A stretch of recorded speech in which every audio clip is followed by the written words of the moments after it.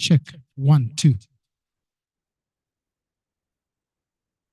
We'll start in just a minute or two. Please get a seat, get a comfortable place.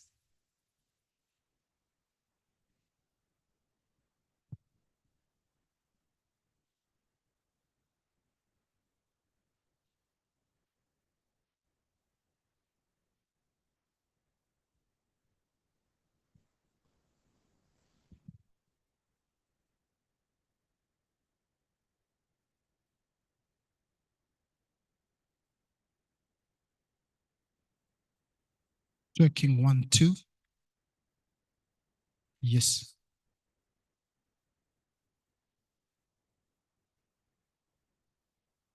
One, two. Get some nice place to sit. We'll start in a minute.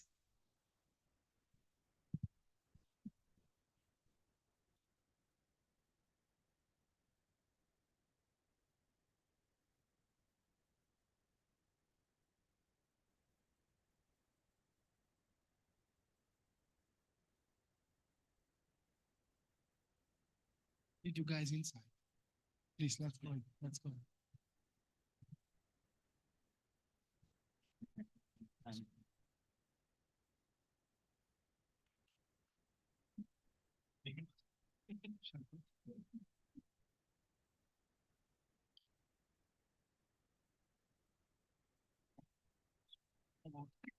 But I mean, yeah.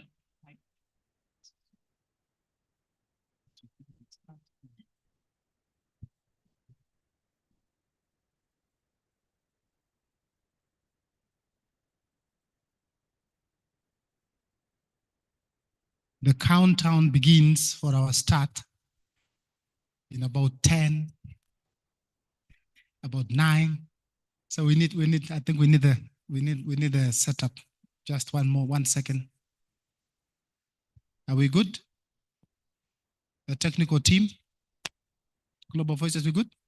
So we start in 8, in 7, and 6, and 5, and 4, and 3, and 2, and 1. So to start this, I'm inviting Charlotte, who is IFPRI's Head of Communications and Public Affairs, to kick us off with the whole program. Welcome everyone. Charlotte, please.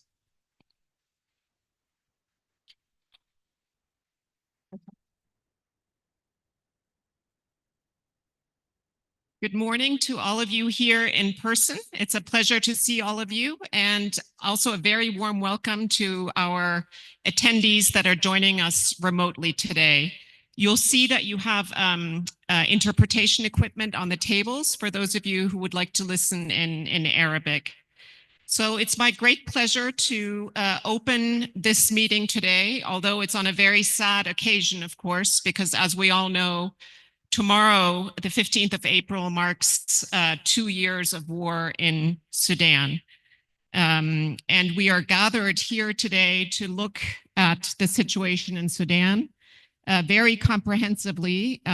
We have several researchers here from our Sudan Strategy Support Program, which is run out of IFPRI's Development Strategies and Governance Unit. And I would like to briefly point to Wiri Omamo, who is here with us, the head of DSG. And of course, we will also hear from a number of other distinguished researchers and experts on the situation in Sudan. Let me also say that we have been here already last week for the CGIAR Science Week, which brought together all of the centers of the CG to launch the new research portfolio of the CG. And there were 2 very important science programs that were launched that are very relevant to the work that is taking place with regard to Sudan. And that is the science program on policy innovations. The interim lead of that is Clemens Breisinger. Maybe you want to wave your hand. And then there is another science program called Food Frontiers and Security, a significant part of which deals with fragile and conflict-affected areas. And we have a number of people here that are also engaging on that science program.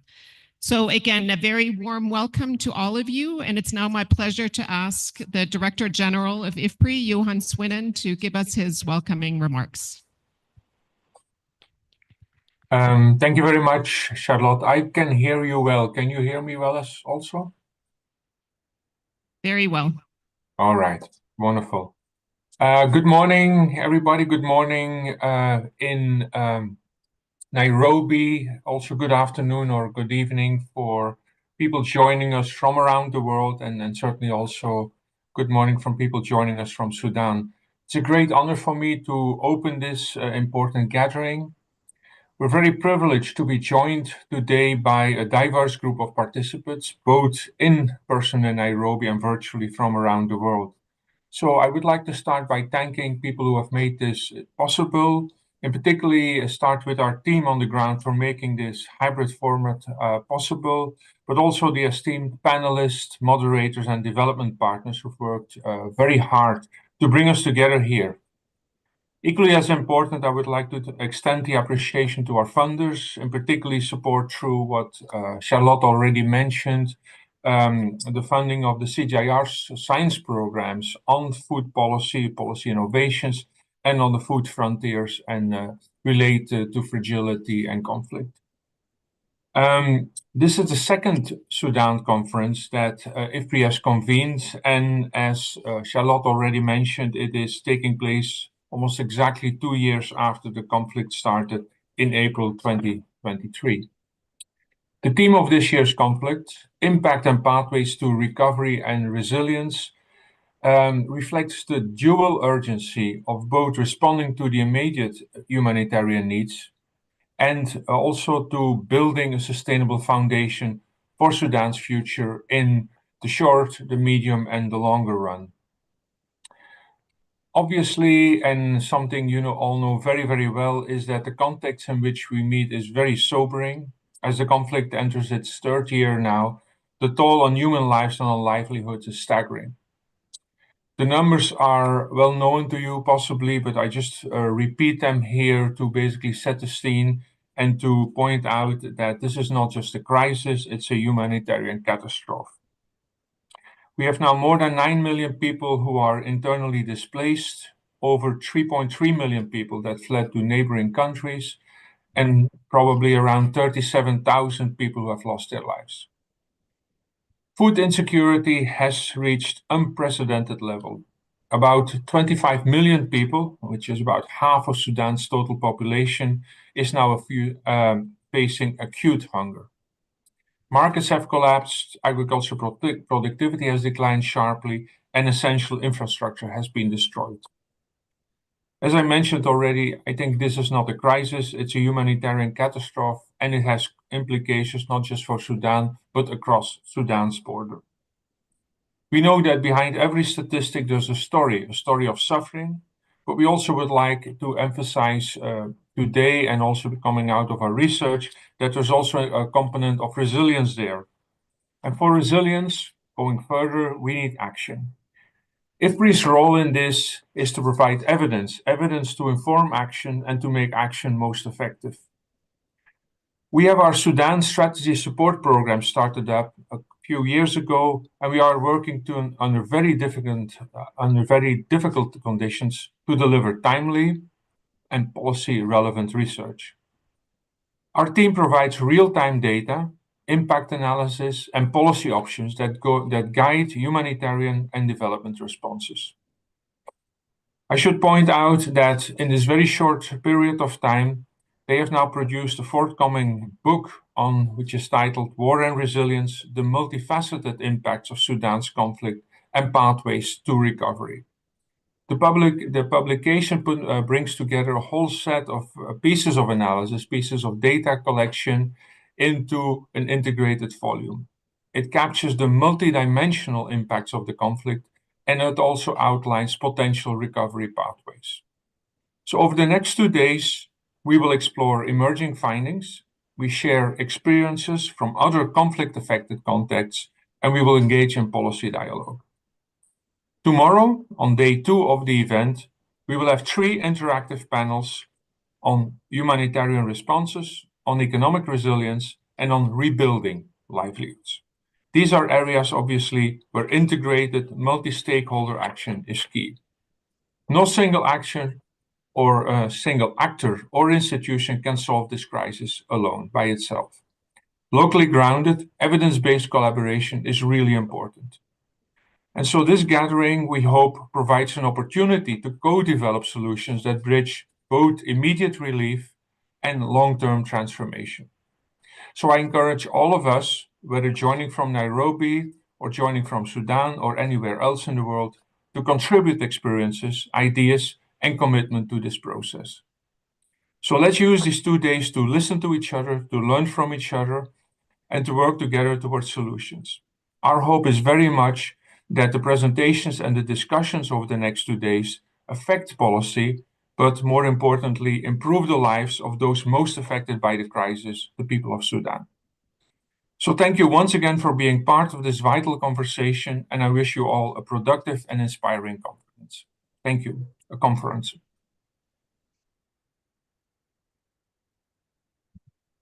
Thank you very much, Yo, for your opening remarks. We now turn to Khalid Siddiq, who is a senior research fellow at IFPRI and also the lead of the Sudan Strategy Support Program at IFPRI, which started in 2022.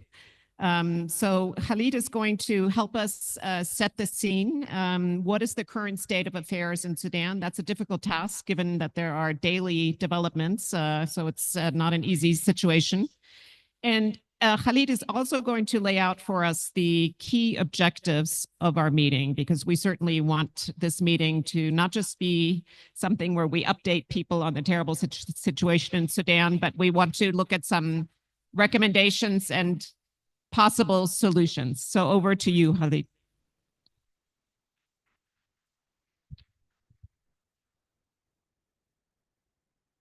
Thank you very much, Charlotte.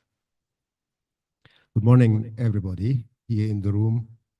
Good morning, good afternoon, and good evening to all of our participants joining us from other places in the world. I would also like to start by thanking you all for responding to the call to come for a dialogue about Sudan at this very critical time. So I remember last year when we had our first Sudan conflict conference around this time, our colleague Boldrosh, who is here with us, encouraged me to tell my personal story on how I fled Khartoum II in the first week of the conflict. And I remember telling the story several times, repeating it to many people, asking me to tell them the story, to the extent that my sister told me, why don't you record it so that you don't need to repeat it so many times every day? Now, I actually do not remember when was the last time I told that story to anybody, because through these 2 years, we have been seeing and watching and listening to so many devastating stories, to the extent that I wouldn't feel comfortable talking about that very, very trivial incidents. We have been seeing villages burned, households being killed all together, and members of household being raped in front of the other members. So that is why I think your presence here today and you joining us remotely, virtually, is a very powerful statement about making a difference to the extent we can, everybody the way he can. So that is why I'm very happy to have all of you here. Thank you very much.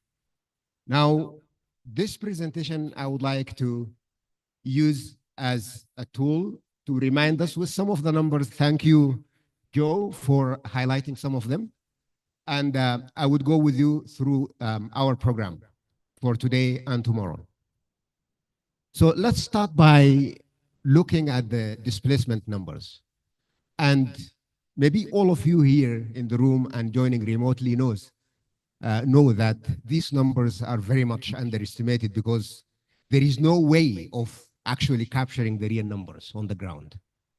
But what I would like to focus on here is to see the extent by which the devastation has spread across the country. And here we have Sudan's 18 states, and one can easily see that there is no state in the country without people being forced to depart their origin.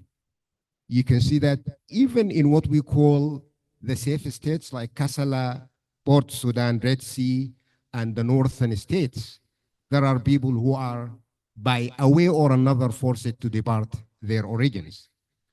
But of course, you can see that the critical states like Khartoum, the Darfurs, some of Kordofans, Jazeera, and Sennar are leading on how many people have actually left their states.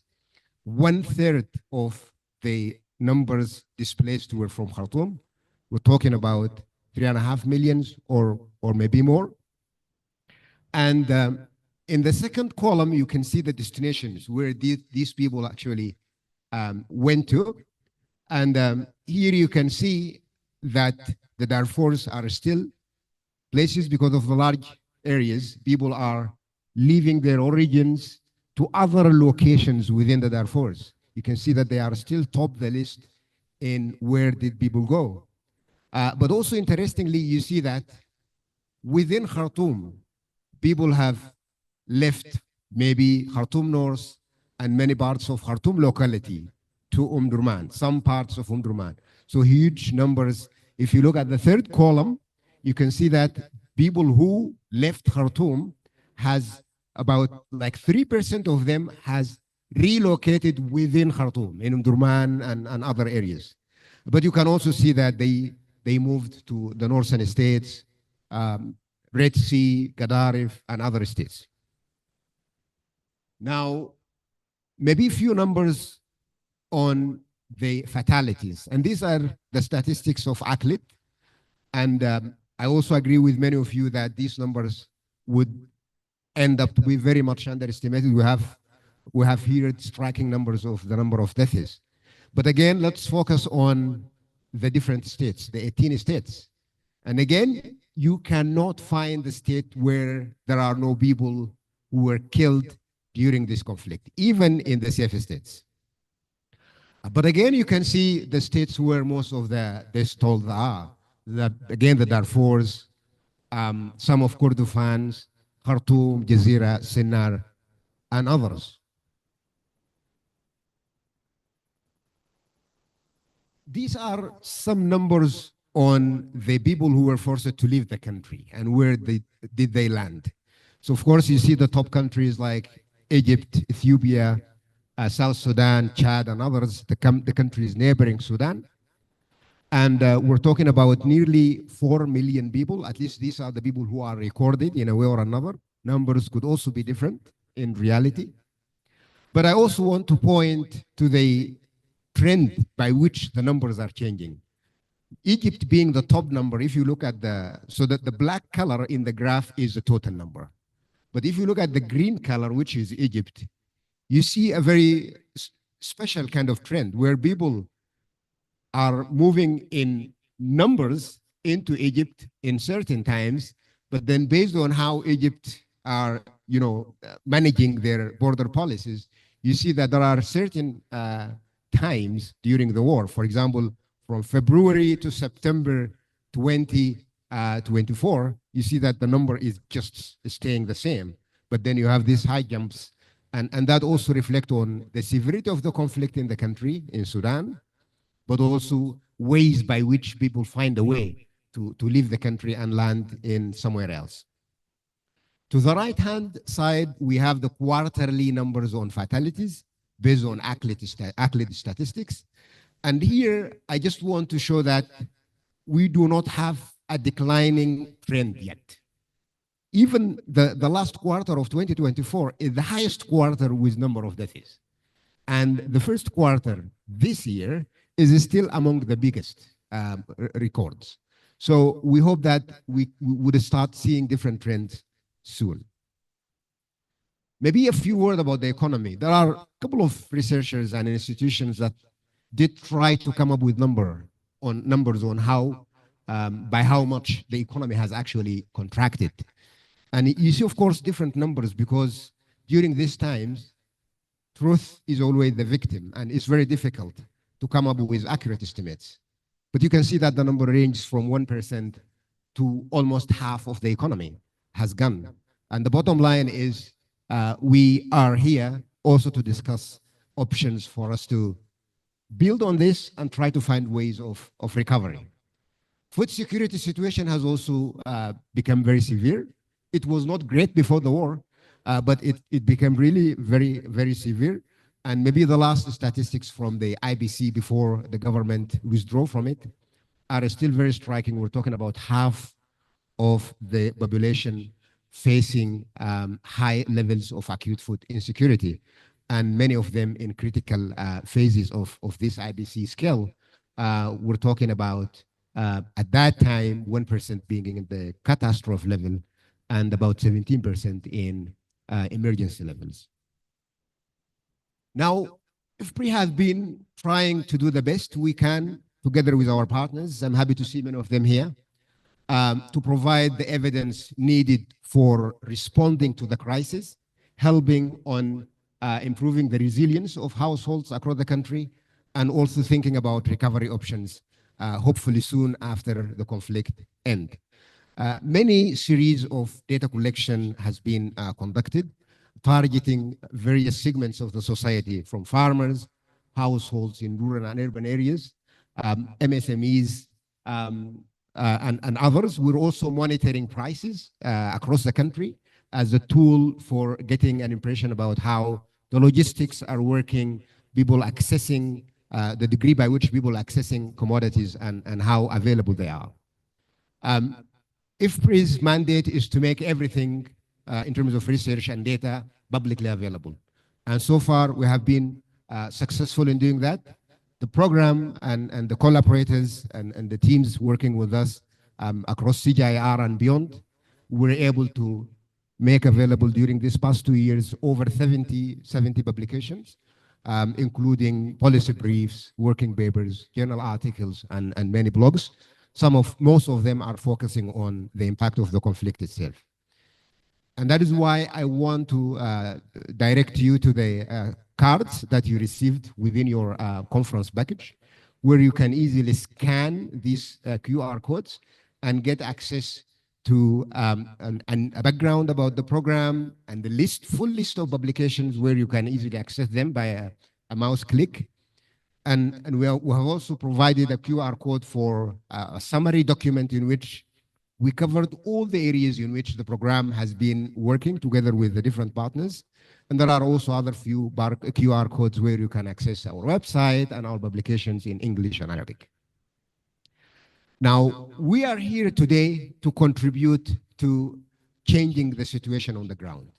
And this could be done in various ways. One of them is, first of all, sharing the research that has been conducted through the past 2 years, and discuss it and link it to the reality and to what extent that can help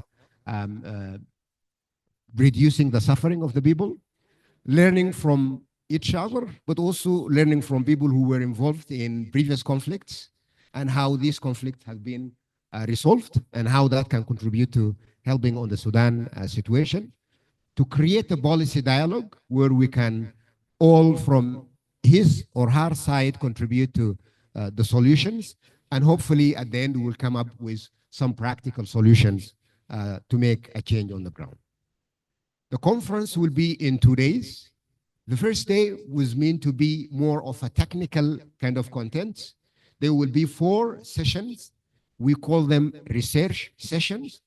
Each session would include 3 presentations by experts in the field, ranging from, at the beginning, we'll start by laying the ground, talking about the background on this conflict and how similar or different is it from the previous conflicts in the region, but also conflicts in Sudan. We're very happy to have people like Suleiman Baldu with us in the room to talk about that, covering also some aspects of the conjunction between politics and economics and how this plays together and how did they brought us bring us in the current situation. We will then move into a second session, which talks about markets and the human and livelihood aspects and so on. So it will be 3 or 4 different sessions. And I would like to encourage our moderators to be keen to make sure that the presenters finish within their time. Each session is 1 hour and 15 minutes. We would like to create a wider space for dialogue. We would like to make sure that we have 30 minutes of Q&A within the room and remotely with participants joining virtually. So I hope that our presenters and moderators will make sure that 30 minutes in each session is reserved for discussions. The second day is more of a practical orientation where we will bring the agencies implementing the humanitarian and interventions in Sudan in the first session. In the second one, we will bring the donors who are involved in Sudan, while in the third one, we bring people from the representatives from the private sector and related organizations with people also talking about previous conflicts. And this will be structured in panels where we create more space for dialogue. This will be 1.5 hours for each session. And we would also like to make sure that in each panel, there will be at least 30 minutes of Q&A involving people from the floor here and from the remote locations. So I would like to stop here and let this conference and dialogue start. Thank you all very much, and I encourage you all to get yourself involved and contribute your thoughts during these 2 days. Thank you very much, and back to you, Charlotte. Thank you very much, Khalid. We all know, of course, that now Sudan is the world's largest humanitarian crisis. And as we also heard, about half of the population is now facing acute food insecurity. So the stakes are obviously very, very high. We also know, it hasn't been mentioned yet, but there is increasing competition for decreasing, shall we say, resources. So I imagine this will also be a topic that will be addressed and looked at in particular during when we come up with this roadmap at the end of the conference. So we'll move into session 1 now, which, as Khalid mentioned, is understanding the origins and dynamics of Sudan's conflict. So giving a little bit of an overview of what has brought us to this situation and how it compares to previous conflicts in the region. And I'm going to invite our panel to come up to the stage, please. First, Suleiman Baldo. Welcome, Mr. Baldo. Suleiman directs the Sudan Transparency and Policy Tracker. And previously, he served with the International Center for Transitional Justice. Very warm welcome.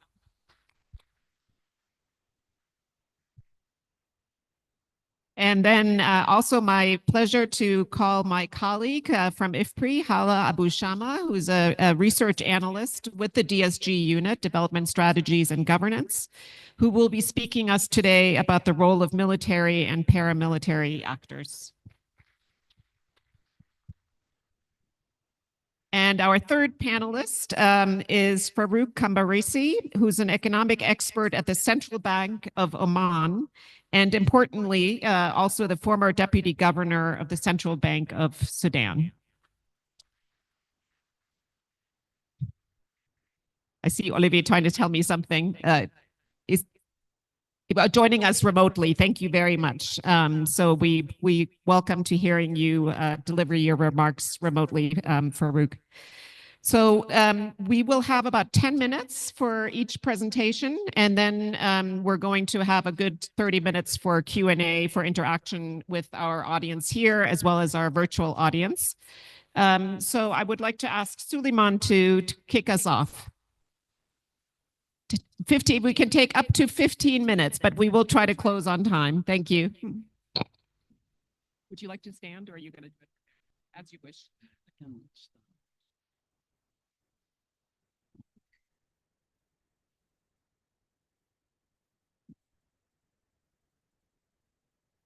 Yes.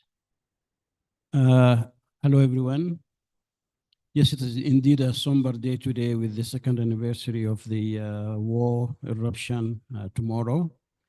The origins, I don't want to dwell much on them. I think you are all familiar with it. I was in this informal consultation with the Mbeki Foundation a few days ago, with many Sudanese influentials participating just to share ideas. And the theme on the origins of the conflict and the root causes have always been failure to manage diversity. Sudan is a country at the crossroads of many identities, Arab, African, Nubian, and since independence, of course, there have been no attempt to really incorporate this diversity into, a factor of unity and of strength, and rather it became an issue of division. So that really is a major consideration. Now, immediately after independence of Sudan and under the influence of modern education, administration, mass media, and unified curricula across the land, unification started to occur. Back in the 80s, Darfur had still some 100 indigenous living languages, but they were fast disappearing under the influences of these modernizing factors, and a sense of unity and Sudanization became to emerge. However, cultural and religious coercion led Sudan into the other direction. And instead of this convergence into a national unity where Sudanization becomes identity, it became ethnicity, regionalism became factors of division under central government policies, under successive governments since independence of Sudan. It is, however, mostly under the three-decade rule of Omar al-Bashir and the Islamist movement from 1989 to 2019, that cultural and religious coercion became a real factor of extreme division. In what sense? Because the imposition of Arabic language and Islamic religion, even on Islamic communities, but it was a certain version of Islam that they needed to espouse through these systems of education, administration, mass media, even social media that began to emerge, became a factor pushing people in that direction, and therefore instead of the dynamics of unification that Sudan was witnessing, we went into a cycle of division. Now,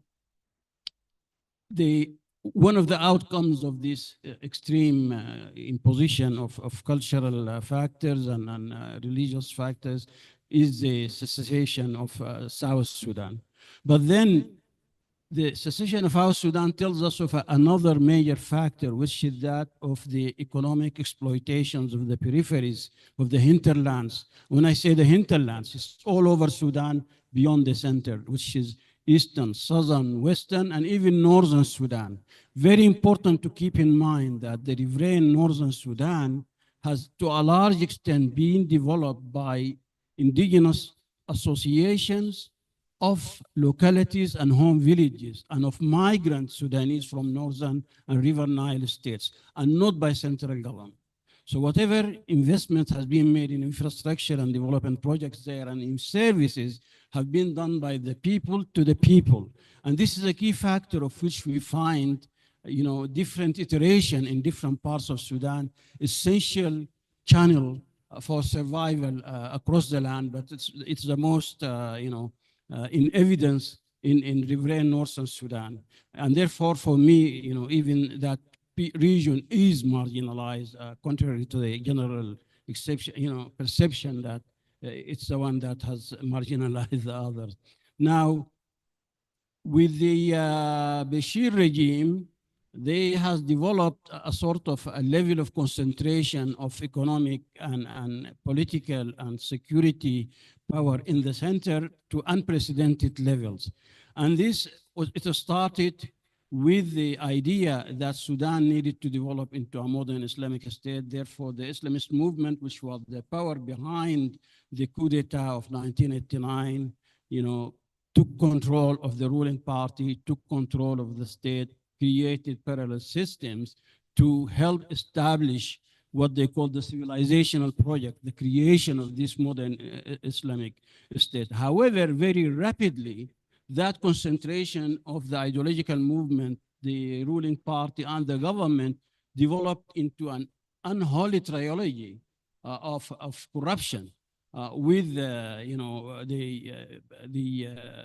businessmen and the security people and the political people in the core of power, in a way hijacking the national resources and wealth and relying on the security sector agencies, the army, the rapid support forces, because it was part of the official security system, national intelligence security services, and the national police to protect and ensure the survival of this system of official corruption.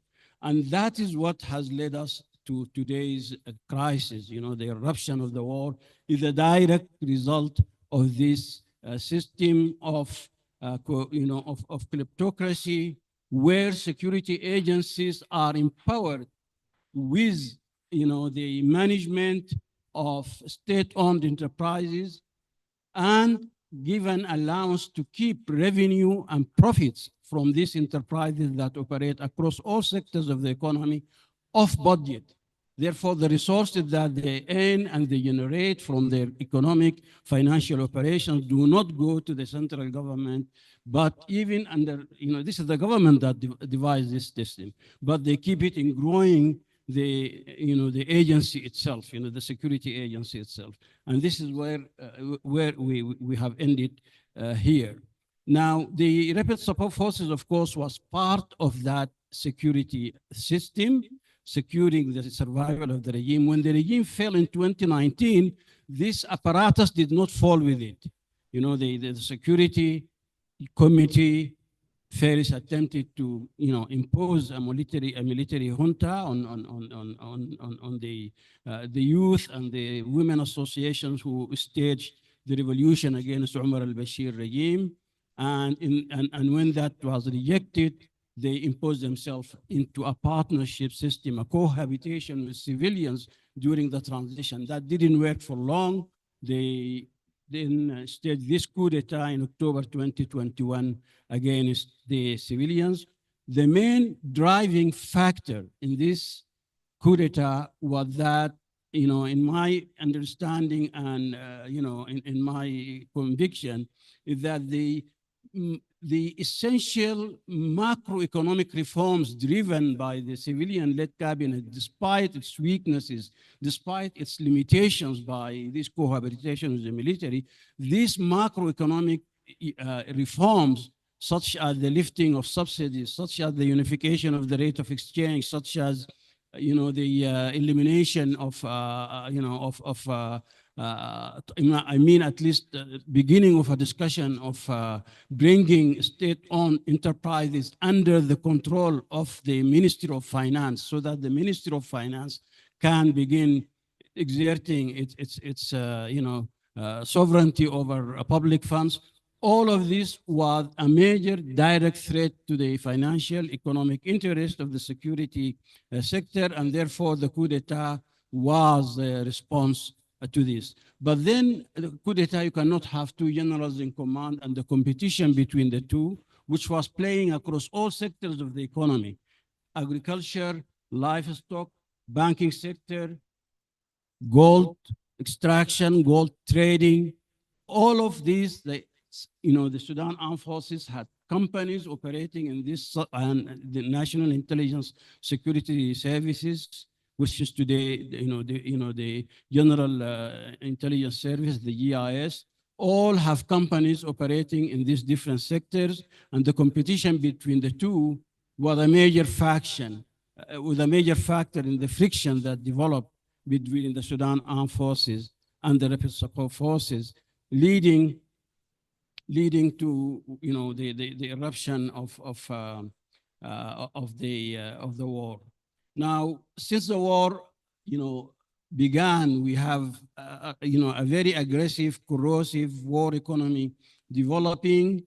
A major aspect of it of course, is the mass looting, mass plunder by the rapid support forces of wealth from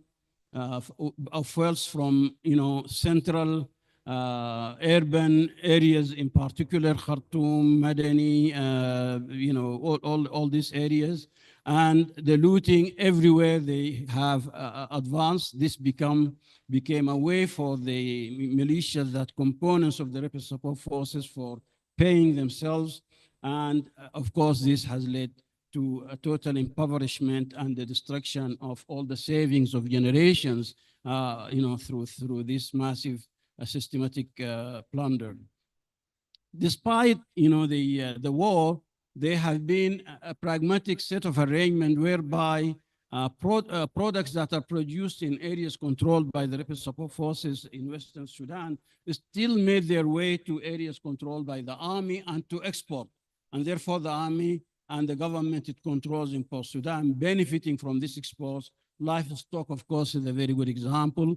During the very first year of the war, 900, I think, there were exports, that were unprecedented of livestock to the traditional markets in the Arab Gulf Cooperation Council countries. And therefore, that continued. The exports had a value of $879 million between the first year of the war. What we are witnessing now is, a movement towards the economic partition of Sudan under the conditions of the war.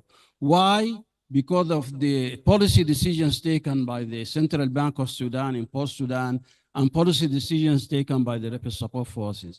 The Central Bank of Sudan changed the highest denomination banknotes only in areas controlled by the army. And this created a country divided by two currencies and practices. The rapid support forces do not recognize the new bills, and therefore they are continue to be used in these areas, but they are outlawed in areas controlled by the army. The second policy decision, of course, was the decision in October, I think, of 2024 by rapid support forces to impose an embargo of exports from its areas, from all commodities and produce in its areas to areas controlled by the government. They said it's an embargo against Egypt, but in reality, it's against all areas under army control. And this is, of course, is a very disruptive, policy. It immediately led to the crash of prices of livestock, of agricultural products in areas controlled by the rapid support forces. And the rapid support forces has no way of finding alternate markets to the markets of Central Sudan and of export market to Egypt. One way, I think what's happening now, of course, Egypt is becoming with Chad a larger, exporter, a large exporter of gum arabic, which means a lot of smuggling is occurring towards, Egypt from RSF areas and to Chad from RSF areas, because this is where gum arabic is produced, RSF areas, and therefore it's still finding its way to the traditional market, but with the benefits accruing to rapid support forces and not to the to the national budget in Port Sudan, depriving Port Sudan of the resources that, of all these products in Western Sudan. Now we are witnessing again the latest developments, a very disturbing tendencies with Sudan Air Forces striking markets in areas held by the rapid support forces in Darfur in particular, choosing to hit markets usually on the weekly day where all areas congregate towards the small towns such as Millit or Da'ain or Niala, to inflict maximum harm on civilians and prevent the resumption of a normal trade life cycle in these areas. And in response, we are seeing the rapid support forces using assets that it acquired recently, modern drones, to hit electric transformers in areas of northern Sudan or areas controlled by the rapid support forces. So as you are hurting the economic activities in my areas, I'm going to do the same to areas held by the Sudan armed forces. And therefore, attempts by the belligerents to end economic or to disrupt, profoundly economic activities in their respective areas. And we have to deal with this when we discuss about remedies and solutions. Thank you. Thank you very much, Dr. Baldo, for outlining this incredible history of events that have gotten us to where we are today. And now over to Hala, who's going to give us more of a view on the military and paramilitary actors in this conflict. Thanks, Hala. Thank you, Charlotte.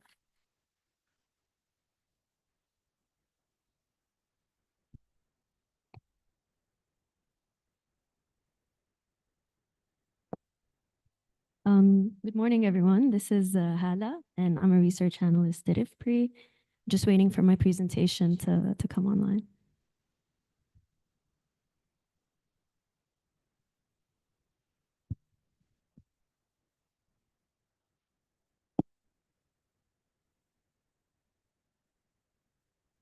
So, thank you all so much for coming to this important conference. My presentation today is about the role of military and paramilitary actors, or violent non-state actors, in the agri-food system in Sudan. This work was led by Danielle Resnick, who's our colleague at IFPRI's HQ and a political scientist, alongside myself and our IFPRI Sudan team.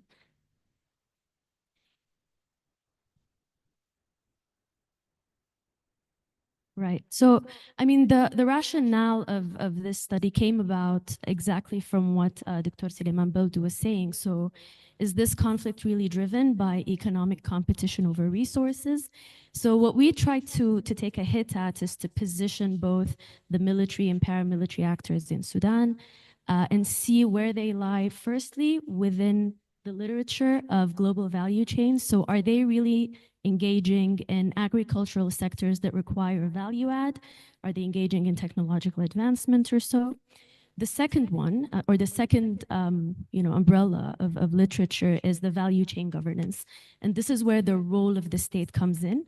And as we all know, and from the presentation just showcased, that line is very gray in the case of Sudan. And the third strand of literature that we also looked at is the state-business relations. So is it synergistic? Is it collusive? And does it depend on the sector? Or is it really an overarching approach? And the academic literature on military commercialism still has this ongoing debate about whether or not in the global south, in post-colonial states, whether it could actually work or is it destructive to private sector competition and economic growth? So the methodology that we used for this study is a qualitative approach. So we've conducted a comparative analysis within one single case study, that is Sudan. And to do that, we've conducted key informant interviews with over 50 key informants and over the span of multiple rounds, a first one and a second one. The data collection took place between August 2021, so right in the midst of the transitional period in Sudan, up until September 2024. I just want to highlight that 65% of our sample has been collected after the conflict. And the sample that was collected pre-conflict is limited to only the wheat sector, which we'll be seeing now. And that's to say that our findings really stand today in the midst of the conflict and the unfolding events. To select these key informants, we've combined two approaches. So we've snowballed selection in the sense that we kept on asking informants to guide us to other people who were knowledgeable in these sectors, or these subsectors. And we've also done purposive targeting. And we understand that this might have some limitations and caveats because, the essential actors that we're talking about were not necessarily interviewed, but we do still believe that it gave us a good understanding of who were the key actors and how they interact with the agricultural sector. Now, 30% of our sample was private sector actors, and that included medium scale, large scale agricultural players, as well as processing companies, logistics companies, and so forth. We've also spoken to NGOs, civil society actors, international development organizations, the government, unions and associations, as well as agricultural finance institutions. Now, before I dive into the kind of framework that we've developed, I want you to have a look at this map. This map of Sudan, I'm not sure if it's very clear on the screen, but we could see on the left side the SAF's agricultural businesses and where they're positioned. And if you know the map of Sudan, that is precisely where the SAF has control now for the most part, even midst of the conflict. And on the right-hand side, the RSF's agricultural businesses, their engagements in different oilseed trading and so forth in the western part of Sudan, that is parts of Darfur and parts of Kordofan. And again, this map is not stemming from the active conflict, but actually drafted off of what we know to date about these actors' businesses and engagements in the agricultural sector. And I think, if anything, this confirms what Dr. Suleiman Beldu was saying in a lot of the literature, that really there is an element of economic resource and agricultural production and capture of these resources that's contributing to the conflict. Now, what we've kind of tried to develop really is a framework of strategies that both the military and paramilitary actors have undertaken in different sectors. And we realized that there is no blanket approach in Sudan. So whether it's the SAF or the RSF, neither one of them is following one single strategy in how they approach involving in economic activities or starting their own businesses and so forth. And we believe that that is attributed to two main reasons. So the first one being the degree of complexity of the sector itself. To what extent do they really need to invest to be able to, do some value chain upgrading and produce and export and gain some revenue? And the second factor is also the pre-existing private sector activities within the subsector, right? So there's also an element of whether or not they decide to get into a sector to compete with the private sector or just leave way for these actors.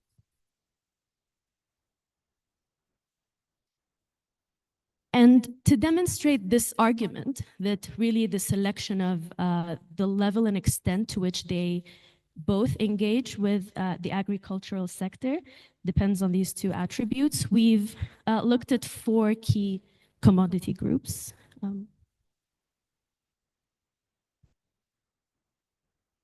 Sorry about that.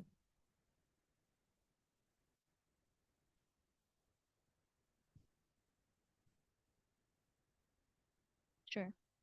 I need the presentation. Yes. Thank you. Just gonna go a slide back. Yes. So to showcase this, we've looked at 4 key strategic sectors: the gum arabic spray drying, the horticulture sector, the livestock trading, which there's a lot going on there, as well as the wheat milling. And these are 4, especially, 3 of those are really strategic goods that contribute greatly to the GDP in Sudan. And we're going to come back to this chart towards the end after I take you through what we found. But really, this is to say that the way they approach these military and paramilitary actors, the way they approach involvement in the different value chains is not random. It's attributed to economic benefits that they can make, and often economic benefits that they can make in a relatively swift manner of time, and to fund their various defense operations and so forth. So this graph here, or chart here, really is about the SAF's agricultural business empires. Now, I know most of you have seen a lot of the literature and charts developed by, Cartier et al. And the Klingendale Institute that kind of look at similar outlook of the SAF's engagement in the economy overall. And there's a lot of gray lines. So these institutions are very much linked to, the former political regime, different security apparatus, institutions, and so forth.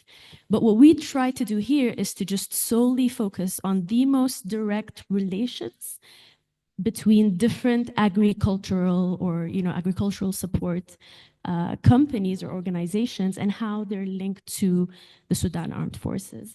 And what we see here is that over time, the Sudanese Armed Forces, which established its military economic corporation, that's one of its names, in the early 1990s, today does have a well-established model with, political links to financing institutions, banks, also political affiliations with export destinations, right? So their system is pretty established, and maybe that's why it continues to function. And as we move to the cases or the case studies that we're going to be looking into, I want you to focus on Zadna, Scene Milling, and the multiple directions companies.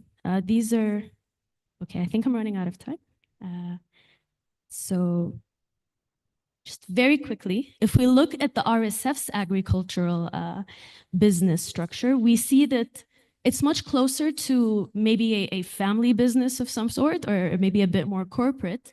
And this is attributed to the fact that maybe it's newer. These companies were relatively established only over the last decade and a half. And also, they still have not acquired to the same extent as the SAF all these links with the different financial institutions and so forth.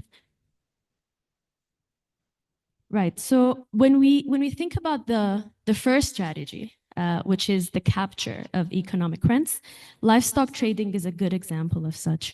And in this sector, we see that both the SAF and RSF really engage more in capturing economic rents through exporting live animals. And this is a sector where the private sector is not involved in its exports, and this is attributed to perhaps the private sector not having the buyer on the other side, on their side. And secondly, it really doesn't require that much value addition, right? If you're only going to export livestock to countries you already have connections with. And here we see them capturing majority of the rents in the sector in some sort of a monopoly between the two, whilst not leaving any leeway for the private sector.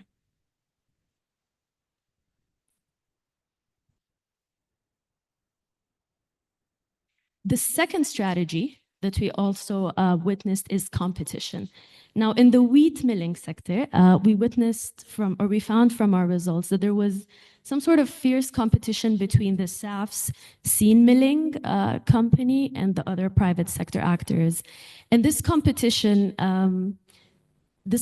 is a result of the pre-existence of the private sector in this area, but also the fact that the SAF had access to preferential forex rates and benefited from all the government policies through the Ministry of Finance and the Central Bank of Sudan, and was really able to grow its wheat milling capabilities and to catch up to the private sector and even crowd them out or attempt to.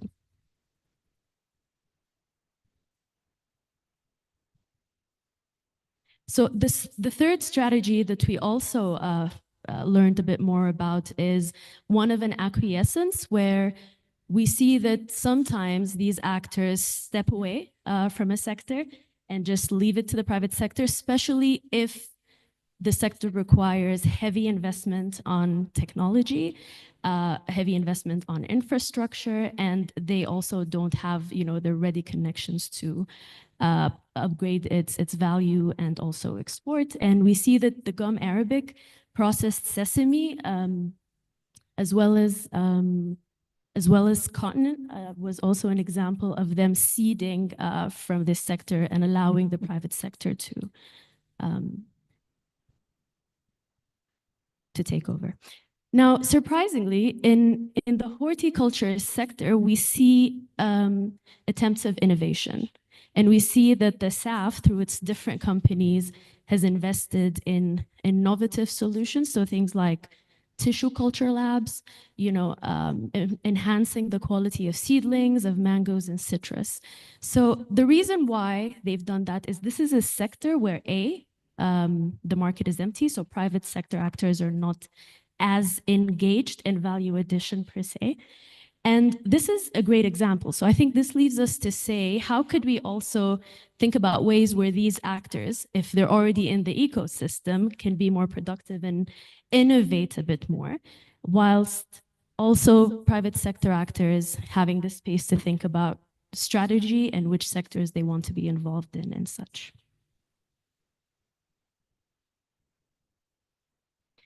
Right, so I'm back to the chart that I showed you in the beginning. And in summary, this heuristic matrix is not conclusive.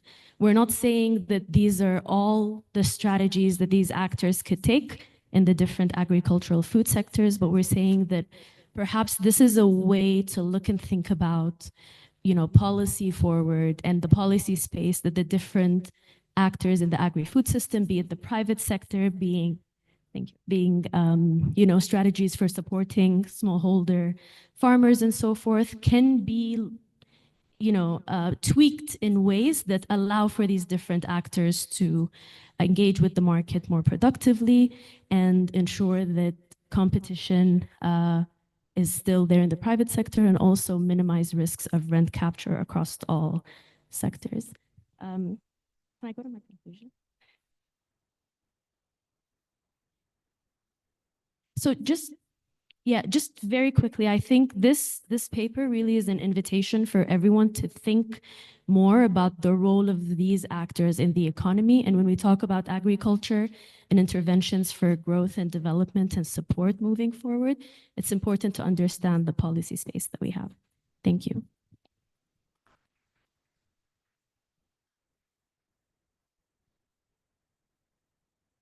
Thank you, Hala, and colleagues, for this really interesting political economy analysis of the links between the military and paramilitary and the agri-business interests in the country. Really interesting work. So now we turn to our virtual presenter who's joining us remotely, Farouk Kambaresi. Those of you who have just recently joined, Farouk is an economics expert, and very importantly, the former deputy governor of the Central Bank of Sudan. Over to you. Welcome.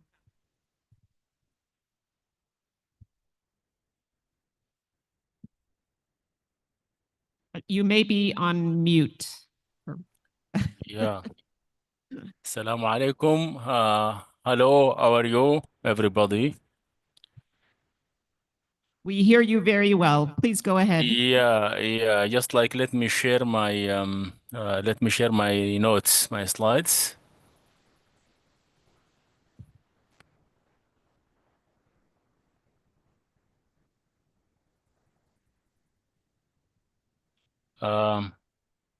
Is it clear?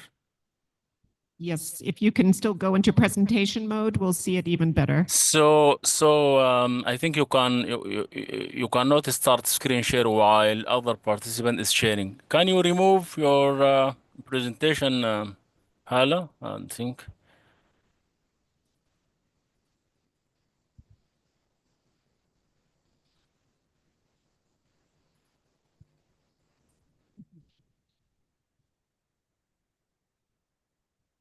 Why don't you try again? We did see it, but it was not in full presentation mode. Wait.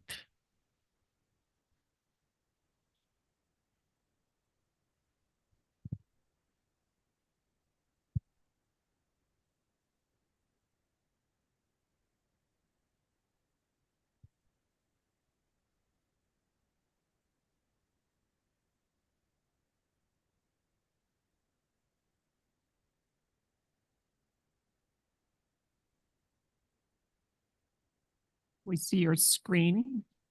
Wait. Yes, wait. Okay, it's coming, I think.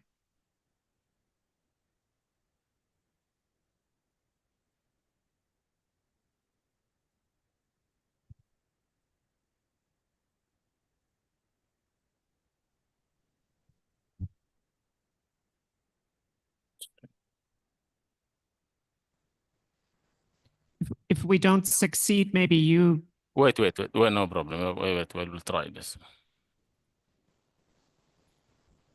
I think now is showing, right? not yet. Okay, wait. So let me start again. Okay, maybe in the meantime, we can ask a question No, to. should come, yeah. So now is showing, right? It shows that you're sharing the screen, but it's not yet up. No, this is, it's coming, yeah?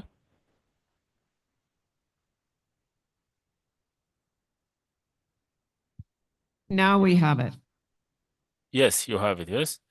So let me just like try to move from slide to slide to make sure it's there.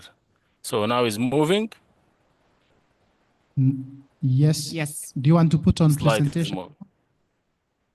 Yeah, we'll do Click that. in the lower column, you'll see the presentation mode. Yep, that's it. Definitely.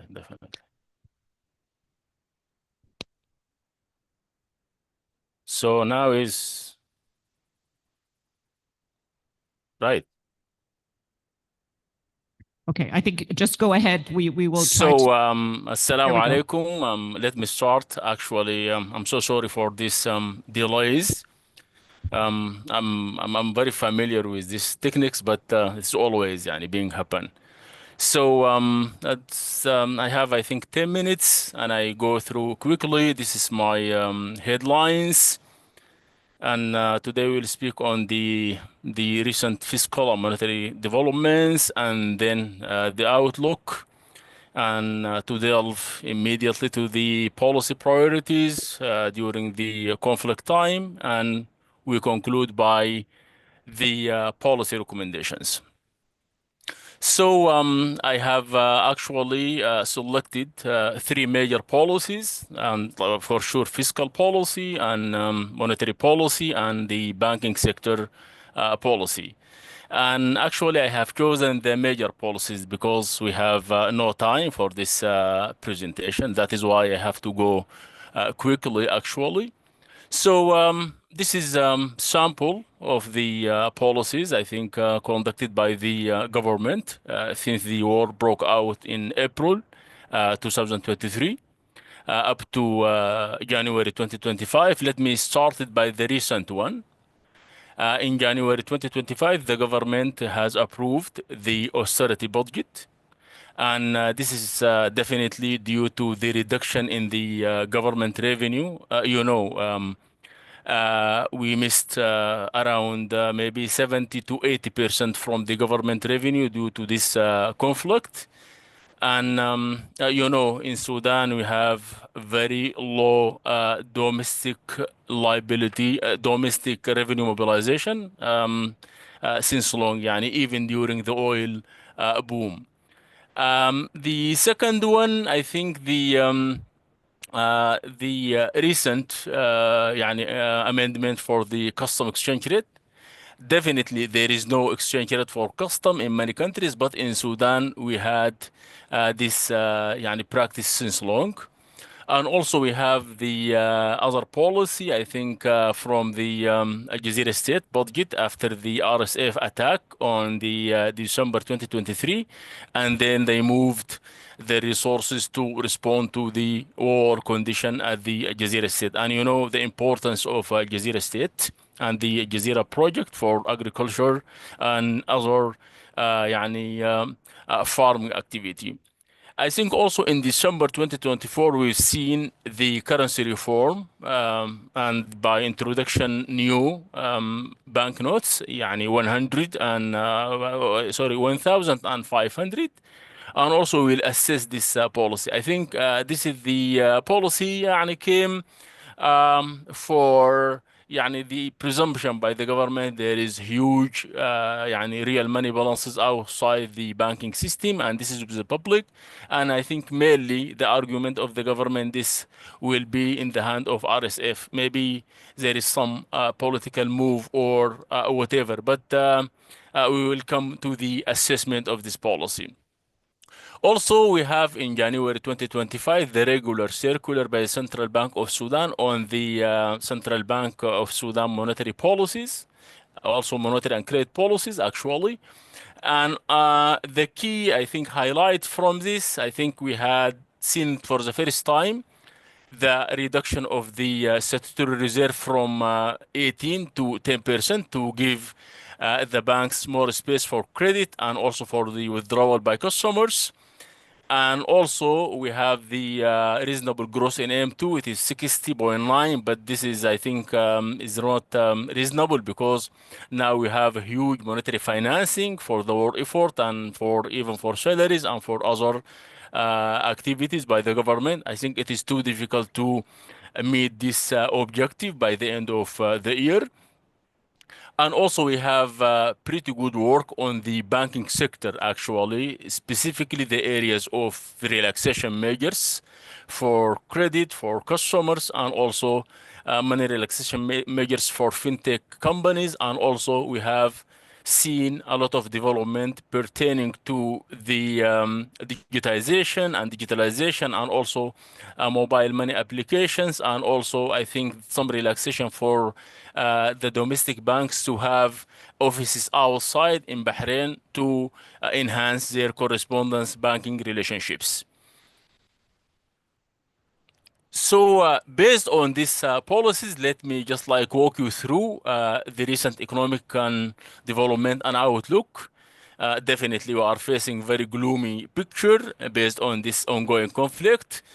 Let me start by the GDP growth, which is very important. I think in 2023 and 2024, we run very big contraction, and I think we end up the year 2024 by contraction of the GDP by 20.3. This is based on the World Bank and IMF estimation, and also from the recent report from the Ministry of Finance, the contraction amounted at 18 point something.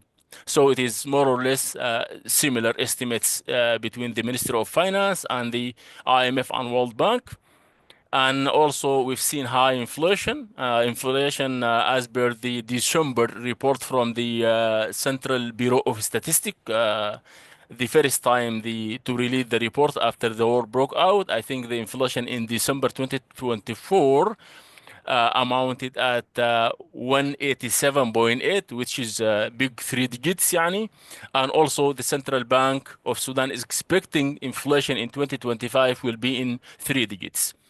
The third one, I think, related to this week tax collection. Definitely in Sudan we have very strange issue. We have 17% only from the PIT, personal income tax, and direct taxes to be collected by the Ministry of Finance. And also we have 83% came from the indirect taxes. This is in terms of import duties and also the VAT on import. So that is why the Ministry of Finance is continue revising this custom rate in order to generate more revenues, because our indirect taxes is very big portion from total tax revenue. And it become crucial for us actually to have good revenue collection, because we have very fragile economy as per now. This is very important. And actually Sudan is lagging behind. We are too far from the tipping point. The tipping point means we have to collect around 12.75% to the GDP as a tax collection in order to meet our services and delivery of common goods to the public. And Sudan is far behind this 12.75 as of now, because this is the tax capacity we will reach. And unfortunately for last 5-6 years we managed to collect on average just like 5.5 to the GDP based on the data from the Ministry of Finance. And also we have very important aspect to talk about. I think this is related to the cost of living, the sequence of devaluation of our national currency.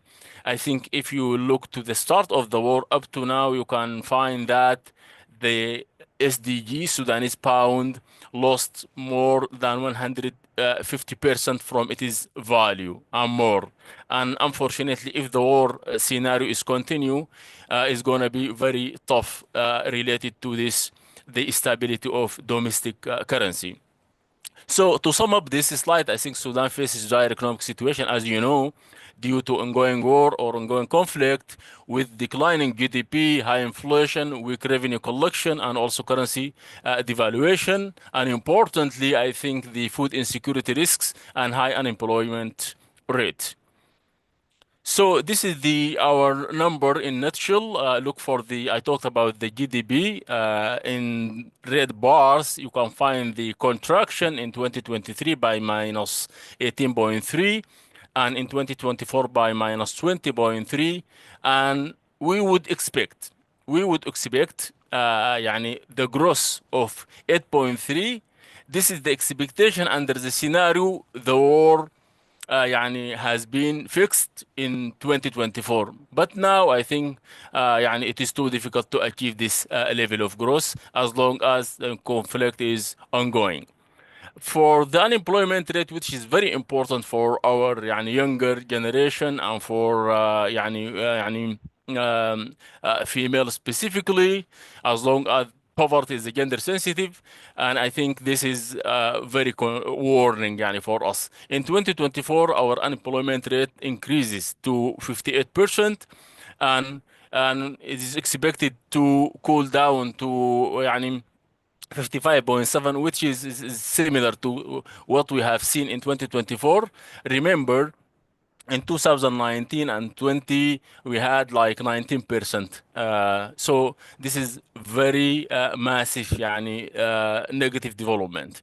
So inflation last year, I think as I mentioned earlier, I think the inflation was 187.83, which is يعني very high inflation, and this is immediately translated to the cost of living of Sudanese general public, which is it needs يعني more policy intervention. So look for how conflict is devastating. I think I did some comparison between the economy in conflict and the economy without conflict. Look for Lebanon and West Bank and Gaza and Sudan and Syria from 2011 to, up to 24. Look for the cumulative loss for the output in Sudan is almost 40%. So if you compare this with Mauritania and Tunisia and Morocco, you find the case is very different. You've seen in Mauritania, the growth is almost 7%, and in 2023, 6.5%, and even in 2024, with high uncertainty in the world as of now, Mauritania is expected to achieve 4.5 growth. If you compare this with the Sudan, I think our loss is going to be very huge. And also the situation in Morocco and in Tunisia. It gives you very clear picture the impact of war on some economies in this MENA region. So when it comes to the twin deficits, you know, in the 2021 during the transitional period and also 2019, I think we يعني did very well in terms of the current account deficit and the budget deficit. And in both these 2 years, we were in the sustainable limits, because this is the deficit. It is 5% to the GDP in the sustainable limits.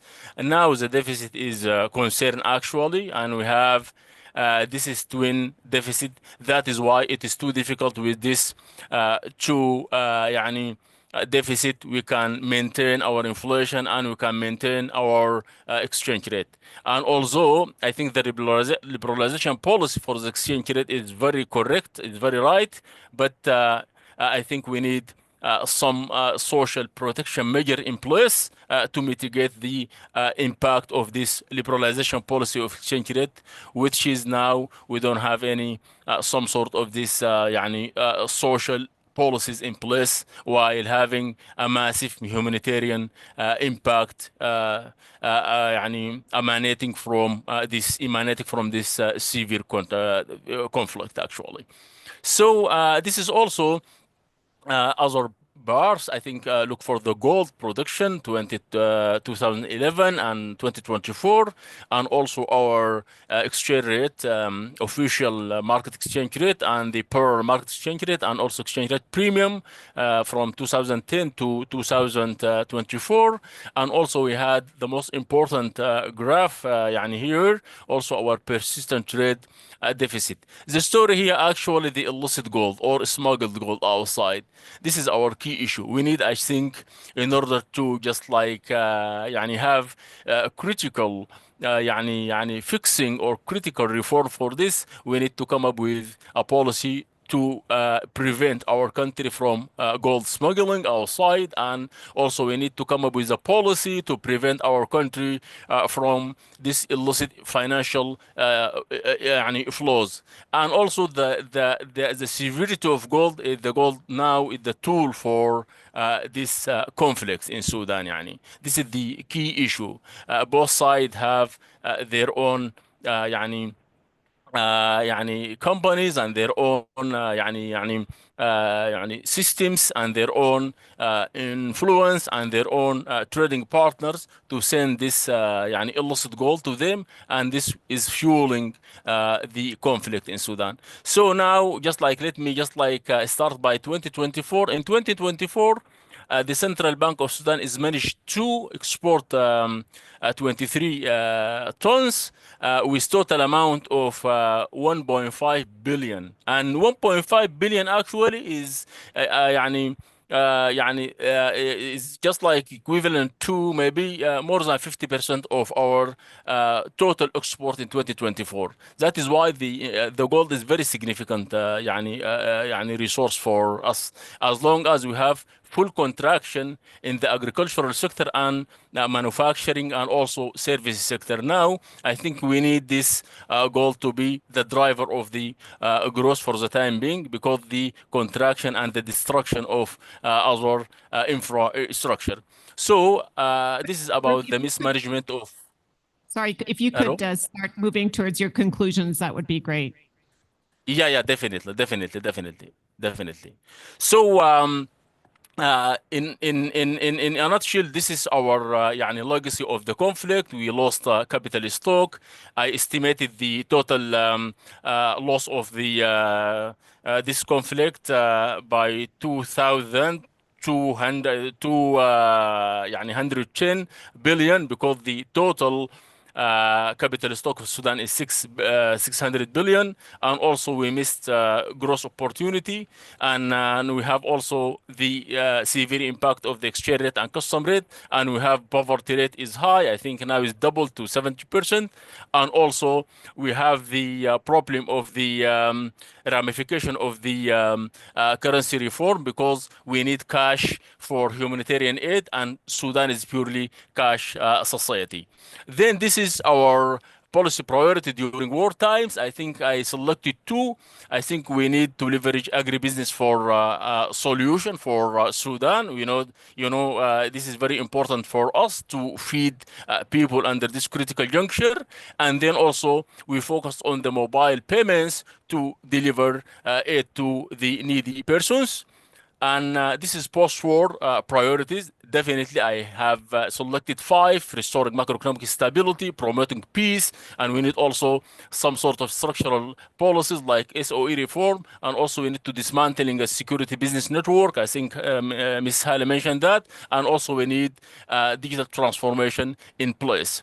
So for me also we need to do proper economic governance to this يعني rich resources. We have Arabic gum, we have gold, we have agricultural, and we have يعني livestock. We need full economic governance model to get full يعني enforcement to the all policies pertaining these resources. And also the role of private sector is very important. We need to unlock the private sector potential to achieve an robust inclusive growth. And also we need also to engage after the طبعا after the peace and this يعني forthcoming processes. We need international cooperation to feed us like the multilaterals, and we need to have this type of engagement to mobilize more resources to the development. And my conclusion is, I think we need to actually ending this war to يعني open the pathways for Sudan to move forward. I think it is too difficult to have the right economic and fiscal, monetary and fiscal policies under this conflict scenario. It is too difficult for us. We are in a dangerous crossroad. And finally, to save its unity, I think Sudan need inclusive growth, because it's very clear from this we need to avoid inter-transmission poverty between generations, and we need to come up with right policies in place in order to save our country from division, and in order to يعني realize that this is a country with full abundance of resources. Just we need يعني full management in place. And thank you. Thank you so much, Farouk. We're very fortunate to have such an expert of the Sudanese economy with us today. So we've had a really interesting panel. We've reviewed the history of Sudan and what's led to this conflict, and we heard about the role of the military and paramilitary groups, and just now a rather daunting economic sort of trends and outlook presentation. So the floor is open for questions. I know we have some questions coming in remotely, which I believe Oliver is going to pose. And for those of you in the room, please let me know if you'd like to pose a question. And then when you do, if you would be so kind as to introduce yourself. And maybe I will kick it off with a question for Dr. Baldo, and Farouk got to this in his last slide, and you had mentioned you also wanted to touch on the international perspectives. You spoke about Egypt in your presentation. Could you now give us a flavor for the donor community, both in terms of responding to the humanitarian crisis and what is expected once the conflict is over? You have referred to this as a forgotten war. So how do things look on that front? Well, very present in my mind the fact that tomorrow, the 15th, is the meeting in London to revive and reinvigorate the peace efforts in Sudan. It's a meeting to which the government of the United Kingdom and co-host France and Germany have convened EU member states, but also regional powers with influence in Sudan. That's to say, Saudi Arabia, United Arab Emirates, Egypt, and others that have influence. And the idea is to bring the belligerents to reach a humanitarian ceasefire. This is the ambition. They are not considering a more comprehensive approach. However, this process should definitely be more strategic and have accommodation, and as a key strategic essential component, a political process that ends the never-ending cycle of wars and coups d'etats that has destroyed Sudan to date. So civilians have to raise their voices of what they want out of this meeting, so that these decisions are not taken only with the men in uniforms in the room. So this is what's happening. With regard to humanitarian and other forms of assistance, the decision by the United States of America to terminate its contribution through the program of foreign aid has really shocked the humanitarian community. The U.S., of course, is going to keep some of that within the State Department, but to a much reduced capacity in terms of management. And I don't think that there is capacity anywhere else to fill in the gap created by withdrawal of the U.S. from the humanitarian scene, particularly in places like Sudan. There was some level of funding that arrived to local community soup kitchens, such as emergency rooms, Takaya, and so on. And the sudden stoppage of financial assistance that was trickling down to these groups has led to the closure of many of the emergency rooms, particularly in the capital, hundreds of them, aggravating the humanitarian and the food crisis in the country. So it's a very dire situation, and I believe that there are efforts to, from the European Union in particular, to try and step forward and try to fill in some of the gaps created by the withdrawal of the US. Thanks. Thank you, Dr. Baldo. Do we have some questions from the room? Yes, please, if you could identify yourself, Timo.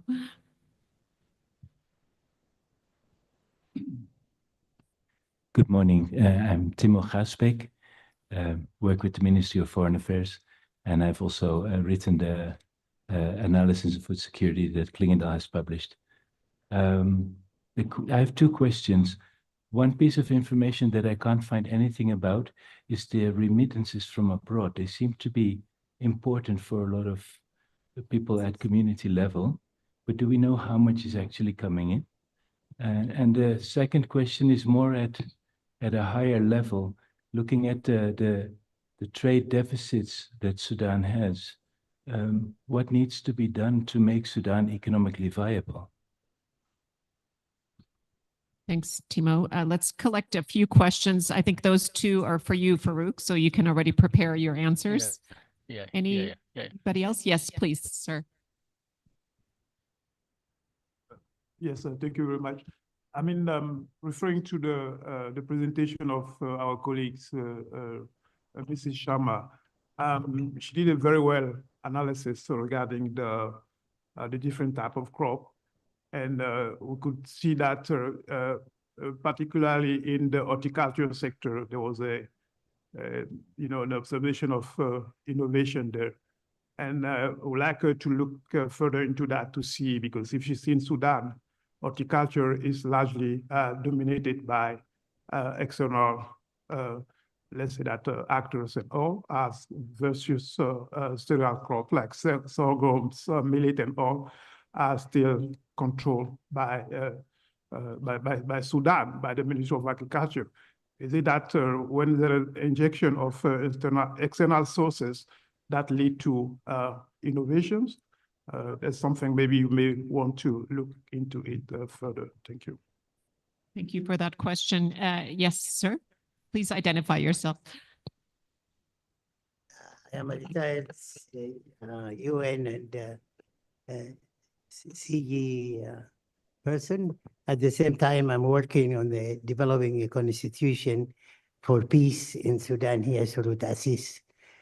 My question is just related to, we have two things, RSF and SAF, and the presentation of Baldo and Hala focused on information gathered from both. Just let us take livestock and gum. Okay. How do you really get in terms with your information about these two? These are major, sizable, and they are impacting on the whatever economic analysis we're doing. Thank you. Okay, I think maybe we'll take a quick pause here to get back to some of the questions. Farouk, can we start with you? How big of a role do remittances from abroad play? And maybe more generally, how many people, how many Sudanese are living outside of Sudan now and able to provide remittances? And then also how to address this very, very severe trade deficit, I guess, once the war is over. Yeah. So let me start by the remittances question. Actually, it is easy actually to collect this information. I think in the central bank, they have this now because the most of the commercial banks using the liberal exchange rate, I think. And the problem is most of remittances since the war broke out were diverted to the neighboring countries where the just like the fellow Sudanese are staying there, specifically Egypt and Chad and Ogan and Kenya and I think Ethiopia. and يعني, it is too difficult sometimes to monitor this because most of transactions were conducted by the parallel market exchange rate, but we had يعني an estimation from my side. I have estimation based on the just like the history of this type of transaction as a residual, I think. So I think I would say now the total amount of remittances, something like 1.2 billion for last يعني 2 years. And this is based on our own يعني calculations. But the information is available. I think if you just like look for the published data from the Central Bank of Sudan, specifically the detailed balance of payments, they will show some data on that remittances.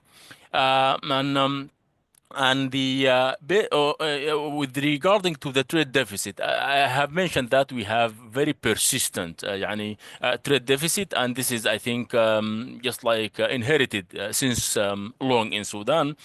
But if you look to this year, specifically in 2024, the deficit, يعني, we can call it just like the يعني, narrowed to a record low, just 1.7.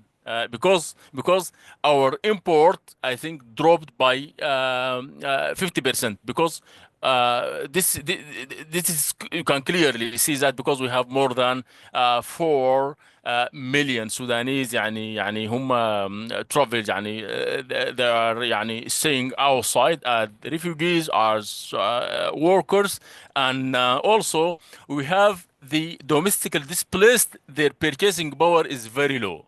That is why we've seen this the drop in the amount of the import for 2024.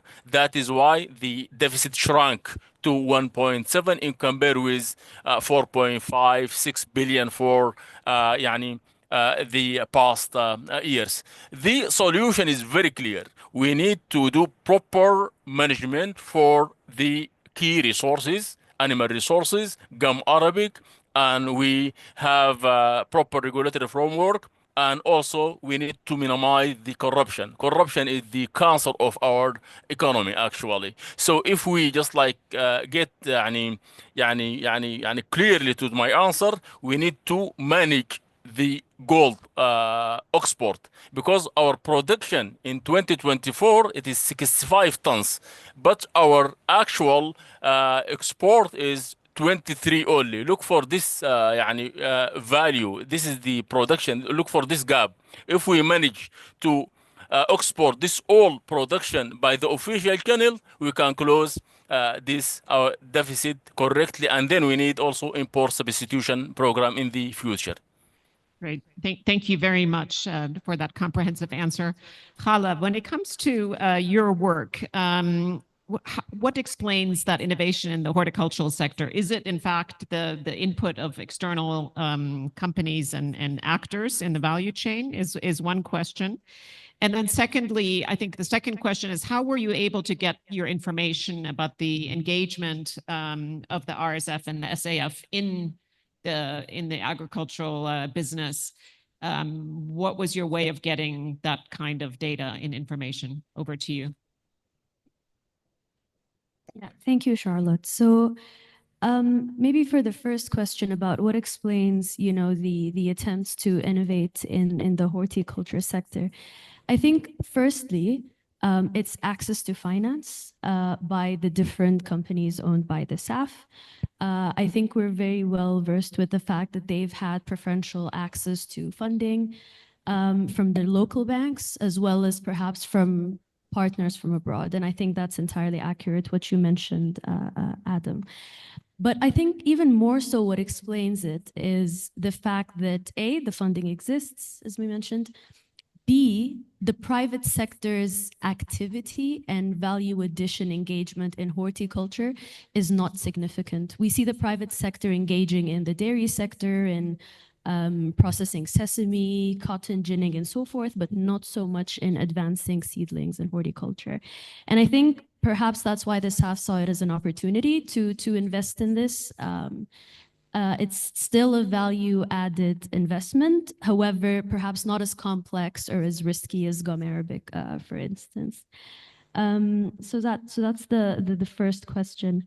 Now, how we get our information on these activities by the SAF and the RSF. Both of them are black boxes in different ways. As we all know, information is scarce.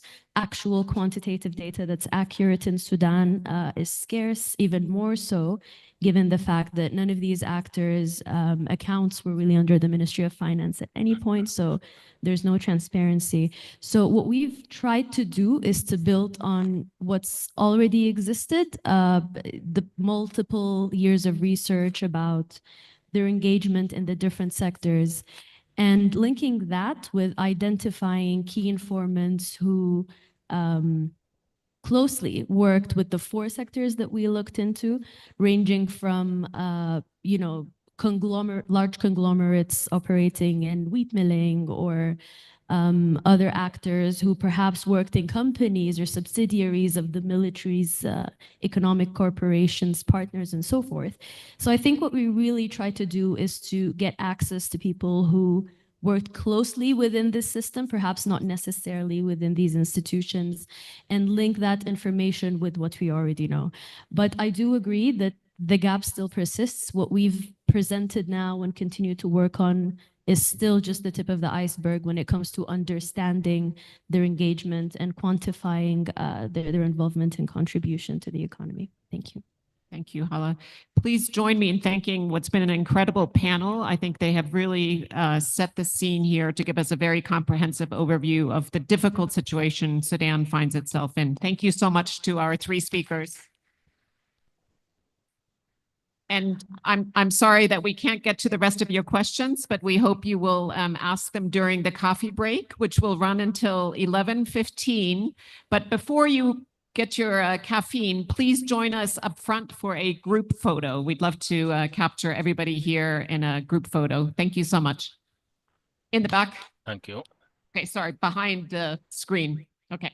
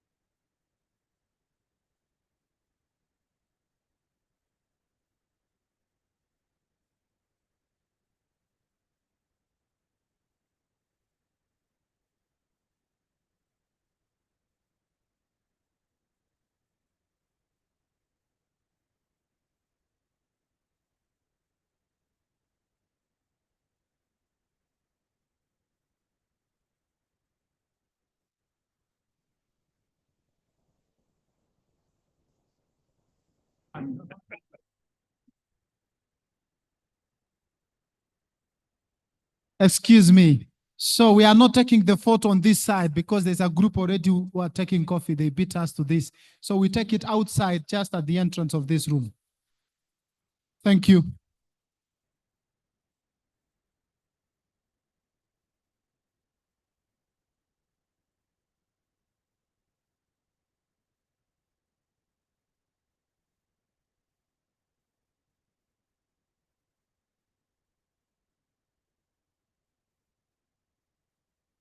We take a photo from here.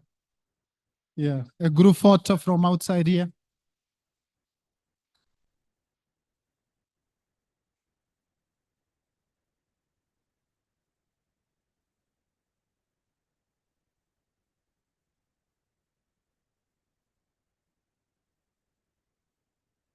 Come one, come all, come one, come all, please.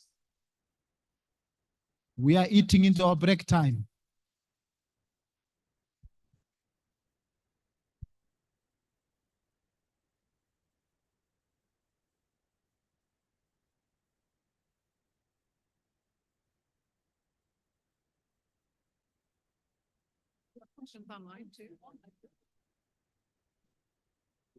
Keep going, let's keep going, let's keep going, guys. Everyone, everyone, everyone, everyone. Thank you. Keep going. This way.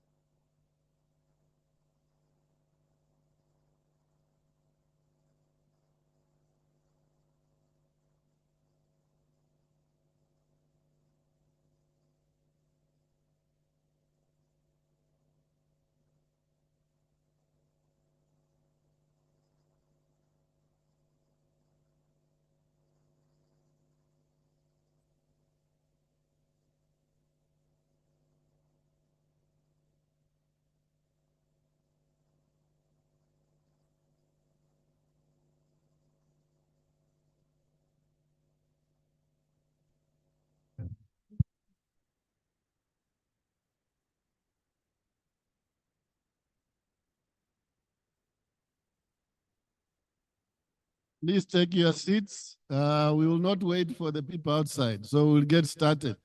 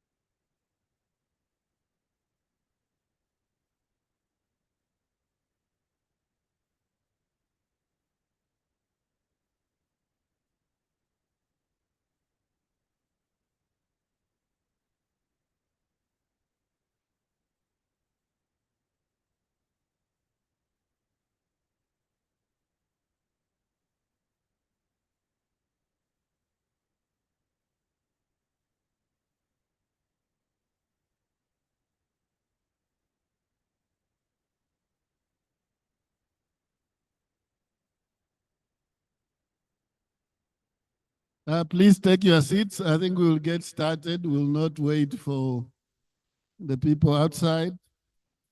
So for the next hour and 15 minutes, I'll be leading the session. My name is Moses Yambi. I'm from CIMET. To get started, I'd like to call on the people on this panel for this session to come on stage. Oliver Kirui, a research fellow at IFPRI, and he'll be telling us about the comparative analysis of food security before and during the conflict. Do we have Frederick Svensson in the room? Okay, that will be presented online. Ibaidala. Okay. He's right here with us. Okay. Please take your seat. And he'll be telling us about human capital at risk, the impact of Sudan's 2023 war on healthcare and education. I'd like to thank the organizers. Khalid, we always come back to this room. I don't know why. Should it be named the Sudan room? Because I think this is the second time and the third time we've talked about Sudan. For being part of the team and on behalf of CIMIT, I'd like to thank both Oliver and Khalid, whom we have worked with well. They welcomed us in Sudan when we started the work some time back, and we continue to work together. Without much ado, I'll like to welcome Oliver to come and make his presentation. Thank you.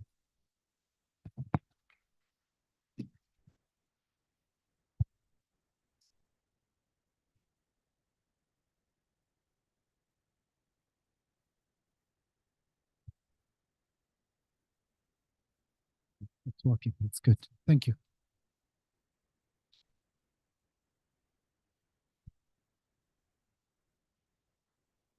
Right. My name is Oliver, as has been said. I'm going to present on food security, comparative analysis of food security before and now during the conflict in Sudan. This is work that we've done with a larger group of our colleagues from the IFPRI office in Sudan and also the other countries, including Alemayo from Ethiopia and Mariam Rauf, also from Egypt office, and a few other colleagues that have also contributed to this work. So as a way of introduction, the ongoing conflict between the Sudanese armed forces and rapid support forces have severely affected the nation's stability and particularly had significant influence on food security situation. Prior to the conflict, what we know is that Sudan was already a food insecure country due to many other issues, including economic instability.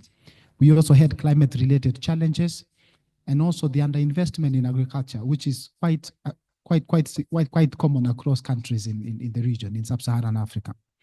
So this conflict has not just escalated these issues, but has also caused mass displacement of people and disrupted agricultural activities. In the several surveys that Khalid showcased at the very beginning, we've talked to farmers, we've talked to to rural households, we've also talked to urban households, and what we've seen is that there is serious disruption of economic activities, and particularly agricultural economic activities, and this has led to reduced food availability in the region.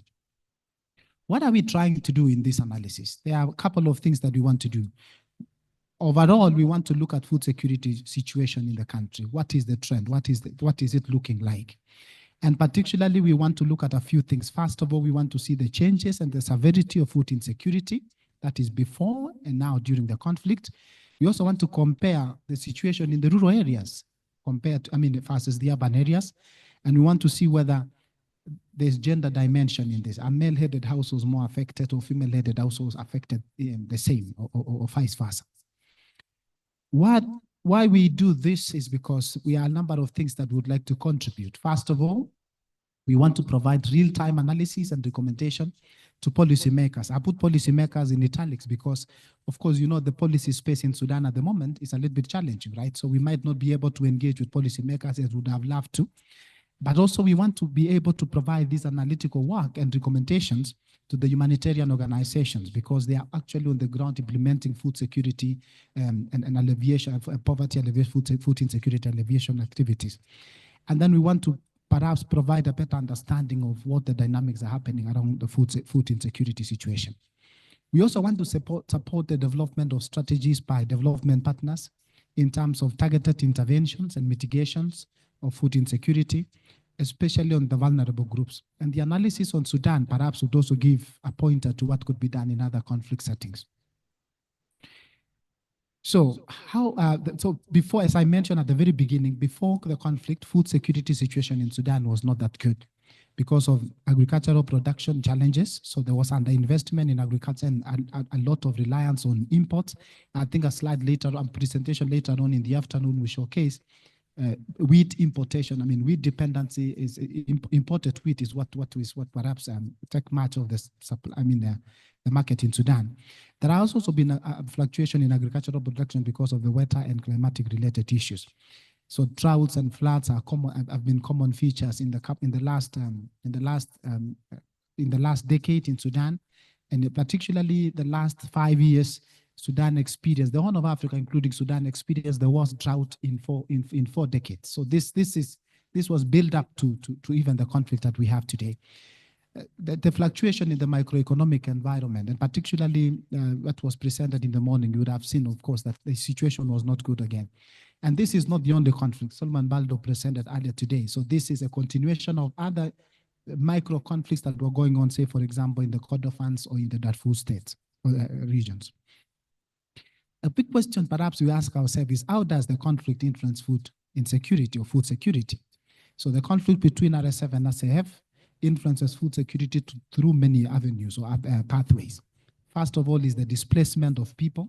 So more than 11 million people. I think now we are 13 million people have been displaced, many internally and a few across the border. There is, as I said, disruption of agriculture and also destruction of infrastructure. And then there is the blockade of supply routes. There will be a presentation that will talk a little bit about trade later on that will highlight these issues. And then, of course, the deterioration in the macroeconomic climate. When all this happens, the food security ultimately is affected. So how do we measure food security or food insecurity in our analysis? We use the globally validated food insecurity experience scale, so FIES. In this case, we measure severity of food insecurity at the household level. We can also do that at individual level. But because we are doing telephone interviews, we are not able to interview individual members of the household. So we are doing at household level in this study. And then we include, this approach includes 8 binary questions. And in these questions, they can be summarized into ask questions on experiences on food. For example, were you worried about getting enough food? Did you eat fewer meals than you would have done? Did you go all day and night without eating food? So there are 8 questions in that scale. When somebody responds that they didn't experience any of these, then they are food secure. When they report that they have experienced 1 to 3 of these issues, then they are moderately food insecure. When it is more than 4, or 4 to 8, then they're severely food insecure. So based on this, then now we are able to aggregate and give an indicator of the household, whether they are food secure, moderate, or severe food insecure. We also do a little bit of a probabilistic scale where we transform the responses that we've received in the first step, and then we put them through the item response theory classification procedure, and then we get probabilities of a household being food secure or not food insecure based on those responses. So we do those two approaches, the first one and the second one. And then we've done also a little bit of correlates to find what could be the, using semi-parametric extended ordered profit. I don't want to go into methodologies here, but the point is to try to understand is the current conflict a significant influence in food insecurity in the country? So this is the big question that we are trying to do. So we use this approach because it helps us to be able to do our analytical work given the challenges that we have experienced in collecting that data with not in-person surveys, but with telephone interviews. So the sample that we are using before the conflict is the 2022 Sudan Labor Market Panel Survey. So this was a survey that was conducted in 2022 before the conflict. It's a national survey that covered 18 states, both rural and urban, conducted between June and November 2022. The conflict begins in April 2023. So this was way before the conflict. And it covers 4,500 households. So 2,200 in rural, 2,200 in the urban areas. That was conducted through in-person survey, so what we call computer-assisted personal interviews, CAPI. The second surveys that we are using during the conflict are what IFPRI and our partners have been able to put together. And we're using the first survey that we conducted in October 2023. And that was with 4,500 households. This is rural household survey in all the 18 states. And then we conducted another survey at the beginning of mid 2024 with 3,000 households in the urban areas, 8,000 households. So as I said, we do this through computer-assisted telephone interviews or CATI, and so this is not these are telephone-based surveys. So quickly to what we are seeing from the results. So before the conflict began, what we will see was that pre-conflict, close to half the country were food secure, or say we can say how the other half was food insecure, moderate or severe food insecure. But during the conflict, that has shrunk to just about 9% in the rural areas. I mean, 10% in the rural areas being food secure, and 20% in the urban areas being food secure. Majority of the people close to, as we are talking now, quite a huge number of people are severely food insecure or moderately food insecure. The green bars here have reduced by more than 3/3. And when we look at the probabilistic scale that I was talking about again, so what we can see is that more than 72%. So this is the presentation here. Is only the proportion of households that are either moderately or severely food insecure. So you would see that before the conflict, this was about 54%. This has increased to more than 72% for the rural areas, and even 54% for the urban households. And as we continue, again, if you look at it in terms of the different states, so there are several states, and then again, states and also in terms of rural. So the 2022 before the conflict, you would see that most households, I mean, quite a number of states had food secure households, but those numbers have now reduced. In the rural 2023, 2024, the green bars have completely been reduced to single digits, most of them, and a few of them are a little bit better. But most households are now food insecure, moderately food insecure, and quite a number are severely food insecure. The same thing with the urban. Many households were food secure before, but then during the conflict, you will see that the numbers are really not good to look at, especially in states like Blue Nile and Côte d'Ivoire. So if you do specific states that, like for example, River Nile, that was 100% food secure at that time, this has just reduced to only 17%. Urban was 96% food secure, now it's just about 23%. So this is the trend, and every state is very different. The conflict in 10 states are more food insecure compared to the others. We tried to look again whether male-headed households or female-headed households were affected differently. What we can see is that in the rural areas before the conflict, male-headed and female-headed households, there was not a lot of differences in terms of who is affected and who is not a lot. You would see that male-headed households, women-headed 50% of those were severely food insecure compared to 39 male. But when you look at it after the conflict, so the green bars have totally reduced, and you see that both male and women-headed households are affected similarly. They might be a little bit more for the female-headed household when you combine severe and moderate food insecurity compared to the male. And that happens also in the urban areas as well. So this has reduced completely from the 50s to just 20s, and then increased from the 10s and 15 here to just about 30% each. When we look at, again, another demographic indicator is that households with more members, large dependencies, are actually affected more. So when you look at it in terms of larger households or households whose members are more than, so large households have a little bit more severe food insecurity compared to the others. So those that are small households are a little bit, you see the green bars here. So the percentage proportions of before the conflict, and then you will see that the red, the large households are affected more by the severe food insecurity during the conflict period. I will not go into the details, but just wanted to showcase here that what we've analyzed and shown is that the current conflict, there was no conflict before the 2022 survey was done. So this indicator we are not able to analyze there. But when you look at it in terms of, okay, when you look in terms of significance, so sorry. Could you fix for me this? I mean, the screen is coming and going. Thank you. Yeah. No. I think it's about the connection. It's not about this because I'm not. Yeah. Okay. Just to summarize, what we've seen is that in terms of the conflict, what has happened is that households that experienced SAF or RSF-related conflict are more severely food insecure compared to the households that were not affected by the conflict. And the households that received remittances, households that also migrated, were much a little bit better off compared to the households that did not migrate or households that did not receive remittances. So in conclusion, what I would have said is, what I would have shown is that this conflict has been severe. It has affected households both in rural and in urban areas, but disproportionately more in the rural areas. And in terms of what could be done, I would like to really see that slide. I think it's important. Okay. Thank you, Khalid.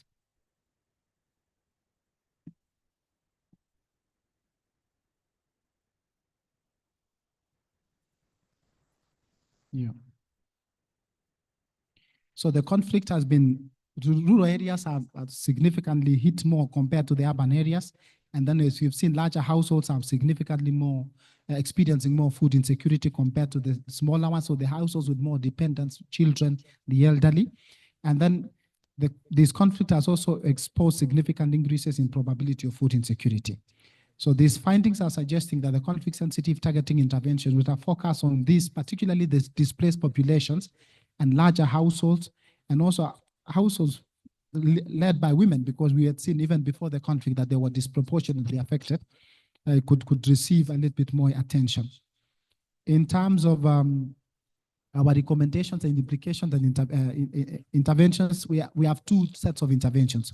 What could be done now urgently and what could be done in the long term. So in terms of urgent, we are thinking of scaling up humanitarian and emergency food assistance, and then targeting the most affected regions, particularly the Darfurs, and North Kordofan and Khartoum, and then assuring, of course, as we said before, without cessation of hostilities, it is very difficult to continue with this.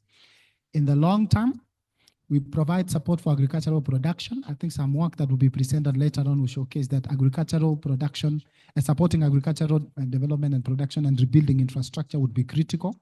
And then we should facilitate market access. Yeah, so I think with those were the key recommendations and findings. Thank you.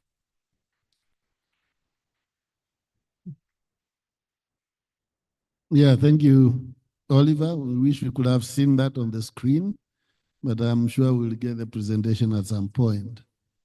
The next one is supposed to be online, so I don't know how we are going to do that. If Can you hear me? Frederick, okay, yeah, I can see he's online. Please go ahead and tell us what we have to hear today. Thank you so much. Is my presentation on the screen as well, or? No? Okay. Let's see. Ah, yeah, there it is. Yes, on the screen. Will we load it from here? Yeah, I think so. Okay, please go ahead. It's on the screen. Okay, great. Thank you very much. Good morning, everyone. My name is Frederick. I work as a vulnerability analysis and mapping officer at the World Food Program in Sudan. I'm sorry I couldn't join you in person today, but I'm glad that I could at least join remotely. And so I'm going to talk a little bit about how food consumption patterns have changed since the eruption of conflict. As a very brief background, I mean, I think we've all seen this map many times and these numbers before, but the latest IPC indicates nearly 25 million people acutely food insecure, over 600,000 people facing catastrophic food insecurity, IPC phase 5, 10 locations experiencing famine conditions, 17 areas that are at risk of famine, and 4.7 million acutely malnourished children under 5 and pregnant and breastfeeding women. So it's a very alarming situation, as we all know. When the IPC analysis is conducted, a wide variety of evidence is utilized to arrive at a final classification of a locality and population. This includes, of course, data on conflict and displacement, which is the main driver of food insecurity, food prices, agricultural production, rainfall, malnutrition, and also household food security data, which utilizes different types of indicators. And if we go to the next slide, one important indicator is food consumption. During food security assessments conducted by WFP, enumerators ask households about the food that they've consumed in the past week. And I think, for most of us, that's quite a challenging task, to know exactly what we ate in the past 7 days. But this is something that we try to do among the households that we survey. And this is a proxy for households' food access. And it's a core WFP indicator collected globally. And it results in households being classified into different food consumption groups, poor, borderline, or acceptable, based on the frequency and relative nutritional importance of different food groups that they've consumed at the household level. So it's a very useful indicator which we look at. The data that we'll look at in the next few slides comes from the Comprehensive Food Security and Vulnerability Assessment.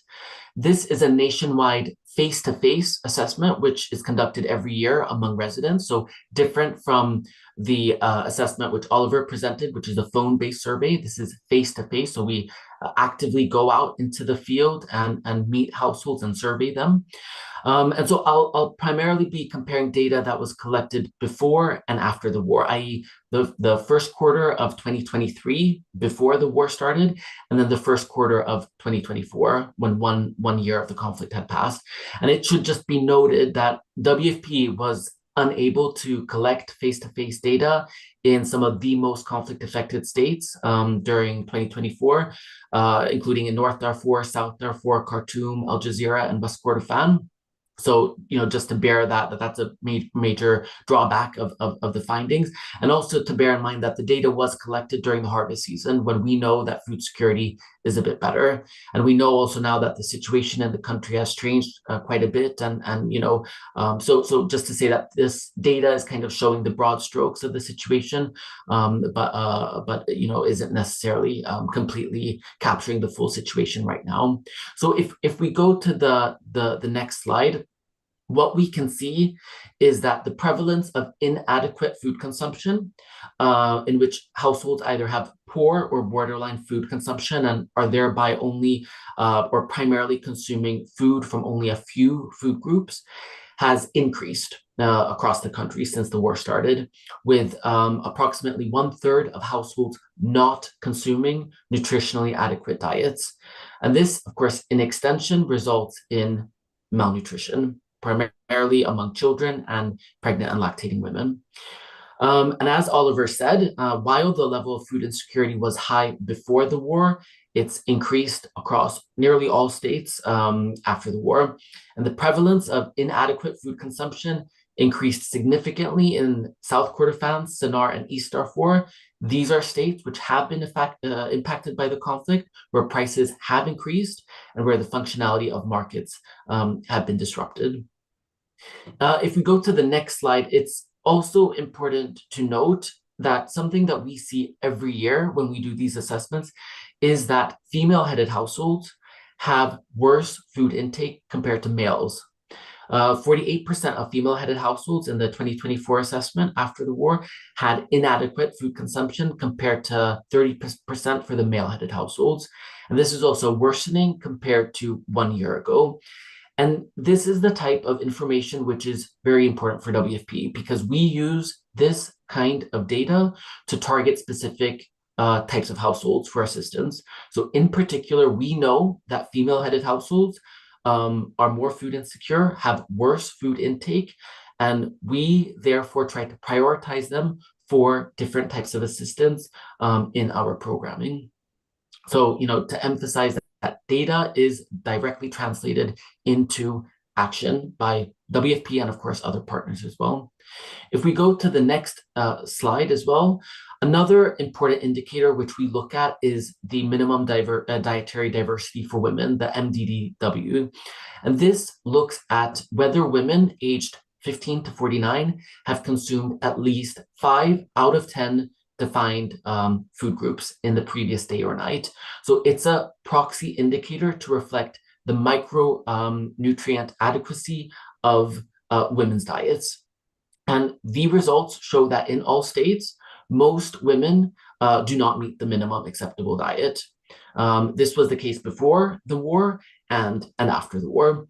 And this, of course, indicates, that there's intra-household disparity between male and female members in terms of their food intake. 84% of women in Sudan do not meet the minimum acceptable diet. This is also an increase compared to the previous year of 5%, and further highlights the importance of targeting females for both food and nutrition assistance. Going to the next slide, which looks at food consumption score for nutrition. This is very important as well because it takes a closer look at the consumption of protein-rich, iron-rich, and vitamin A-rich foods at the household level. We know that protein plays a very important role for child growth and is crucial in the prevention of wasting as well as stunting, which is very common in especially rural areas in Sudan. Iron deficiency is one of the main causes of anemia, and vitamin A deficiency, if not tackled before the age of 5, can increase child mortality and the prevalence of infectious diseases such as measles and malaria. So tracking the consumption of these of foods that contain these items is very important. And what we see from these results is that there's a low consumption of vitamin A rich food. After the war, 25% of households did not consume food that was rich in vitamin A. Also, 37% of resident households never consumed food that is rich in hem iron.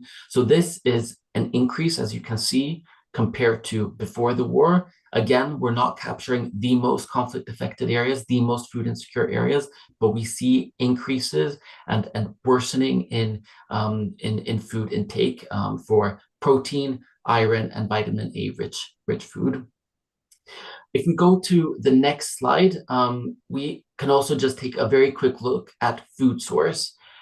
What we see is that households' ability to produce their own food has decreased, particularly in the conflict-affected states in the Darfurs. households' own production of cereals has increased across most states of the country, and market reliance for food has increased. And this is particularly challenging for households given the increase in food prices as well, and the problems in market functionality and supply chains in different parts of the country. But what we see is an increased reliance on market and a reduction in reliance of own production for cereals. And this is due to different reasons. In some areas, households were displaced during the planting or cultivation season. The price of agriculture inputs has increased or also become inaccessible. We also had climatic shocks on top of the impact of the conflict, which also had an impact in certain areas. So this is the type of information which we use to help us inform resilience activities, how to try to support areas, where to support them, and in what way to try to help increase their output. If we go to the final slide, I just want to give a quick note on the way forward. So this data, as I said, was data that was collected right before the war in 2023, and then in the first quarter of 2024. We have, from WFP side, recently completed a new round of the Comprehensive Food Security Assessment, where we surveyed thousands of households in even more localities now. So we essentially have almost the whole country covered, and where we have collected food security information and also information on agricultural production at the household level. And so data cleaning and analysis for this is still ongoing, and we expect the results to be released in soon, in May or June, hopefully. And this is something that will further be used to help inform WFP's programming, as well as the wider humanitarian response in Sudan. When it comes to WFP's response, I think it's important to say that our assistance programs are always based on evidence, on data. The outcome from the CFSVA remains the cornerstone of how WFP prioritizes geographic areas and populations for assistance. WFP is providing or trying to provide food and nutrition assistance to over 3 million people every month. And we are also trying to increase this to up to 7 million people by the middle of the year, which is when the lean season takes hold. So increasing the number of people that receive assistance is a priority for WFP. WFP has also managed to assist or increase assistance in areas that were previously cut off from assistance, including Khartoum, Jazeera, where of course access has improved in the past few months. Also parts of the Darfur and the Kordofan regions. But of course, access continues to remain a key obstacle for WFP and of course for other partners implementing assistance. And just to say that assistance that is provided by different humanitarian entities makes a difference. So as an example, the assistance that was provided by WFP, as well as other partners, NGOs, UN agencies, etc., helped to reduce the risk of famine in 6 areas in central Darfur and 2 areas in West Darfur. Over 1 million people received regular assistance in some of these areas by different partners, which helped to reduce the risk of famine. So just to emphasize that providing assistance does help to alleviate the situation for people. I think in the interest of time, I will stop there and hand over to the next speaker. And of course, I'll be here for the Q&A session. Back to the floor.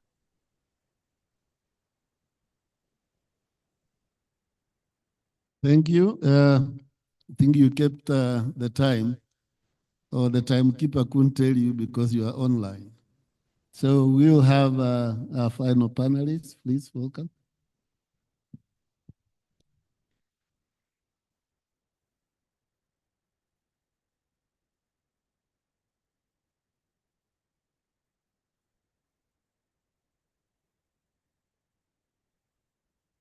Thank you so much, Mr. Chair.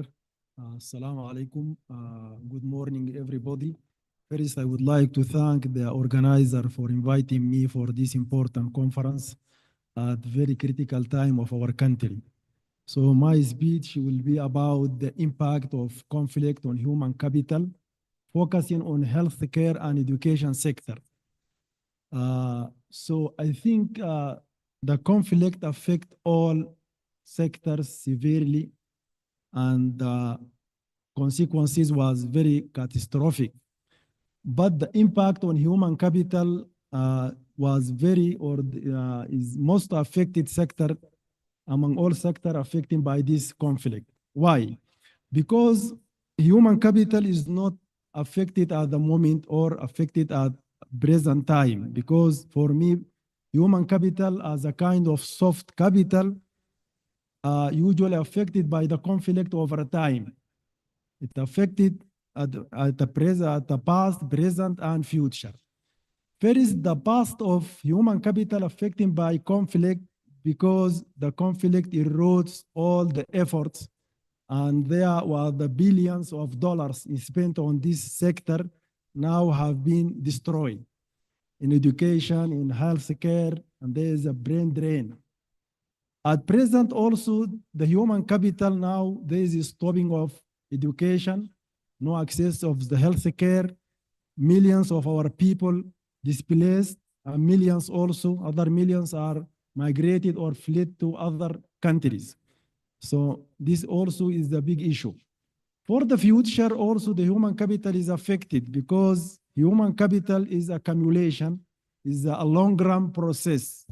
So human capital, including knowledge, skills, and well-being in general, it takes a long time. So for this reason, I think the impact of this conflict affect human capital across all periods of time.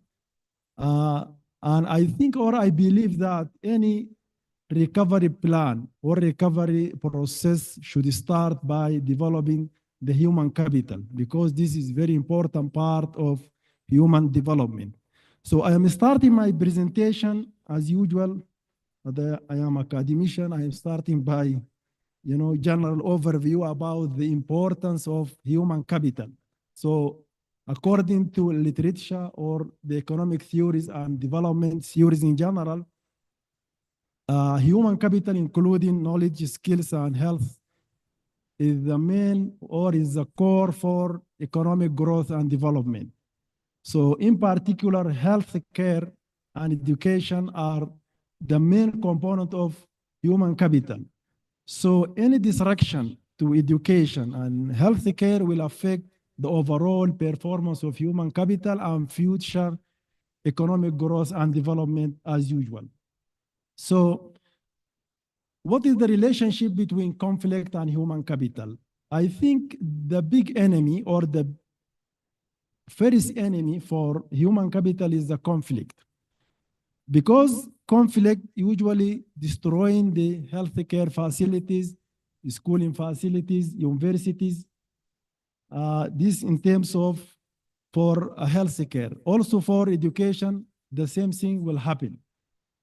So finally, the consequences of that is disruption or main disruption for all human capital performance and economic growth and development. What happened in Sudan, my colleagues this morning talk about that, the disruption on all sectors. The human capital, one of the most affected, because the conflict destroyed and damaged most of the universities, particularly in Khartoum state and Jazeera. These are most affected areas in the country, and also other states. There are many disruptions for education process and healthcare, because there is a problem with the supply chain for medicines, the issue of brain drain, displaced of students, and migration of professionals in these sectors, including doctors, professors, and lecturers, all those affected by the conflict. So based on this story, our research objective are to assess the war impact on Sudan healthcare and education sectors. We are going to see how the impact or what is the consequences of this war on these sectors. and then explore the long-run consequences for human capital, because as I mentioned, the education and health care are main component of the human capital. So finally, I'm going to provide or to suggest some strategies or policy recommendation for recovery of these important sectors. Before analyzing or talking about the impact of conflict on human capital, let me give some highlight about the performance of these sectors before the conflict. So I would like to mention that these sectors have been suffering before the conflict because the country also suffering from a long period of instability, economic and political instability. These instabilities resulted in unfavorable performance on this sector. So let us take the first indicators.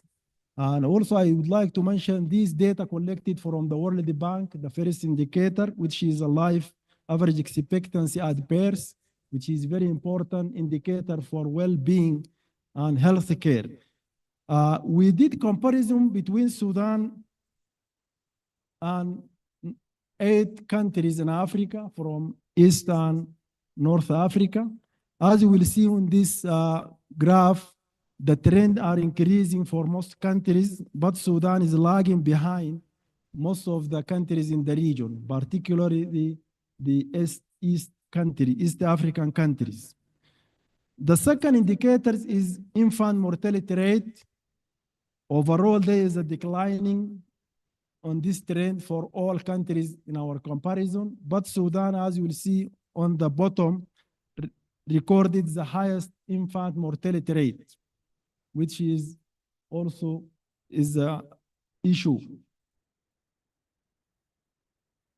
Under 5 mortality is similar, there is a declining, but Sudan also lag behind and reported the highest rate of under 5 mortality rate. So these 3 indicators indicating that the health sector in Sudan was fragile. The performance was unfavorable before the conflict. Regarding the education, the situation also is not different. The education sector, as I mentioned, suffered from the political instability, uprising, also the economic instabilities, the dropouts of students out of school. We presented some indicators, including the primary school enrollment rate, comparing the same sample of our countries. So we see that Sudan registered the lowest rate of primary education enrollment.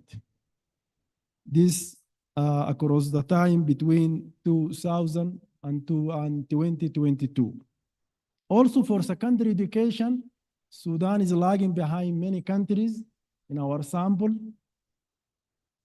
The same thing also for higher education. Also, the adult literacy rate, which is very important indicator for education performance, Sudan also ranked the lowest on the bottom. Okay, maybe we didn't. Sorry, yes. No. So these indicators, it means that before the beginning of the war in 2023, the both sector suffering from unfavorable performance, as I mentioned, due to many reasons, including economic instability, because the country suffer from economic issues, including inflation, instability of exchange rate, all these factors affecting the performance of the economic in general, increasing the poverty, one of the enemy for education, and also for the health care. The access of health care before the conflict was very low for many states and for many, or thousands or millions of population. So this story tells us that these sectors are fragile before the conflict. So what happened after the conflict? The impact were very catastrophic and severely, as we'll see. Here we collected data from official sources, including the government agencies, ministries, international organizations, and NGOs. So I would like to say that the data is not 100% accurate because, collecting data during the conflict is problematic. And also the cases and attack are increasing day by day. So here, this data I am presenting today based on data statistics collected last year up to December 2024. So now we are expecting that the number are increasing more. So in general, the war affecting the health care, though the eruption, the war erupted when Sudan healthcare system was already fragile. Conflict destroyed infrastructure. Many or hundreds of hospitals and medical centers or medical facilities are destroyed. Supply chain also disrupted during the conflict. Roads and bridges closed, so affecting the access to health care and medicine and medicines in general. I didn't see my screen. I'm not seeing my screen. What's the problem? I will go ahead. Okay. So most affected states are Khartoum and Jazeera, as I mentioned. So 70% of public hospitals in Khartoum were no longer in service during the first year. And also 60% of public hospitals in Jazeera state were forced to close. So also, as I mentioned, the disruption of supply chain affecting the access to health care. And there's the issue of attacks on health professionals. And there's the record or a report by WHO. There's about 38 professionals, doctors, or cadres from healthcare were dead during the conflict. Maybe the number more than that. Maybe they are underestimation due to no access to all statistics. So also the outbreak of diseases was the problem in Sudan. So during 2 years, so about the issue of cholera, the outbreak of malaria, there are thousands of deaths due to chronic diseases also. The issue of gender-based violence, which is the problem. Thousands of cases of gender-based violence were reported. I have some photos here, or destruction of, destruction of these medical institutions during the conflict. And there are many, these just as a sample. So for the education also the same problem, about 10,000 schools closed, 19 million children also out of education, 3.5 million children displaced, 250,000 educators and students fled to neighboring countries. Also, this is a sample of destruction of one of the very important university in Sudan. Didn't see that here. So, for the sake of the time, I would like to conclude by providing some recovery strategies. So finally, I can say that human capital affected severely. There is erosion of human capital due to brain drain, massive of migration of educated people and professionals out of the country due to conflict. This is a very serious problem. So we can suggest that the role of international and local actors in building international donors may be one of the options. Okay, I will finalize now. So Sudanese diaspora, one also of the option, and many countries depend on diaspora, like Rwanda, Sierra Leone. There are many stories for that successful engagement of program for diaspora. So also the issue of digitalization can be one of the solution in order to continue healthy access to health care and education. So digital tools may be one of the option.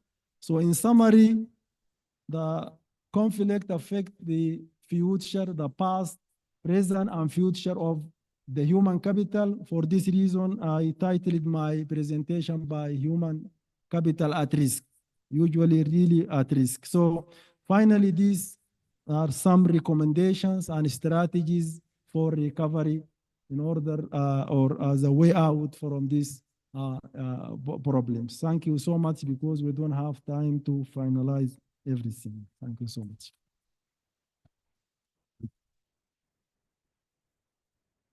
Thank you, Prof. I think we will get now into the session of interaction, the questions that you have. I think one thing that runs or is common in the three presentations is about food availability at the household level. And I think the first presentation did indicate in the rural areas you have that gender disparity in access to food. I think that was also mentioned by WFP with more detail actually on the quality as well. And then third, now we have the issue of all this on health and education. And as you say, a lost generation, because I expect that for somebody who was about 18 and finishing school, after 2 years now they're 20. If you open school, where do they go? Do they go to a class ahead, or do they go back to where they are supposed to be? So I think it's serious implications on education. And I think the link to that then for the early generation that you talked about is then the impact of unavailability of food on the cognitive abilities of the young generation if they are not having access to this iron and all the other things. So questions for this panel? Wow, okay. We'll start with you. Is there a mic? Oh, use the mic on. Okay. Introduce yourself. Thank you. My name is Mokhtar Abubakar. I'm working for the World Food Program in a regional bureau in Nairobi for East Africa. First of all, thank you very much to all the presenters for their very interesting perspective and research and evidence used to sort of leverage on the question of food security. From a humanitarian actor side, we're always obviously very interested in questions of targeting and to understand how to deliver immediate assistance to people. And what I note from especially the first two presentations that we saw was that things are bad, but it seems like they're potentially indiscriminately bad, or bad in such a way that it does not seem, even if we look at the disparities between male and female-headed households or other indicators, rural, urban, there might be some differences. It seems very hard to discriminate across regions and physical areas, but also amongst and between households. And so I was just wondering if you can speak to that point a little bit, what the implications are for targeting to wit food assistance for humanitarian operations in a context of shrinking funds, where prioritization amongst the most vulnerable has to happen, while at the same time, across areas and within household or across households, our ability to discriminate seems to be rather low. Thank you. Thank you. Okay, I think we will take 3 questions. Let's finish with this side, we'll get to that side. Yes, please. And make it short and targeted. so that we save enough time. Okay, thank you very much. My name is Ubetu. I am from World Vegetable Center. I think it was Frederick who talked about the food intake. I would like to ask him about the intake of vegetables and other horticultural crops, because you already mentioned the production of cereals, but when you talk about malnutrition, vegetables and other horticultural crops are very important. So I would like to know how the importance of these crops and what will be it is used days of vegetables pro or after the war for emergencies and recovery program of these vegetables. Thank you. Adam. Yes, no, thank you to the presenter. My questions will be regarding the policy on the food assistance.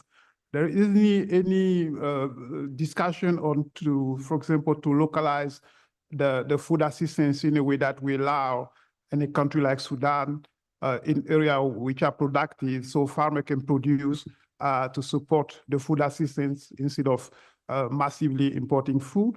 Because to our view, if that is localized, the farmers in Sudan are able to produce enough food and support those areas where they cannot produce enough. That will have an incentive to the market, because it's a shame in a country like Sudan with 74 million hectares of arable land, abundant water, River Nile, Blue Nile, White Nile, you name it. And then we're still talking about, less food production. That's one question, because you guys, you do policy research. I think that you need really to come up with something in a paradigm shift. Actually, resources are scarce. We really need to be innovative and think through out of the box. My second point, it is on the rural area, which are, it seems that your observation is pointing out that they have been affected more by food insecurities and all. I'm a bit questioning that, because maybe some cities, some states, but if you know that the conflict has affected Khartoum, was hardly hit, where everybody was really affected. It is the conflict shows, it's the first time where you've seen within a week, cities have been devastated. People run to rural area to look for refuge. And that also allows them in those rural areas to even civil servant turn to be a food producer or agriculture, I mean, on ad hoc basis. But maybe you may want to look into that in your research. Thank you very much. Thank you. And then we'll have the last one there. Then we'll get to the second round. Yeah, thank you. My name is Chalmers Mulo. I'm from the International Potato Center. My comment goes to Oliver, and I think it's more related to the comment from the last speaker who raised the issue of the effect of food insecurity being more pronounced in the rural areas. I was wondering whether, in addition to looking at that disaggregation about rural versus urban, as well as male-headed and female-headed, you want to look at the key drivers to food insecurity, because you pointed out climate-related stressors as well as the conflict, right? And I imagine probably this could be more pronounced in the rural areas, especially for the climate-related ones. And probably then you could be able to come up with some more nuanced recommendations. In addition, for example, to what Frederick said, WFP is doing in giving, emergency food aid. Is there room, for example, for, promotion of resilient agricultural production to kind of embed sustainability in the humanitarian assistance? Thank you. Thank you. I think we'll take those questions now. I think the first question, I think Oliver and Frederick, you can do that. I think the second one is essentially to Frederick and then from Adam, I think you can both comment on that. On targeting, I would like to have, I think we have Masiko in the room. Emmanuel is here. I'd like you to comment on that question about the targeting. Thank you. All right. Thank you. Thank you for your questions. And these are really very helpful and shape our analysis and also the things that we would do in the subsequent rounds of the surveys. I must point out that we collected our data, especially the rural household survey, just at the very good season, just to say at the just after the harvest. So the numbers you see today, even though we feel they are devastating, a little bit better situation than it would have been if we had done it in the lean season. So the numbers, as you saw, might look like it's not really as chaotic or as bad as we would have anticipated, but basically because it was just at the end of the harvest season and the situation was a little bit better. The urban survey similarly, this is in around May to June, and then therefore, so things were a little bit better in our data because of the seasonality. We didn't time it that way, but basically because of the complexities of having to do this survey. So this was just the time. I mean, this was just the time we could do those ones. I think in terms of, so therefore, I mean, this is a complex conflict, right? This is not targeted in a rural area or targeted in a particular urban area. 13 million people displaced in a country of 40 million or thereabout. This is huge. So you would anticipate that almost everyone is affected in a way. So that's why we are not able to see women, men, we are not able to see rural, urban clearly in that case. So because everyone is affected and they are affected in not in a uniform manner, but affected. Everybody is affected in a way. So in terms of targeting, it will be very difficult to jump into a conclusion and say, no, we should target only women-headed households. That would be misplaced, or target only rural areas. Remember, the war started in Khartoum, the urban center, moved to Jazeera, some rural areas. The conflict followed them and displaced them again in the rural areas. So this is why the dynamism of this conflict has been very complicated in perhaps targeting and providing a particular. Yeah, but there are pointers. Households with children, large households with large dependents, they seems to be affected more because there are not a lot of opportunities and options for them out. Yeah, I would agree on the question on targeting. I mean, on food assistance being localized, but remember, we still have supply related challenges, right? Movement of goods from one region to the other, the blockades that has been clear, the looting of stores that has been clear. So even if we say that we move from to in-kind assistance and localized, we still have to make sure that the seeds are able to reach farmers in those locations. They are still able to produce, and when they produce, they are able to transport and distribute and sell. So this localized would be a good opportunity for farmers to grow and the country to grow. But we have to be a little bit more careful also, because we know there have been also blockades of supply chain and supply routes. Some farmers didn't get the seeds, right? And they needed the seeds, and they couldn't get the seeds. So what do you do when the season is gone? So that's why I'm of the opinion that we think a little bit more careful on that. I think the other questions were related to Frederick. Yeah, thank you very much. Can you hear me? We can hear you. Please go ahead. Great. Yeah, no, thank you very much. Thanks for those questions. So I think when it comes to targeting, I mean, I think this is one of the most challenging parts of providing assistance, certainly for food assistance, but I imagine also for other types of assistance.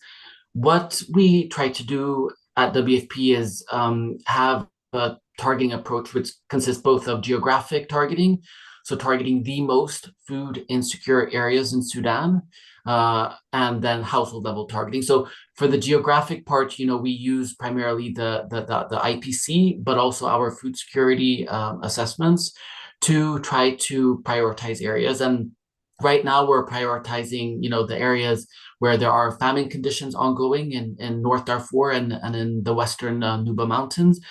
Also areas that are at risk of famine, but then also other areas where we know there are high levels of food insecure households, people that are facing IPC phase 4 conditions. So this is what we're trying to do, but also trying to provide assistance in the east and the north, where the situation is a bit calmer, but where we know that the needs are still high and where many displaced households are living.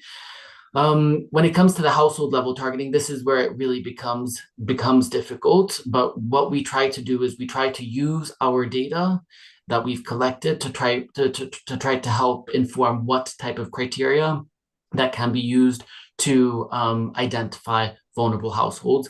What we tend to see year after year, even before the conflict, is that it's usually the same kinds of households that are food insecure, that are vulnerable.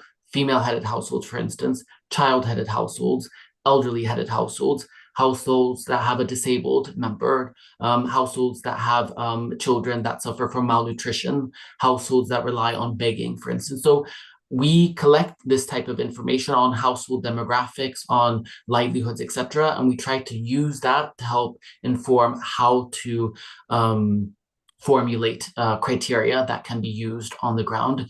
Of course, when you develop criteria, it also has to be easy, practical, feasible to use on the ground. Communities have to agree with the criteria that's being used. So, there are a lot of those kinds of dimensions to also consider.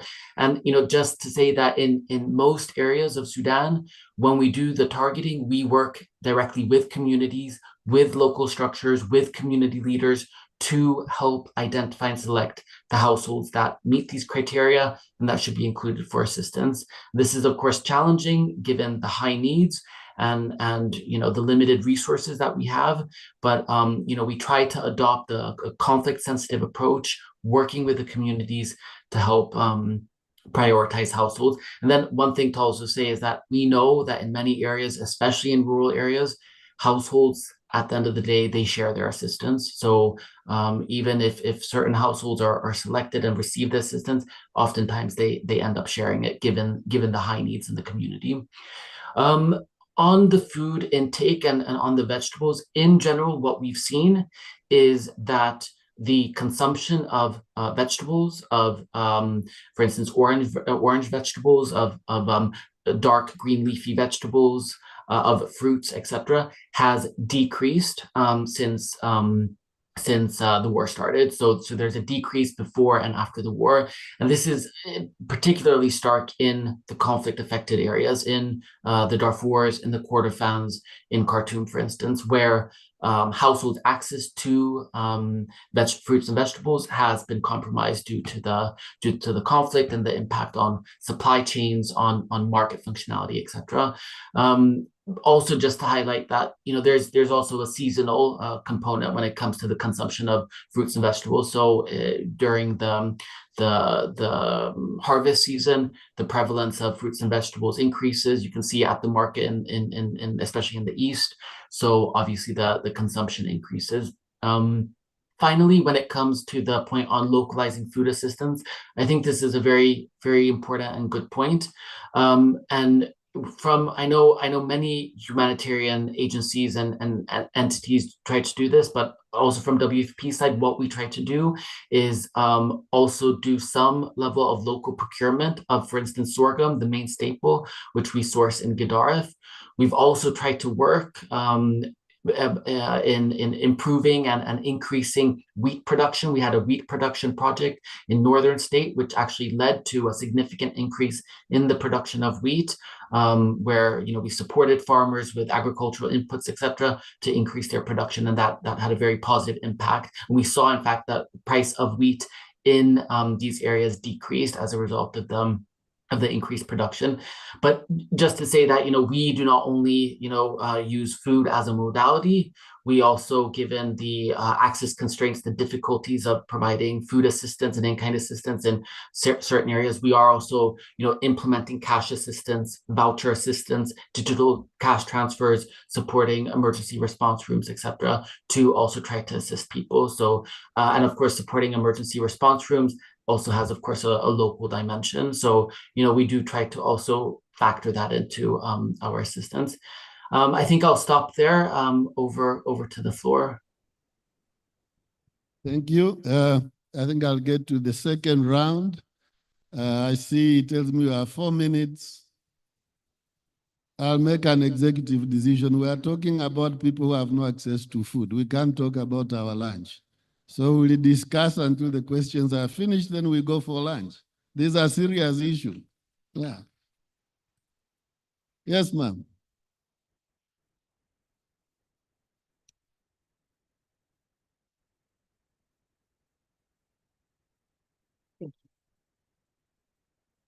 Yes, thank you. Thank you to the presenters for the informative presentations. My name is Muzan Anil, Industrial Policy Researcher from Istinad Research Center. My first question is to Oliver regarding, in your study, a number of criterion were used to categorize the studied sample, so like urban, rural, female-headed, male-headed, number of members of the household and so on, but we also noticed a lack of categorization based on economic status. So we do not see stuff like income level or value of assets owned or type of ownership of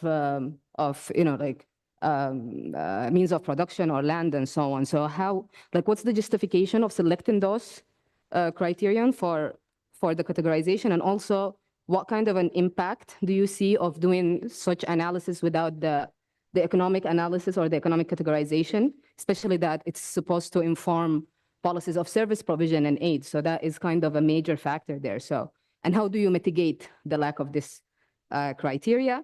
And my second question is to Frederick, and it's about a point in the presentation regarding that it seems Al-Gadarif is the only state that increased its the own production of cereal in the household. So I was wondering if there are any analysis behind why is that happening in Al-Gadarif? What are the factors leading to only Al-Gadarif having this situation?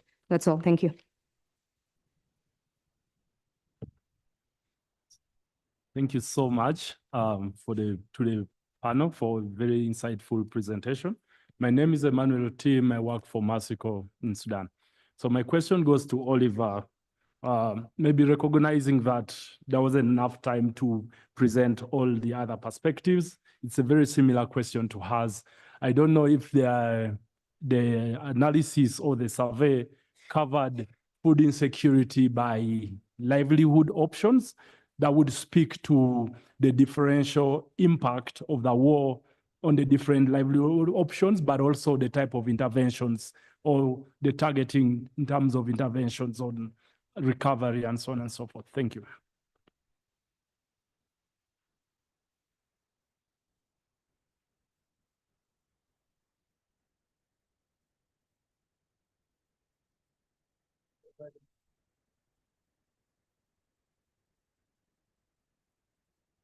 Hi, thank you very much for the opportunity.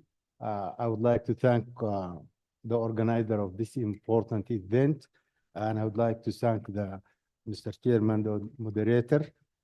My question is to Abidallah, Dr. Abidallah. It's very, very important. I do agree with him regarding the human factor. I know the human assistance regarding the food, the humanitarian is important, but the human factor is very, very important. Now we are starting to rebuild some of the universities in Sudan. And I think the two issues of the humanitarian and the human factor is interconnected. So is there any place to give an assistant for the universities and particularly faculties of agriculture, an assistant? The plan is there, but we need an assistant. Is there any place in this conference to put efforts together? My name actually is Al-Qasim Al-Qasim, Professor Al-Qasim Al-Qasim, a food biochemistry specialist, and I'm the chairman of the rebuilding committee for Faculty of Agriculture, University of Khartoum. Thank you. Okay. Thank you so much, Chair. My question to Oliver, I understand like the complexity of the issue that you have studied as the other questions have already been alluded, but could you comment on the key drivers of food insecurity during the war or during the conflict? For instance, you already alluded to drought and climate change, but what about, for instance, the accessibility and availability of agrochemicals. In case of, for instance, managing pest and disease risk, that can accelerate also the role of food insecurity in the region. And what could be the low-hanging fruits that could be a quick solutions for if the war just stops, then that can attract the donors and then use for a quick win solution to uplift the food insecurity and nutrition in the country. Thank you.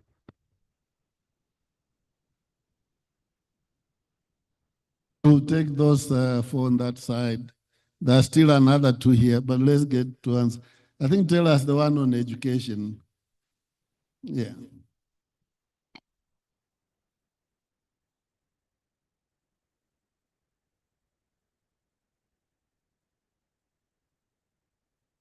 You so much, Professor Gasim, for these comments and questions.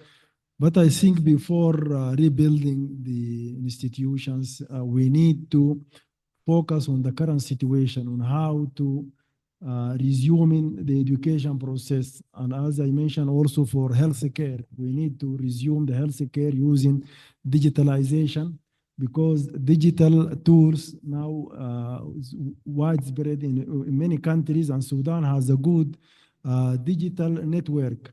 So we can use this in order to resume the education process for schools, universities. And now there are some universities are using e-learning, like University of Khartoum, which is good news and should be applied for other universities and even for secondary school and primary school, in order to, to ensure that our children or our kids in education. So because the issue of missing of generation is a problem now.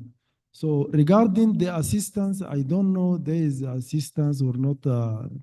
If I understand your question correct, you mean that assistance. But I think in the current time, assistance or donation is very difficult given the limitation for many countries, and also all countries now they have their own problems, internal problems. So I think it's difficult. But for me, I suggest that to use the available opportunities, options like digital tools, as I mentioned, or in order to ensure that our education process is going not stop.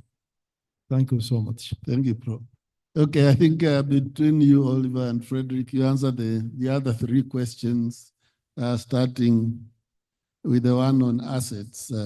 I thought the displaced people have no assets, but you answered.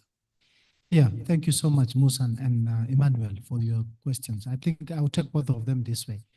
What we presented is not the whole data, it's not the whole report. So we have questions on assets, we've done analysis, we have a bigger report that has analyzed individual surveys. So the rural, the urban, and also recently the MSMEs and the farmers have actually four. And then we have a little bit of information on this. Remember, again, we are doing telephone interviews, so there's a limitation on how much information you can ask, because you need to engage the person for a maximum of 30 minutes. Beyond that, the quality of the data and also the interest drops significantly. So we have that information on assets. We have information on livelihood and coping mechanism and strategies. We've analyzed that and also showcased how much households have even sold productive assets to be able to buy food, how much households have been able to forego some of, to reduce expenditure on inputs and key inputs to be able to meet this one. So we can triangulate analysis by different matrices, and just what we presented here was just one of the way of doing that, but we have that analysis. So livelihood strategies, coping mechanisms, and so forth, we have those analyses and that data as well. So the assets here.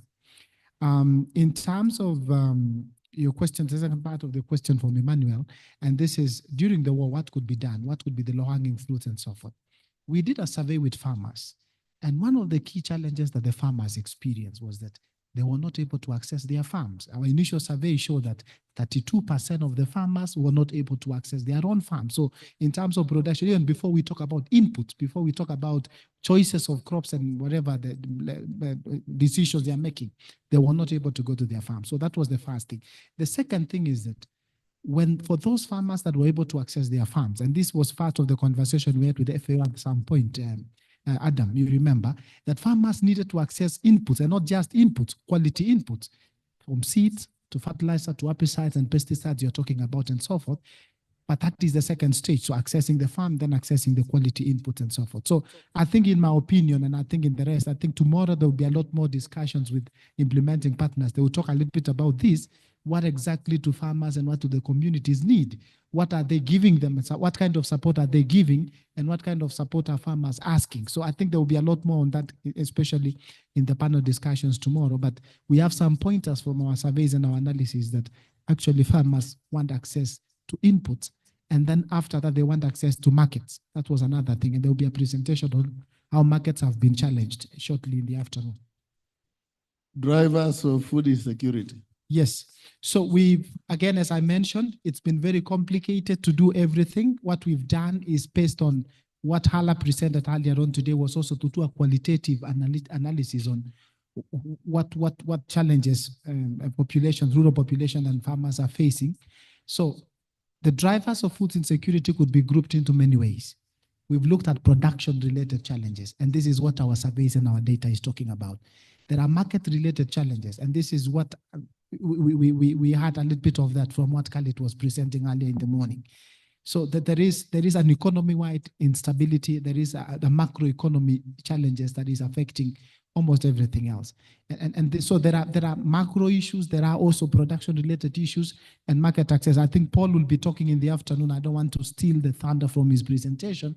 You will see quite a lot today in terms of the East versus West, the market access and transaction-related, market-related constraints. So I don't want to jump into that, but you will see. So there are a lot of drivers that will be presented beyond what we've presented. We have limited ourselves to the production side.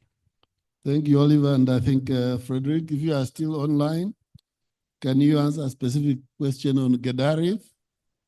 Yeah, sure. Thanks so much. So on the point of Gedaref, that was very observant from the colleague in the audience. But I think the main point there is that Gedaref is a hub for sorghum production. So there's a significant sorghum production there. Often there, in other parts of the country, people, as we said, would often consume what they produce. They'll sell a bit of it, maybe, but often they'll save a lot of it for their own consumption. In Gedaref, we don't see the same thing. Often, small-scale farmers will sell their harvest to bigger entities, whether it's the Agricultural Bank of Sudan, other larger private companies, etc.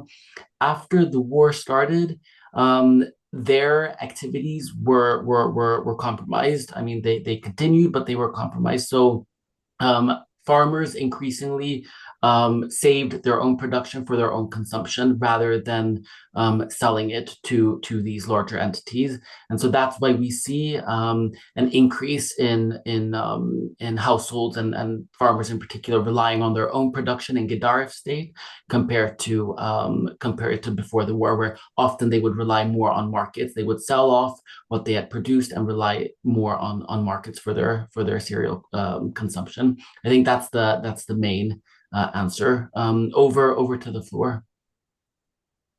Thank you, Frederick. I think we are almost 10 minutes into our lunch hour, and I want to be invited again to chair a session. So, Madam, unless yours is a very burning question, has it been answered? There was a second hand. Okay, yeah.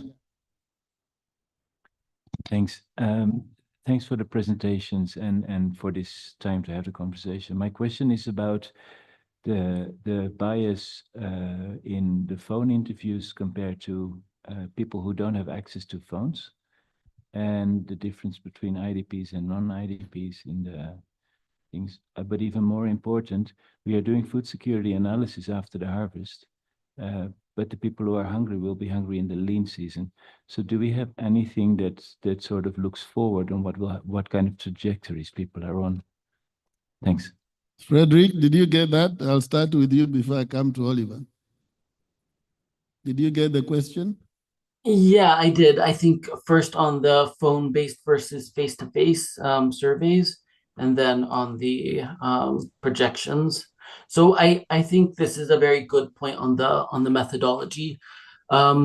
because there are differences in the quality of data generated through phone-based surveys versus face-to-face surveys. In general, while phone-based surveys can provide, good and insightful information, from WFP side, our experience tends to be that the quality isn't as good. We're not able, a phone-based survey, first of all, needs to be shorter, so we can't include as many indicators. And we tend to see that the data collected is not really reflecting the situation on the ground, and that better off households tend to be the ones that are surveyed. They're the ones that are, own a phone, are able to charge their phone, and have connectivity, etc., and are able to respond. So in general, while the phone the data generated through phone-based surveys is useful, and we do use it, it should also be flagged as having some issues in terms of the methodology and the bias towards better off households. So usually what we try to do is do face-to-face data collection in as many areas as we can. In areas where it's not possible due to insecurity, then rely on phone-based surveys, noting, of course, the challenges doing that. Then on the second point on the projections, so this is a good point as well.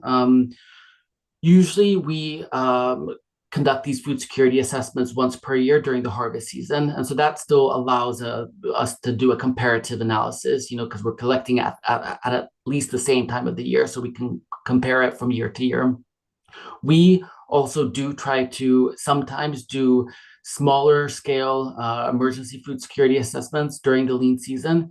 It's often very difficult to conduct face-to-face data collection during the lean season, because that also coincides with the rainy season. So certain parts of the country becomes inaccessible. It's difficult to get enumerators out into, various parts of the country, in Blue Nile, for instance, parts of the Darfurs and the Kordofans, which become essentially inaccessible during the rainy season.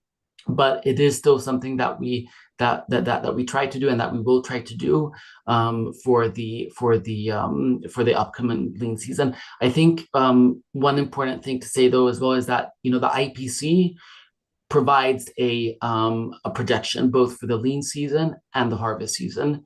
That projection considers different information on agricultural production, on the level of food stocks that households will have during the lean season, prices that are continuously monitored also during the lean season, rainfall forecasts, also displacement trends, etc. So the IPC tries to use available information to do and provide a projection for the lean season and for the harvest season.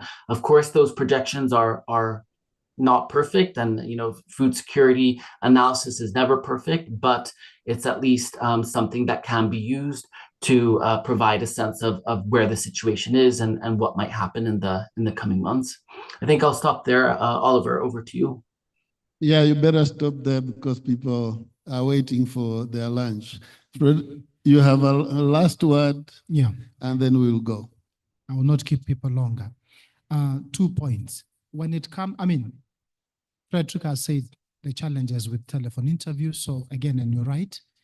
What this data is telling us is that the situation is bad, even though we've collected from perhaps the better segment of the population, people with mobile phones and so forth. So it can be worse than what we have. So we are not underestimating what that could be. We've indicated those challenges there. The lean season, as I said before as well, we were not timing the harvest season. It happens that everything else aligned for us to go to the field at this point. We're looking for more collaboration and more coordination, because we want to provide real-time information, both in lean and in harvest time. So I think we want to continue these surveys. We want to continue doing this, and we hope that perhaps then we'll be able to do in both seasons and in both seasons in the year, and provide this information that could be very helpful for the lean and the harvest season as well. Thank you. Thank you. And I think I clap for the panelists. They have done a good job. And I think when we go for lunch, let's realize that don't take food for granted. You might not have it if circumstances change. So please, the lunch is served on the first floor. Do we follow you, Hala? Okay, so follow Hala if you want lunch. And we look forward to a good afternoon from Paul to tell us things as you have whetted our appetite, that he will tell us some of the challenges that we are not able to really get a grip around. Thank you. We'll be back at 2 o'clock. Okay.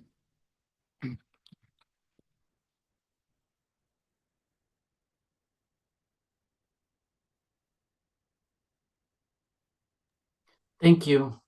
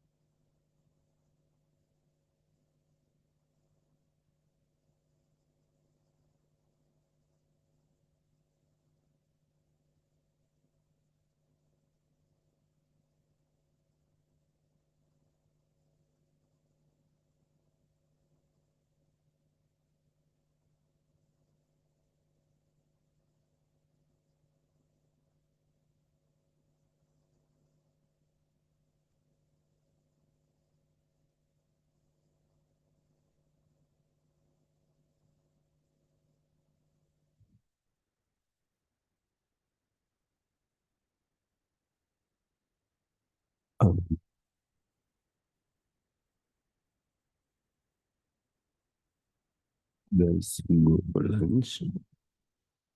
Hii kitu hata iko clear.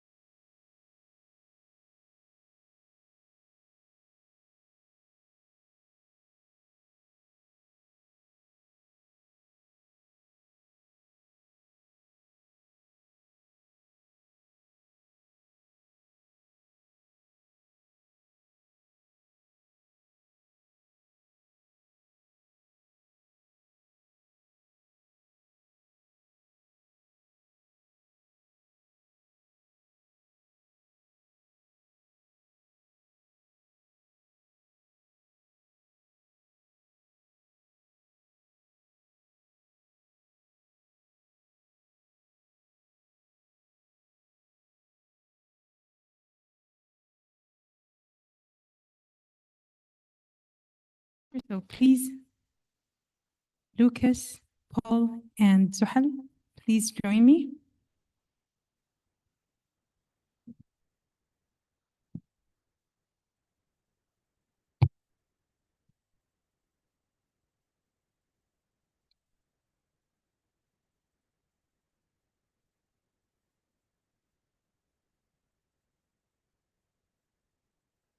For the sake of time, I'm going to start directly. I know that there's some people still out there, but we'll start our session. So thank you everyone for joining and coming back after the lunch that we've had. My name is Solara Sheikh and I work with the International Institute of Tropical Agriculture, IITA. Our key themes in IITA, and just take the opportunity to introduce IITA a little bit. We focus on crop improvement and breeding, natural resource management, climate smart agriculture, and in general, we work in the space of agriculture development and research.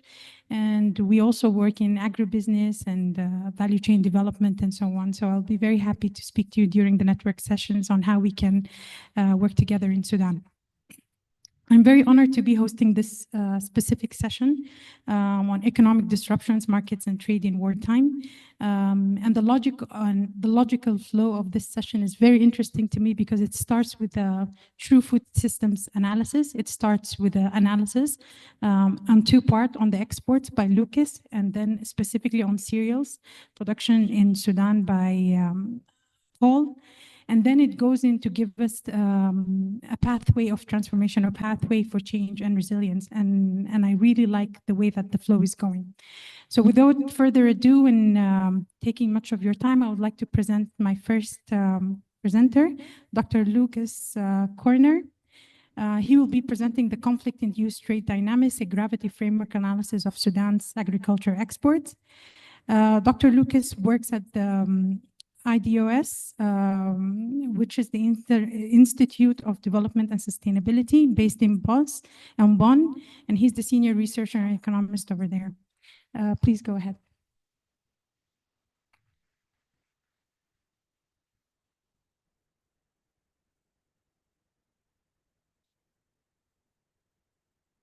Yeah, thank you. Good afternoon. Thanks the IFPRI Sudan team for making this possible. Thanks for inviting me to also contribute to the conference. So we are presenting a gravity analysis, so econometrics, on a little bit of the post-war data. My co-authors, Enoch Ayesu and Daniel Sakia, both trade economists from Ghana, from Kwame Nkrumah University. So you will see that we look at the data, we analyze macro data, but what I would really like to hear today is what is the Sudanese perspective, because we are more or less looking at what is available publicly in the data, but we would really much appreciate a help in support in the interpretation. Can we go on, or do I do it? No, okay. I keep this one very short. It is known that exports, that trade are important for economic development, for food security, and therefore it makes a lot of sense to study the dynamics of exports pre versus post-war. Oh, thank you. And we also want to highlight the negative impacts on diverse outcomes, and that there are some studies already showing how the conflict might have affected food imports of the neighboring countries. So this is a bit of a starting point, general starting point.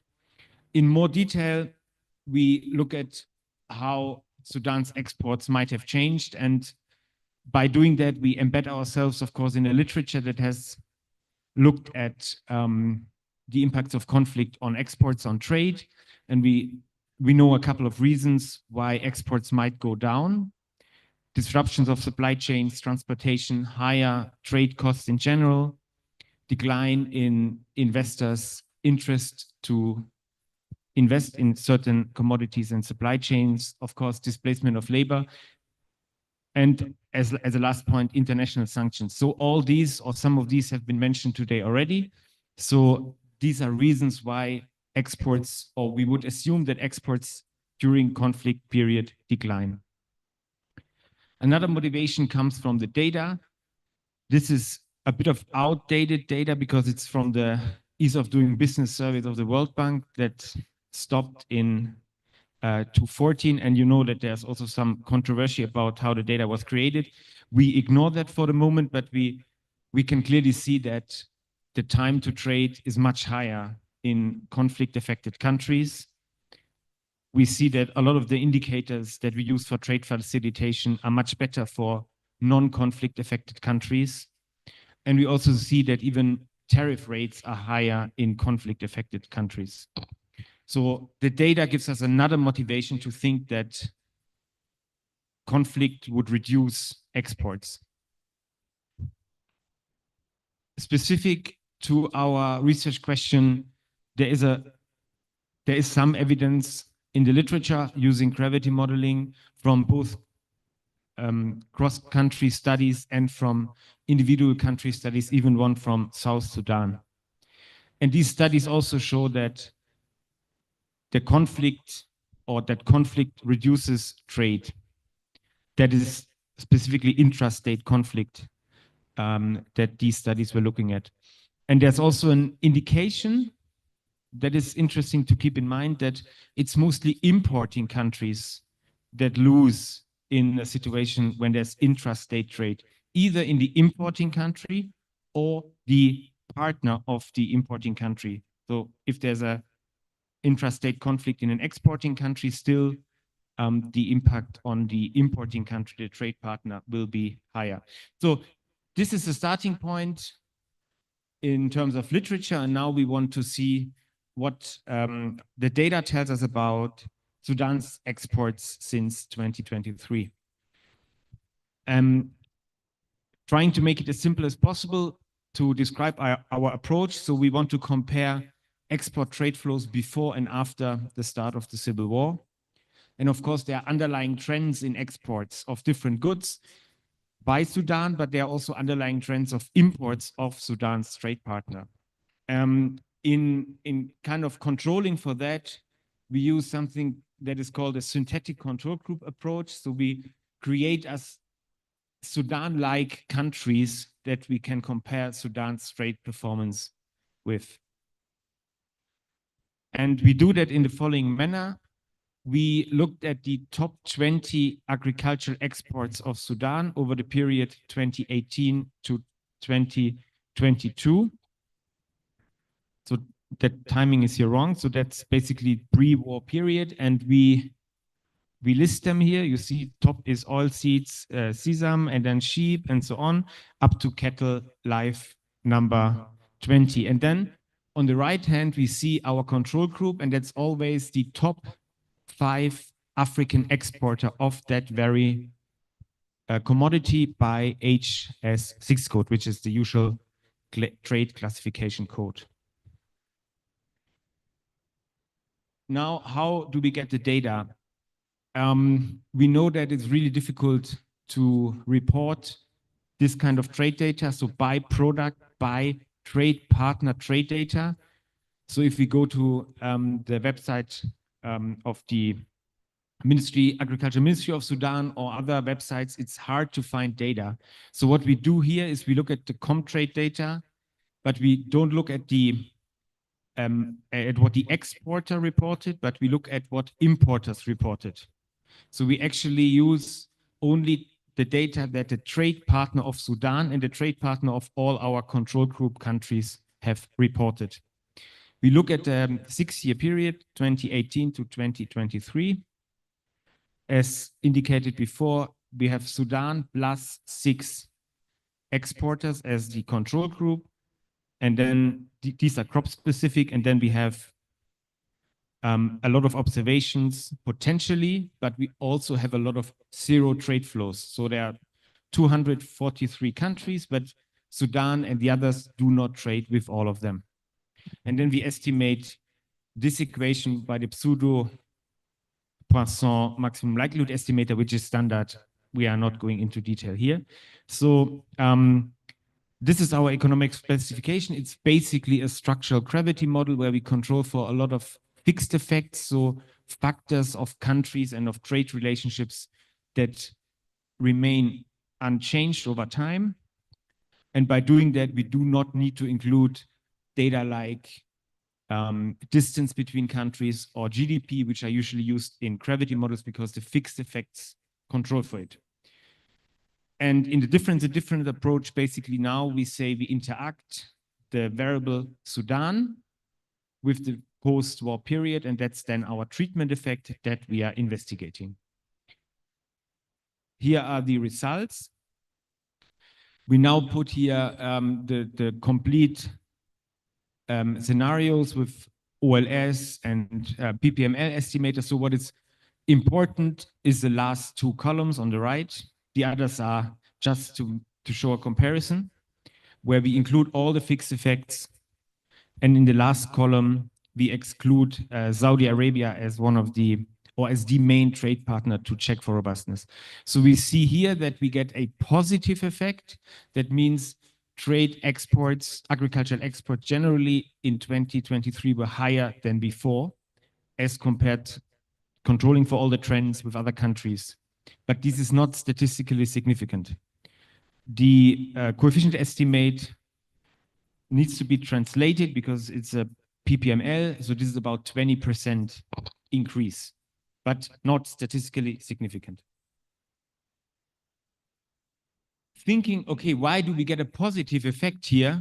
We thought, okay, is it possible that because of the patterns of the civil war, that the country is basically divided into two areas? And please apologize that rough drawing that I did here, that we did here. And we wanted to understand, is there maybe a pattern that crops, commodities produced in areas controlled by RSF or crops produced in areas controlled by SAF may perform differently? So we look at all the 20 export crops and see if we can assign them to either of the parties. And these are two examples for, I think it's sesame and sheep. And basically in that case, we say sesame is SAF and sheep is RSF. This is basically the full list, how we classify or assign the different crops. Then we estimate another model, which is then called a three-way fixed effect model, because we have now, even within Sudan, a treatment and control group. So those crops produced in areas by RSF versus SAF. And then we get this result. We also do a subsample analysis, which shows the robustness. So basically here we see that exports of crops produced in areas controlled by RSF have reduced, though not statistically significant. But on the other hand, exports of crops produced mainly in areas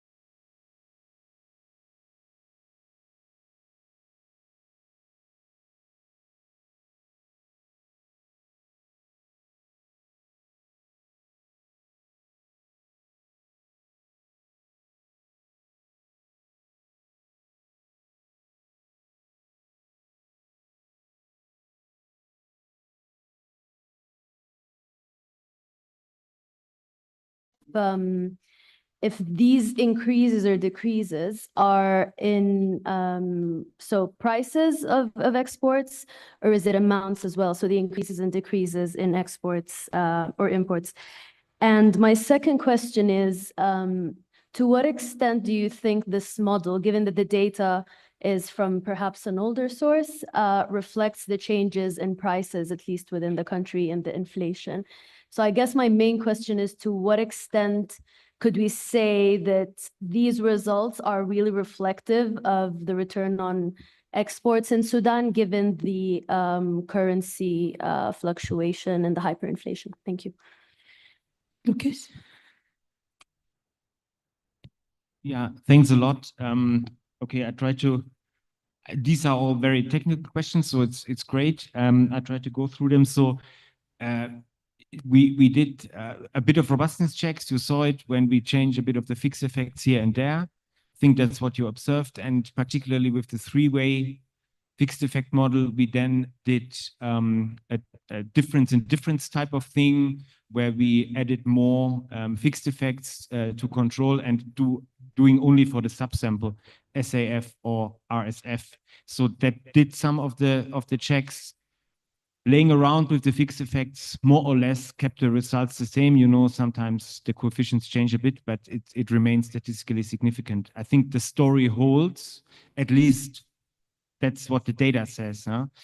And then coming to Hala, whether the data really reflects the export revenue, it's a good question. I need to think about it. I mean, generally, this is reported in in current US dollars. So I don't know how well the exchange rate market works, so if this translates.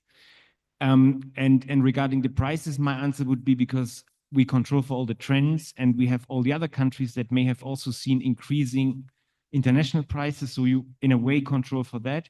However, I think your point is very valid. I need to think about it if this really, I mean, if the exchange, I mean, the money market works that well to really let us infer that this is an export revenue increase.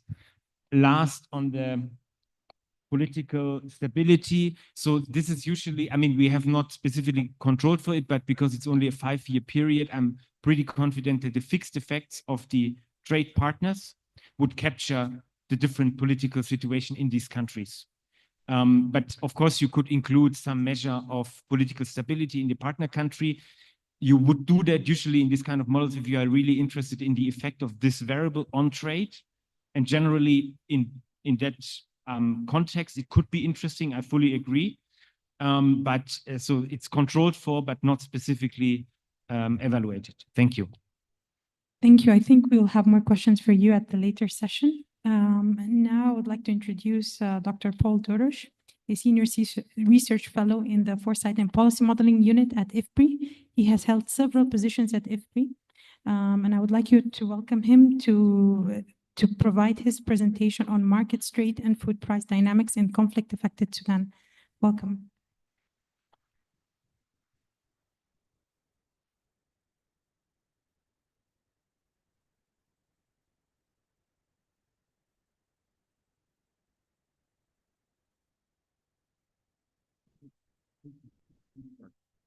Maybe.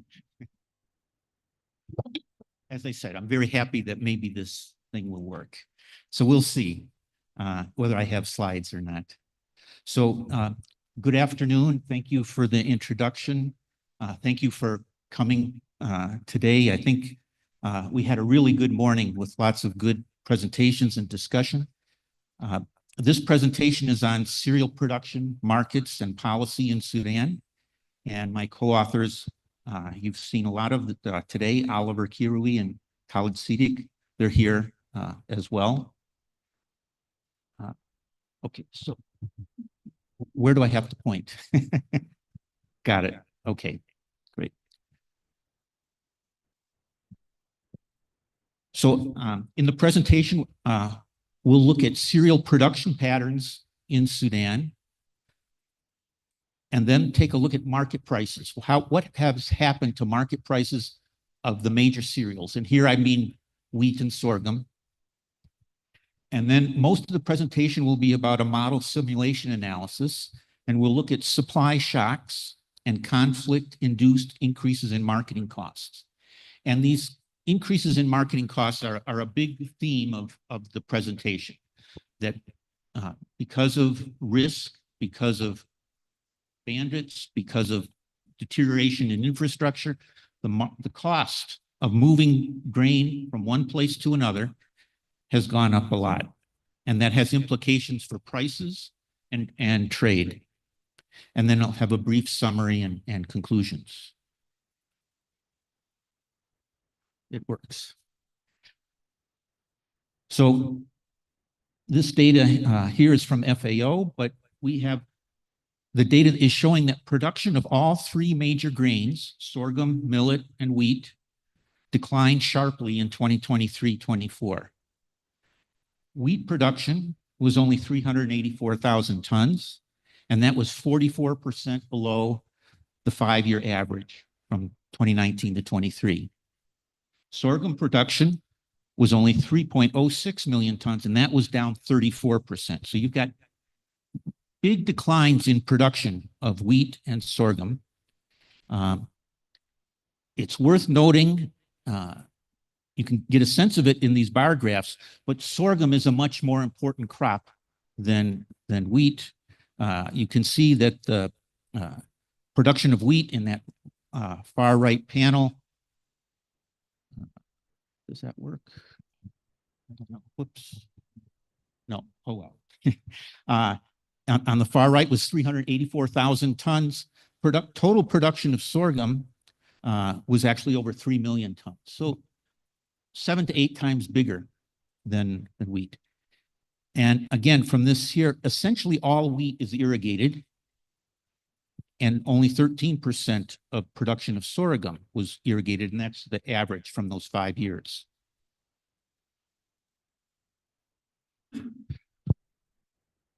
So in doing this analysis, we need to simplify the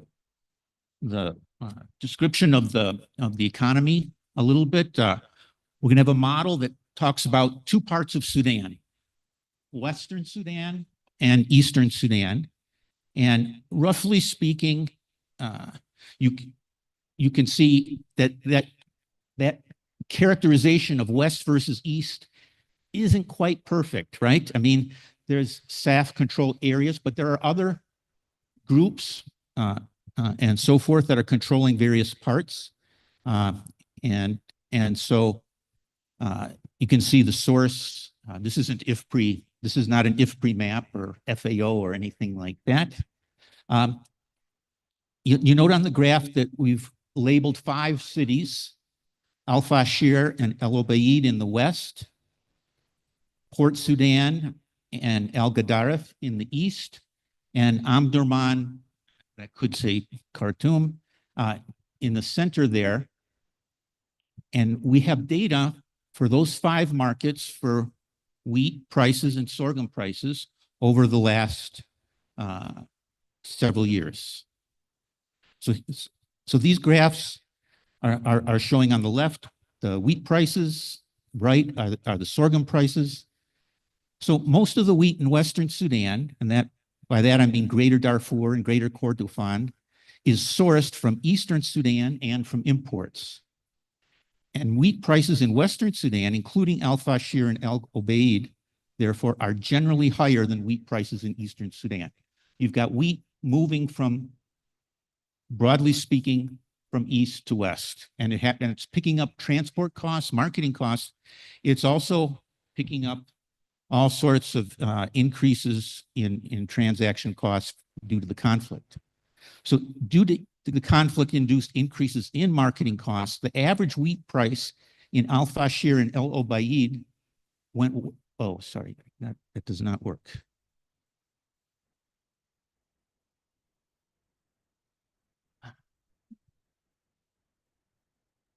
Oh, no, there we go, we got it back. So you can see that on the far right of that graph, that the prices in those 2 markets shot way up in the last 8, 10, 12 months of the graph. And that seems to indicate that big increase in marketing costs, the big increase in risk between the markets in Eastern Sudan and Western Sudan. You see a little bit of that, again, in those two markets on the right-hand graph for sorghum, and again, but also in the sorghum graph, as it turns out, the price in Khartoum also went way up. Did I do that? Okay. Well, anyway, that was okay, great.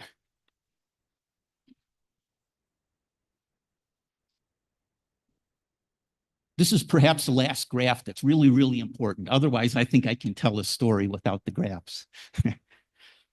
But what's graphed here is the domestic price of wheat and the international price of wheat. And for international, what we're talking about is the import parity price.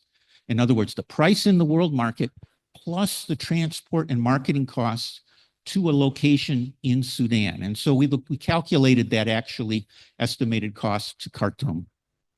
So from September 2023 through July 2024, the wholesale price of wheat in Al Gadaref in Eastern Sudan broadly tracked the estimated import parity price. And we can measure the ratio between those two prices. And does that differ from one? And basically that gives us a nominal protection coefficient. And we basically see that on average, the domestic price was only 6% higher than the import parity price at that time. But at the far right of the graph, you can see that a gap opens up, and it's a 19% price gap between the domestic price and the import parity price. Why is that important? Well, what that means is something is restricting trade flows, because if there was open trade without restrictions, the price would fall to import parity. If traders were able to import as much wheat as they wanted to, there was an opportunity to make money by importing it from abroad. And in other countries, we've seen around the world how being able to have the private sector import when prices are high in your country is an opportunity to increase supply and increase food security during crises. So very briefly, we set up a little model. We have Western Sudan supply, we have Eastern Sudan supply, and then we have to link the two markets. And they're linked with the price in the East plus some marketing costs to get the grain price in the West. And again, what we're saying is that there's a lot of evidence that because of the conflict, those marketing costs increased enormously recently.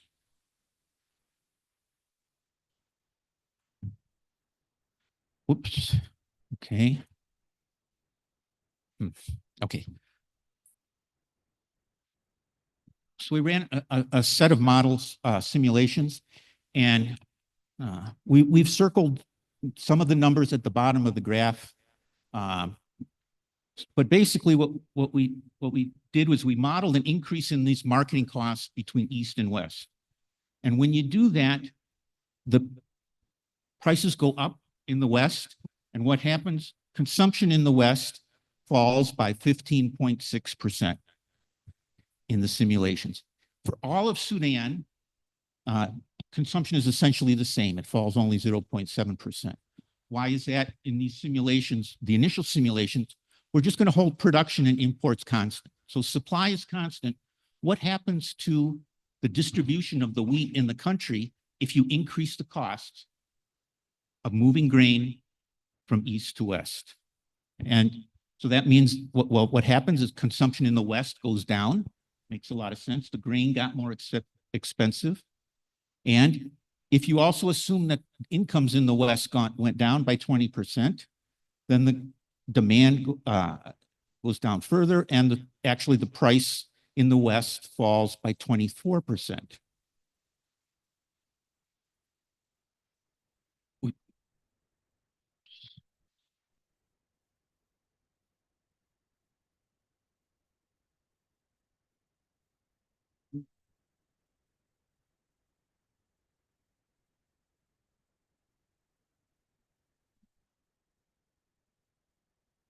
Okay, sorry. Going on, we then say, what happens if you're able to increase wheat production? And if you do that, we modeled an 11% increase in wheat production. And at the bottom there, you can see that in the West, consumption falls. And in the East, it's going up a lot. Again, we've basically increased the marketing margins from East to West. And so the grain doesn't flow very well. If you increase production in the East, you're not getting a lot of movement to the West. We looked at what happens if you also increase imports. Basically the same story, right? The imports are coming in from Port Sudan, and they've got to go from East to West. And so the impact in the West is not very strong. And then finally, we model what happens if we bring those marketing costs down to what they should be. Should be as in normal times, that grain can flow from East to West. And when you do that, then the market prices in the West fall dramatically. And consumption, the market prices fall, but also the consumption in the West returns to the base level. So that's an indication of how important these restrictions on moving grain have been to prices, and the implicate that it's had serious implications for consumption, is particularly in the West. You can see the same thing. Okay, yeah. See, now it says 2, but I can't read. So I don't really know he said 2.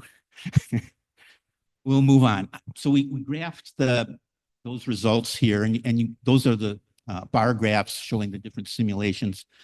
I don't want to use my 2 minutes talking about that. But another issue is, well, what else can you do in a situation that Sudan is in? And one thing you can do is you can liberalize private sector imports, because the world price, as we saw at the beginning, is a little bit lower than Sudan's price right now. That's been the case for the last 4 months or so. That's not always the case, but when it is the case, that's an opportunity for policymakers to choose to allow the imports.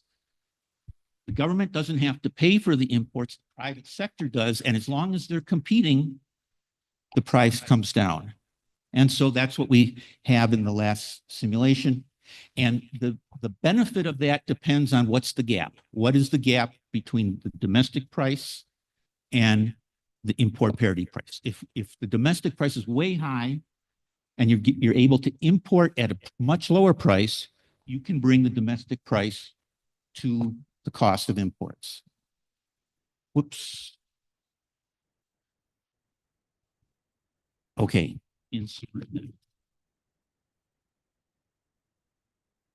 So the Civil War has led to sharp reductions in domestic production of cereals. Wheat and sorghum production, as we saw, were 45% and 34% below their 5-year averages from before. And market flows have been disrupted, and marketing costs between East and West have gone up a lot. And you can see the evidence of that in the price data in those graphs. And those market model simulations suggest that consumption could have been about 8% higher if those market restrictions had been removed. But in general, again, when domestic prices are higher than domestic import parity prices, increasing the volume of imports could help to lower market prices and increase household wheat consumption. But in the medium term, as others have emphasized, we need to rebuild market infrastructure. And these investments in market infrastructure would tend to benefit farmers as well, who are selling their grain to the market, as well as consumers who are gaining because the marketing cost from domestic producers is reduced. Shukran.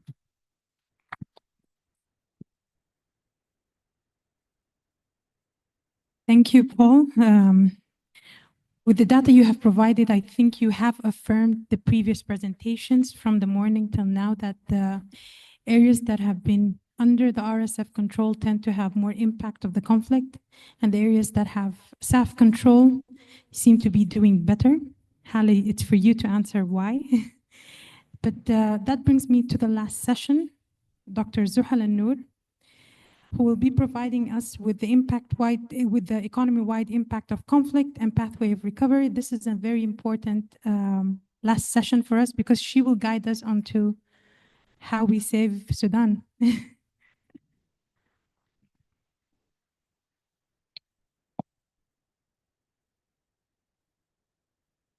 Good afternoon, everyone, and those who are joining online, good afternoon or good morning or good evening.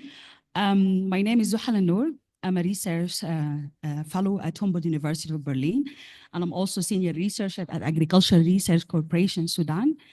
And I'm so honored to be today here with you to present my work about the conflict and recovery in Sudan, socioeconomic impact and resilience pathway.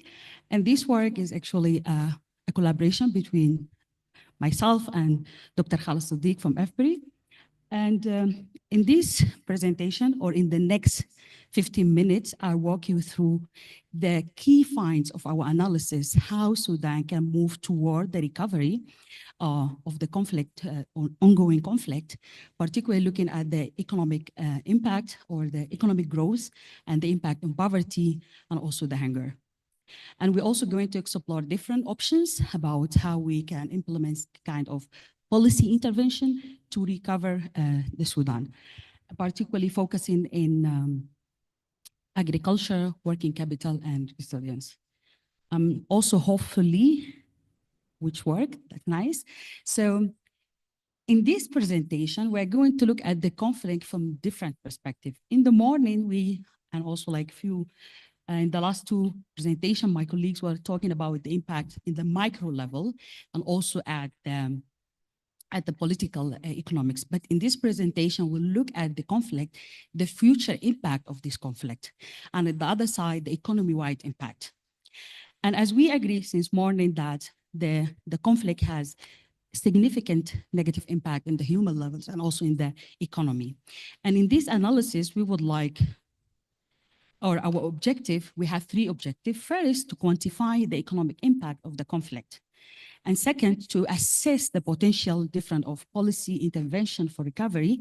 And as I mentioned, we are going to focus in three options: agricultural productivity rebound, and then the working capital, including the infrastructure, and the last, the cash transfers. And we would like, and the last objective, to assess how these interventions influence inequality, poverty, and hunger. And based on this objective, we developed three scenarios. The first scenario is about the pre-conflict baselines. And in that scenario, based on the early, we were like focusing in the early projection of the Sudanese economy. The second scenario is about the conflict and recovery. And in this scenario, we incorporated the projection from the International Monetary Fund and the Central Bureau of Statistics Sudan. And basically, this scenario is capturing the immediate and medium impact of the conflict. Then we have the third type of scenarios, what we call it accelerated recovery. And here we have three types of scenarios. The first one about the agriculture bounce back. And here we assume that by 2028, the agricultural yield is going to be recovered to the level of 2022. The second scenario is the cash transfers, where we have $2 billion going to allocated or distributed between 2028 to 2026 or to 2028. And then the last scenario is about the working capital. We have another $2 billion we would like to distribute it across the sectors. And the last scenario is combining the cash and infrastructure.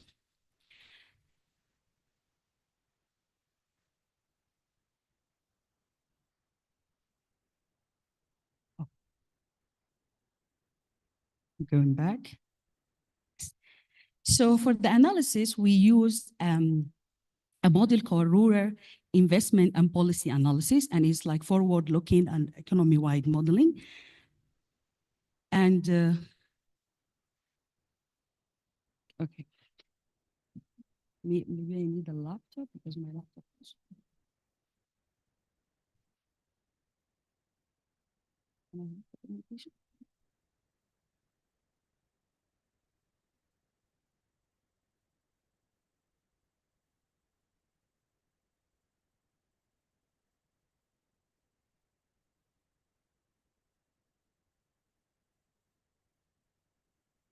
So this, as I said, we are using here like integrated models, and it's basically a computable generative pair models is integrated or linked to the global models, infrastructure model, and also biophysical models. And this model is kind of unique in terms of we can easily track the changes across the different economic actors, particularly the household. And our model, or the CGE models, is also linked to microsimulation models. So we can see what will be the impact of the conflict and also the recovery intervention at the household level, which we can look at from the local location, rural and urban, or also different income house quantiles. And for the database, we use a social accounting matrix. And as we can see, and hopefully I can use that. So as we can see here, we have a detailed social accounting matrix when we have agriculture, more than 16 accounts, where we have different type of crops and also livestock and so on. Now, if you look at the result, and let us start now by looking at the conflict. And I think most or all the presenters today, they mentioned that the conflict has, thank you.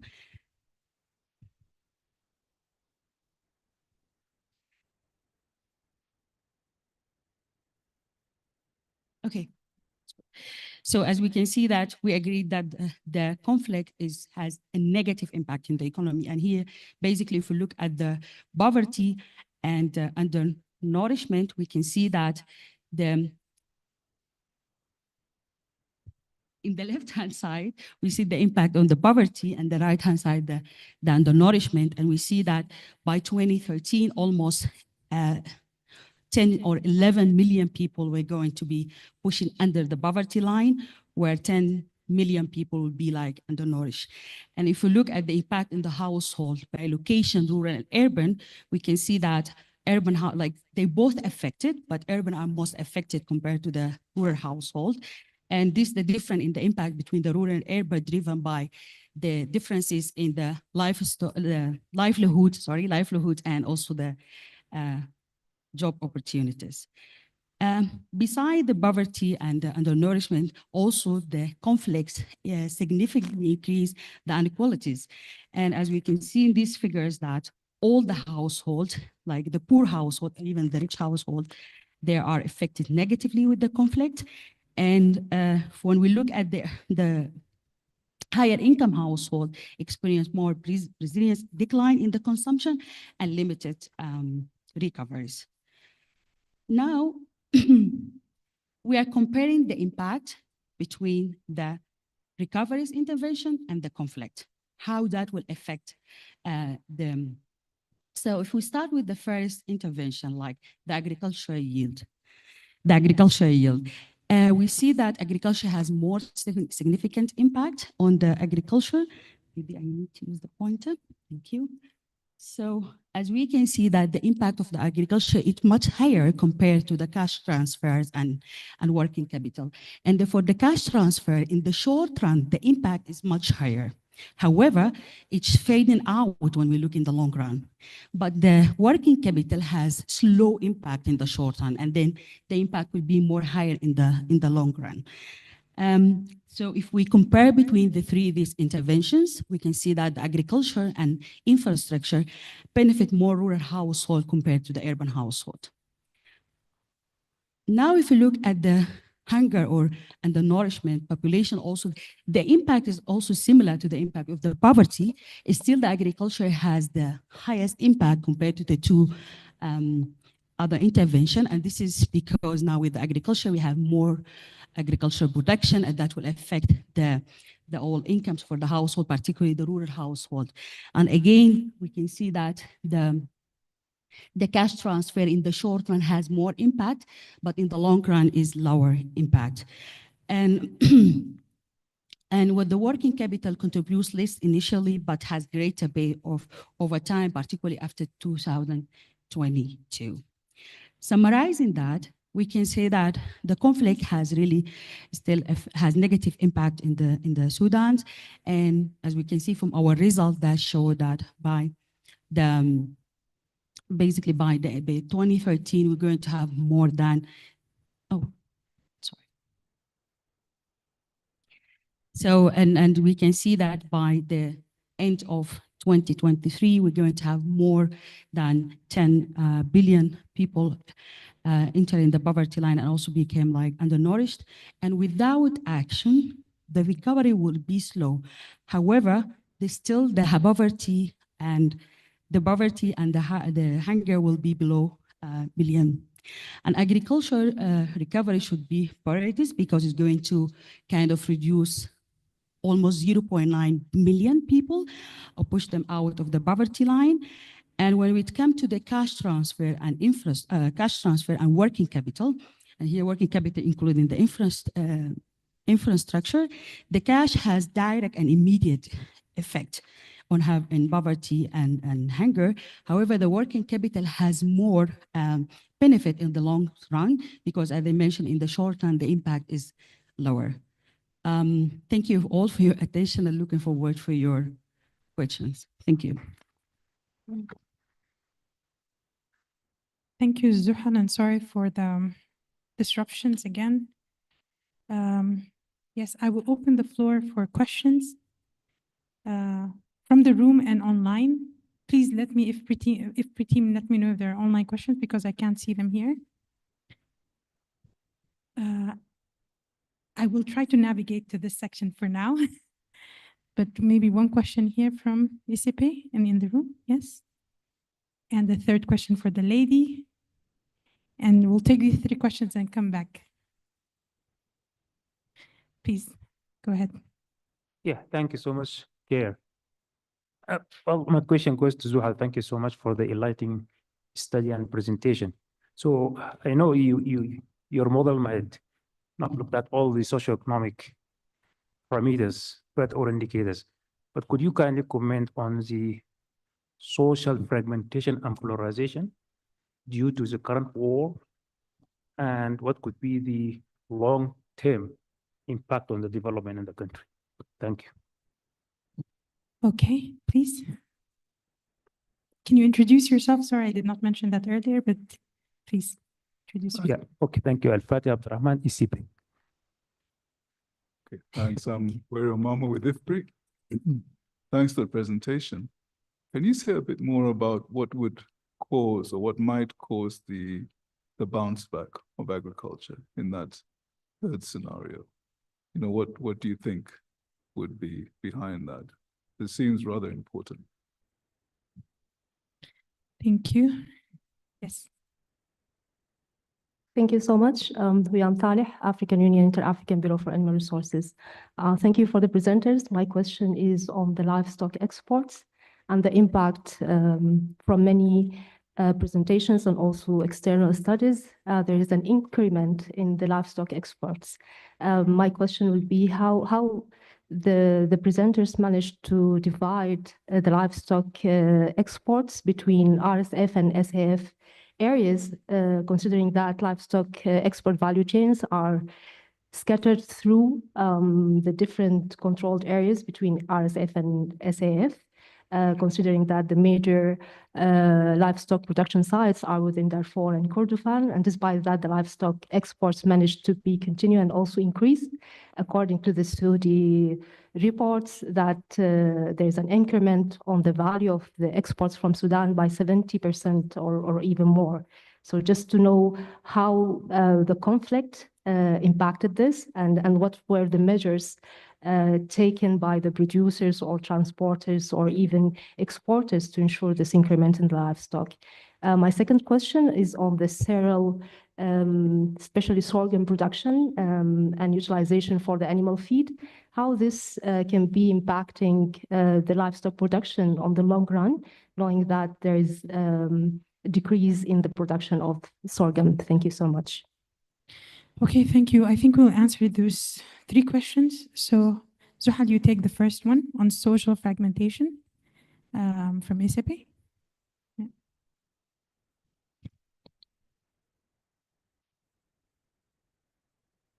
So if I understood your question correctly, first of all, thank you for the question. In our model, basically, we are using economy-wide modeling, and where we classify our household based on the income quintile and also like location, rural and urban. And we have micro simulation model in order to see how whatever happening in the economy, how that will affect the household in terms of like income distribution. But the social aspect, I cannot answer that question from the model that I'm using now, the social economy. Yeah. But the good thing about research is that it leaves questions to be answered. And I think we hope other researchers can take those questions and respond. There is another question about the bounce back of the economy, and I think that's also for you, Zuhal. Yes. So for that one, we assuming that in 2028, the agriculture yield is going to be recovered the same level before the conflict, 2022. So it's kind of, I can say like rough assumption, because we know that now the agricultural production is, even the conflict is kind of like performs better compared to the industrial and services. However, like this is also kind of question, like, is it going to happen that like the agriculture is going to recover or maybe improve or so, but we took that level as to, and also I'm looking at Khalid if you would like to interfere on that one too. Yeah, please go Yeah. ahead, Khalid. Yeah, thank you. Let me come in thank you, Wera, for the very good question. I understood your question as what would be the reasons, what would be the justification that there would be agriculture bounce back, or so the assumption is that the productivity would bounce back to its pre-conflict level, and different reasons can cause that. The first one of them is, of course, stability. Studies and actually work done by the SASAS project, I think several members of the CIMIT team would be here. In stable states, productivity has gone very much high with the interventions provided by the project, including provision of inputs like fertilizers and improved seeds, and also different packages of support for farmers, including extension services in Gadarif area, Kassala, and other stable areas, including the northern states, has led to a significant increase in productivity. So that means that there are means for leading to a higher productivity. And I think for the time being, if stability will be restored and there will be reasonable support to farmers in this kind of format, we expect productivity to bounce back. Thank you. Thank you, Khalid. We'll go to the third question. Two questions, actually, Lucas. They're on livestock, and it's on the data. Okay. So the first question is, in how could you divide between the two conflict-affected groups? Please. Yes, thank you for the question. So this is what got a bit lost earlier in my presentation. I hope it's now there. So the approach we used, then you can see it in. So this is how we classify the different livestock based on the sources, but your concern is perfectly right. It's not possible to distinguish clearly between the two parties. So we need to make an assumption either or we say produced or almost equally produced. But now regarding your livestock point,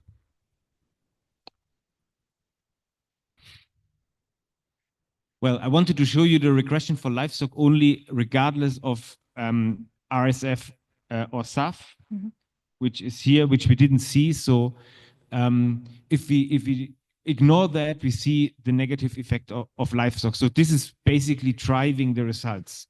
So however you classify the different livestock products, we did sheep and camel for RSF that will determine eventually the outcome. But I'm happy to discuss more and to learn what you think could be another approach, or how to describe it better to make sure that we are not missing something. Yeah, thanks a lot. I hope this answers Thank something. you. Please, Emmanuel. Thank you so much, Emmanuel team, Mexico, Sudan. So my question goes to Dr. Paul. When we are talking about this marketing costs, or those costs from the point of either production or import to the point of consumption, I'm wrestling with the idea that some of those costs are fair.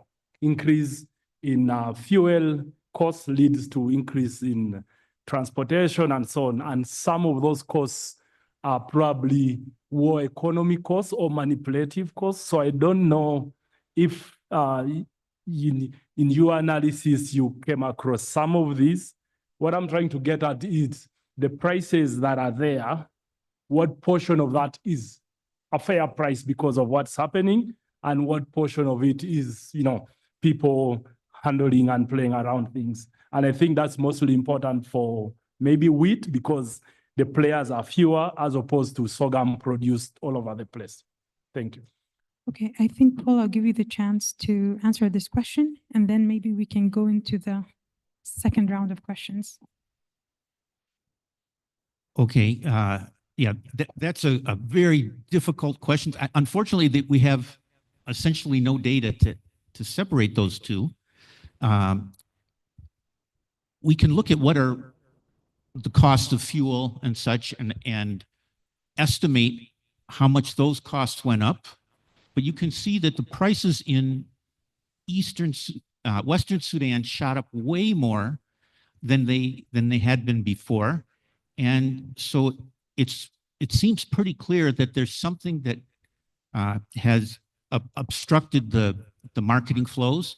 Now, were the roads destroyed enough such that you had to take the truck over a side road? That would be arguably a fair cost.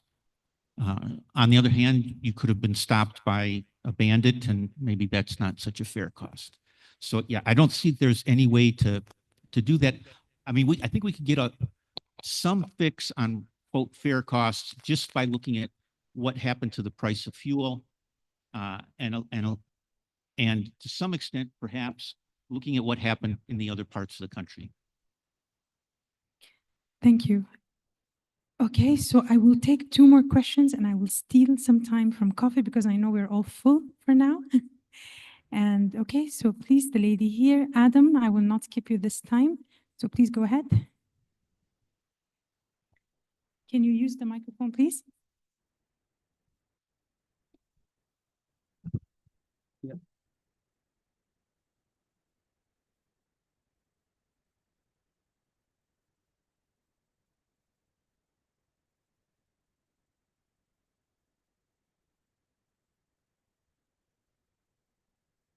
Great, thank you.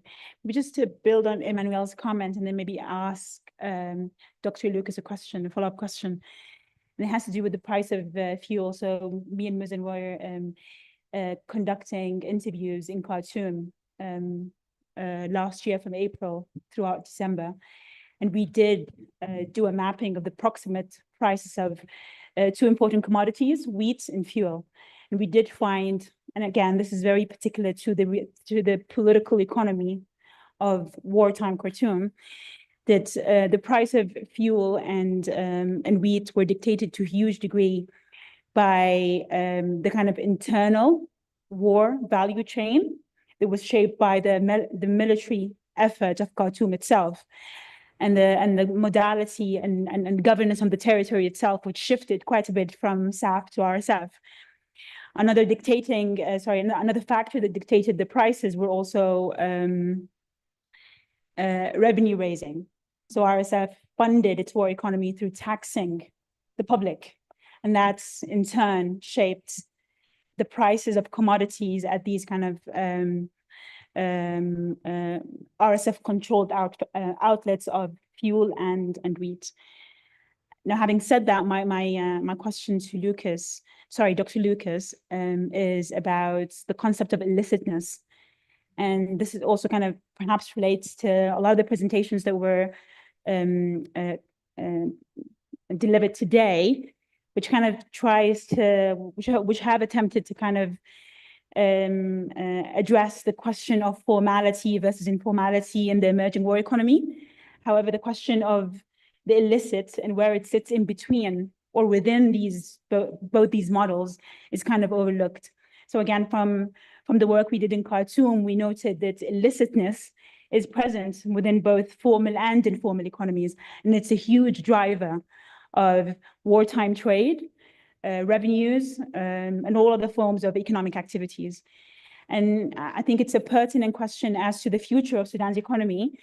I mean, if we enter into a post-war reconstruction phase at any point, will the return of the state mean an end to, you know, illegal activities, which doesn't seem to be the, you know, possibility. I'm just going to stop there. Thank you. Okay, thank you. Adam, please. Just quick on 3 points. First, as FAO, I would like to just support the point that the agriculture will bounce back, because the key factor to that is first, you should remember, everybody, that amid this crisis, agriculture has been the most resilient as compared to other sectors of the economy. And also that agriculture employs 75% of the working force of Sudan. If we go back to recovery, those people who will be coming back, of course, will be occupied, they'll be working to rebound agriculture. That is really normal. And so we also have noticed that amid the crisis, has the commercial farmer who used to own large area of land and all have mostly stopped because of the lack of incentive to take risk and all. More smallholder farmers have been engaged in the agriculture sector. Then they have access to improved seed, CMIT, FAO, and others have provided those seed. It is the first time that FAO has noticed that the productivity, which means quantity per hectare, has increased, because the average was around 0.5 ton per hectare. Now that has down to 0.63 ton per hectare. That is very significant.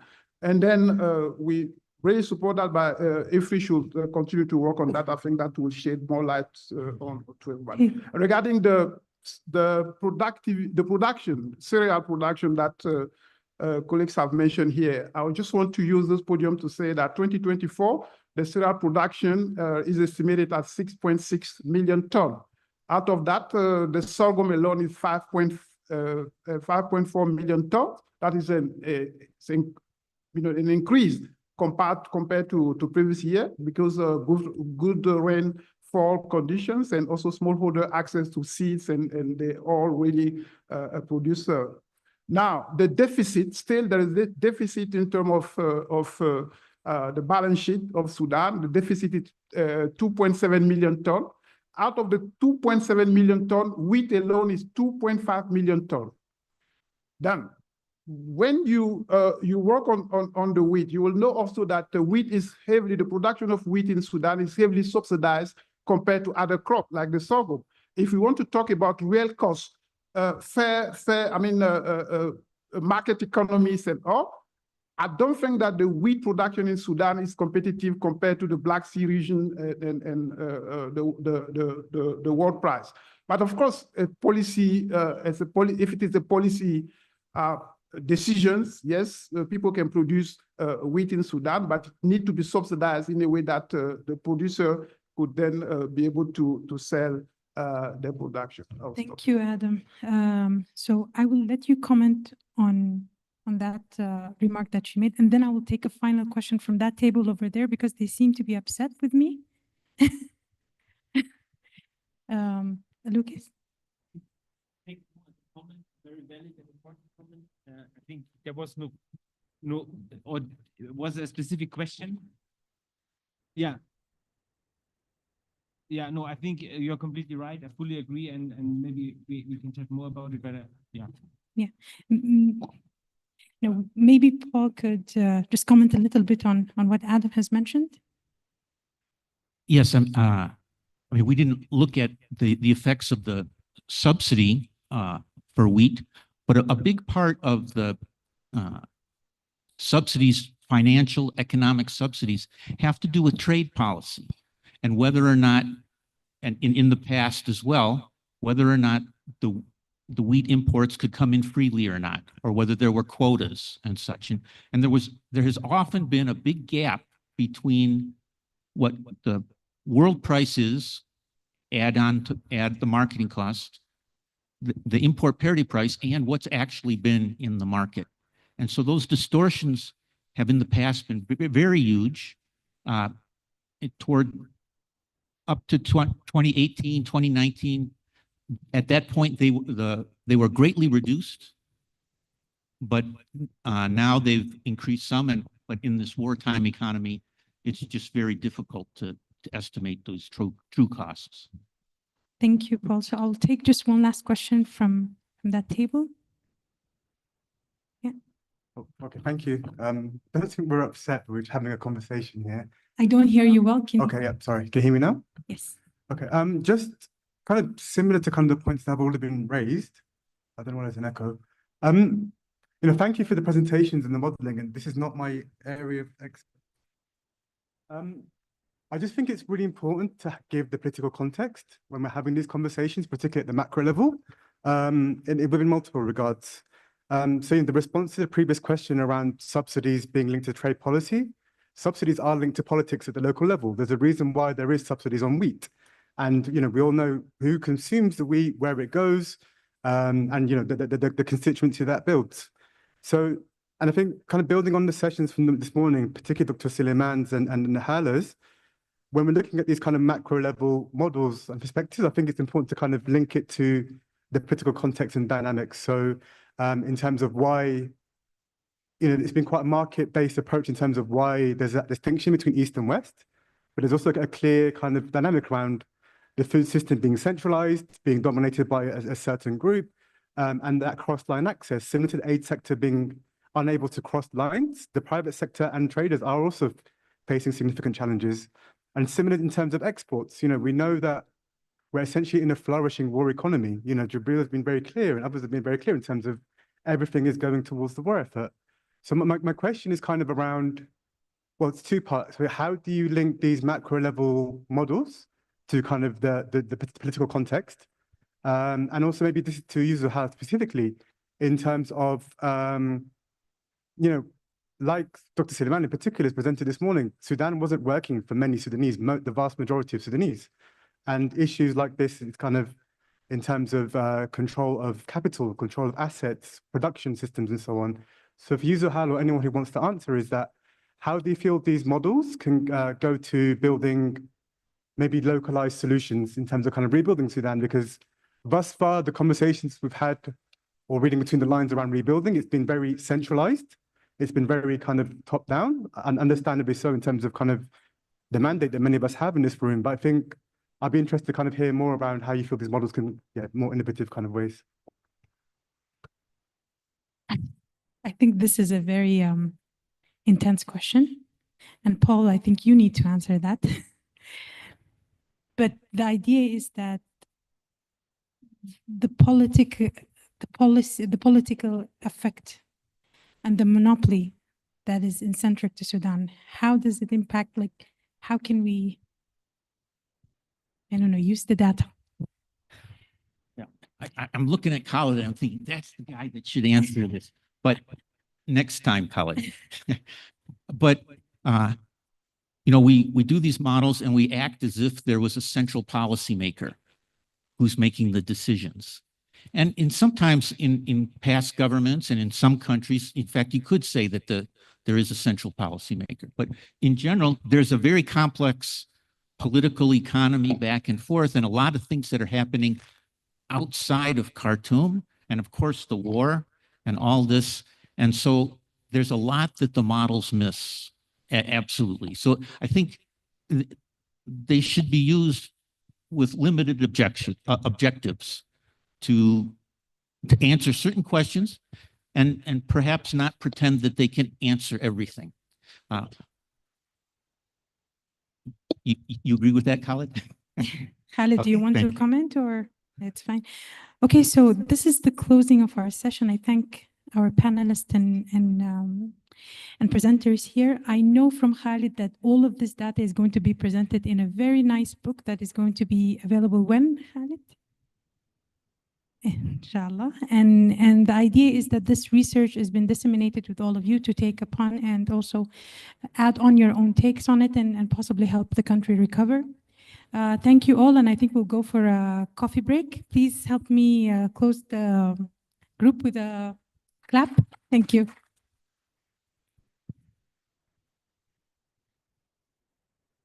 Come back in 10 minutes. Okay. Oh, so in here it says we come back. Oh, okay, 3:45. So we have 30 minutes. Okay, so we have 30 minutes and we come back at 3:45. Yes, thank you. Yes.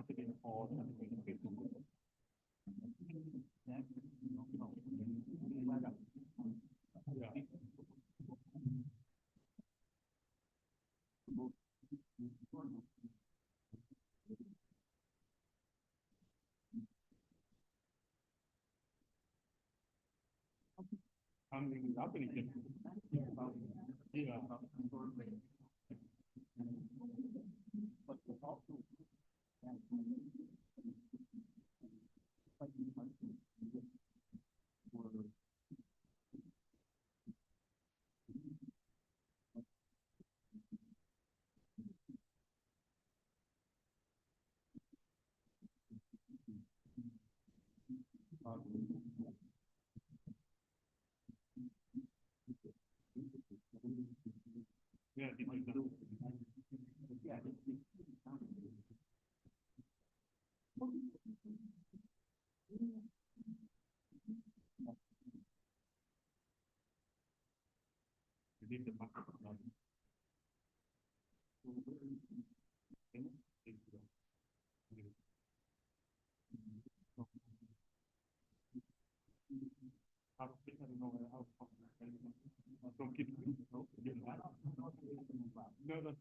no. It's like 200 kilometers. Too much more. Yeah. It's right, yeah. Yeah.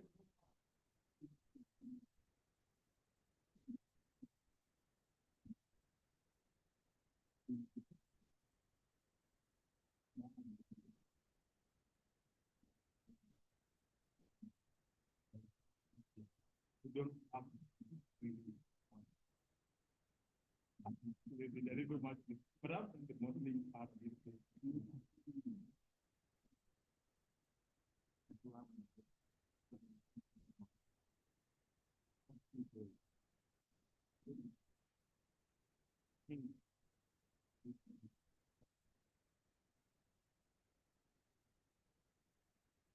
yeah,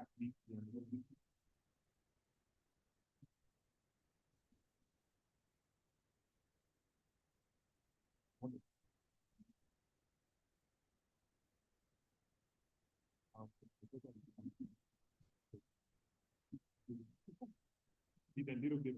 So it's a lot of laugh. But yeah, yeah, no. Please. Oh.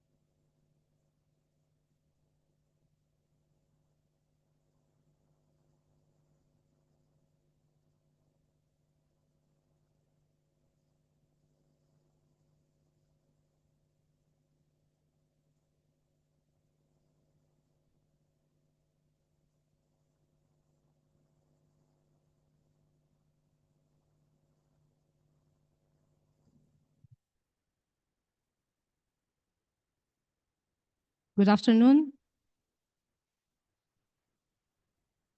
Can we all have our seats, please?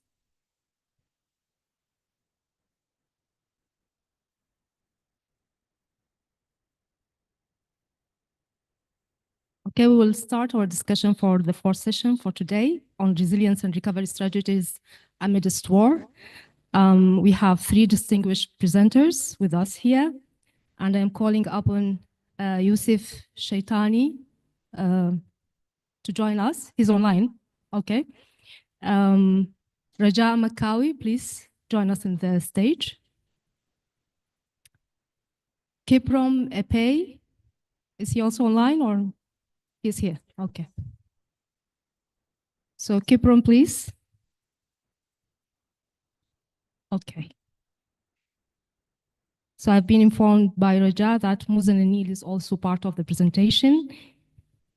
Welcome to our presenters, and please join me in appreciating their presence with us here. So without any delay, we'll start with our presenter, Yusuf Shaitani. Oh, sorry. So my name is Huyam Saleh. I am the director of African Union Inter-African Bureau for Animal Resources based here in Nairobi. And I'm so glad and pleased to be asked to moderate this session with all these distinguished presenters. So I'll be requesting Yusuf Shaitani from the United Nations Economic and Social Commission for Western Asia to present on the drivers of vulnerability and low resilience in Sudan. Please, Yusuf, the floor is yours. Thank you. Thank you very much, Chair. Greetings, everyone from Beirut. I'm here joined with also my colleague, HP Chung. And our presentation will be basically touching upon threats to recovery and recovery pathways. Then we move on to the drivers of high vulnerability and low resilience. And finally, conclusion. A quick deep dive into the different barriers to recovery pathways. The most serious threat to a path of recovery is a never-ending war or a frequent recurring one. And this is because when a war is over and some sort of peace accommodation is reached, these accommodations or peace deals never address the root causes of conflict, nor the long-term impact it created. Needless to say that the long-term or generational impact of wars are difficult to reverse. The focus is usually on the immediate impacts, such as people in need. But even immediate impacts are hard to reverse. Notice the peak of violence in the Arab region in 2016. Despite the decline of conflict fatalities that followed, the number of people in need remained high. So aside from the devastating losses of human life, the trend in the number of people in need are rising as conflict continues. People in need are estimated to be 30.5 million people in 2025. These 20.5 million people will be facing the long-term impact or generational impact of war in its many manifestations. In other words, generations are lost, poverty traps ensue, malnutrition and stunting rise and spread, all of which impact human development and significantly curtail people's full productive potential. Speaking of malnutrition, as hostilities continue, food insecurity and associated health challenges will further exacerbate vulnerabilities. Just to drive this point further, for more than a decade, we are witnessing the stagnation or deterioration of human development. How human development continues to be impacted will greatly depend on the intensity and duration of conflict. Stating the obvious, the economic situation in the country continues to deteriorate. There are also serious climate risks. Sudan faces a wide range of climate change impacts, most notably droughts and floods, which are projected to increase in both frequency and intensity in the coming decades. This growing exposure is reflected in the sharp rise in disaster impact vulnerability, which shifted from low levels in 2013 and 2018 to high vulnerability in 2025. The increase is primarily driven by the escalating number and severity of natural disasters affecting the country, further straining communities and undermining resilience, particularly in rural and agricultural areas.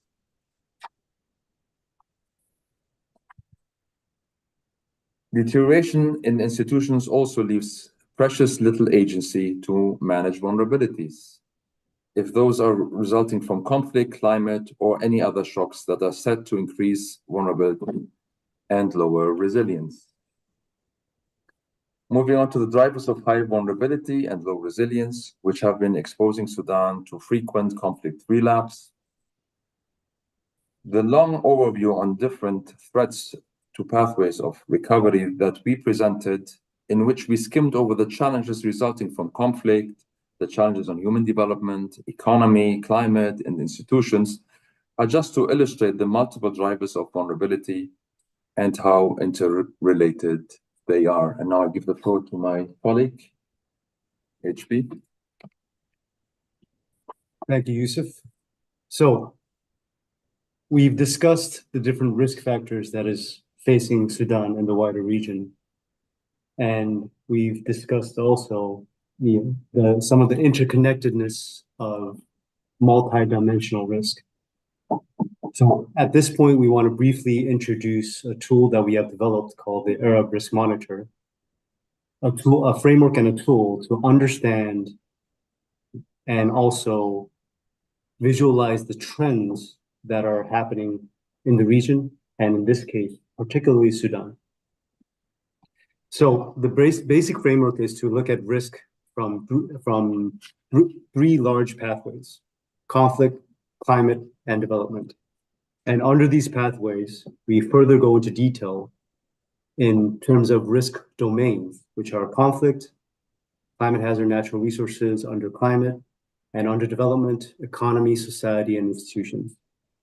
Then we frame risk into two different categories. The first one is vulnerability, which is the exogenous shocks and events that impact the country or the region. And then there's resilience, on the other hand, where it's the more internal capacity, policy-driven capacity to actually deal with these shocks and changes in let's say, the global economy or conflict.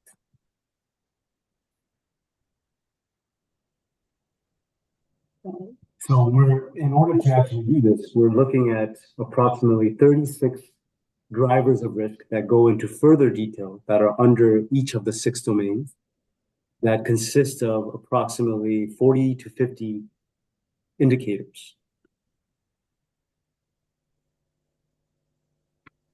And then we, of course, process the data and process the different measurements, and then we classify them into different risk categories.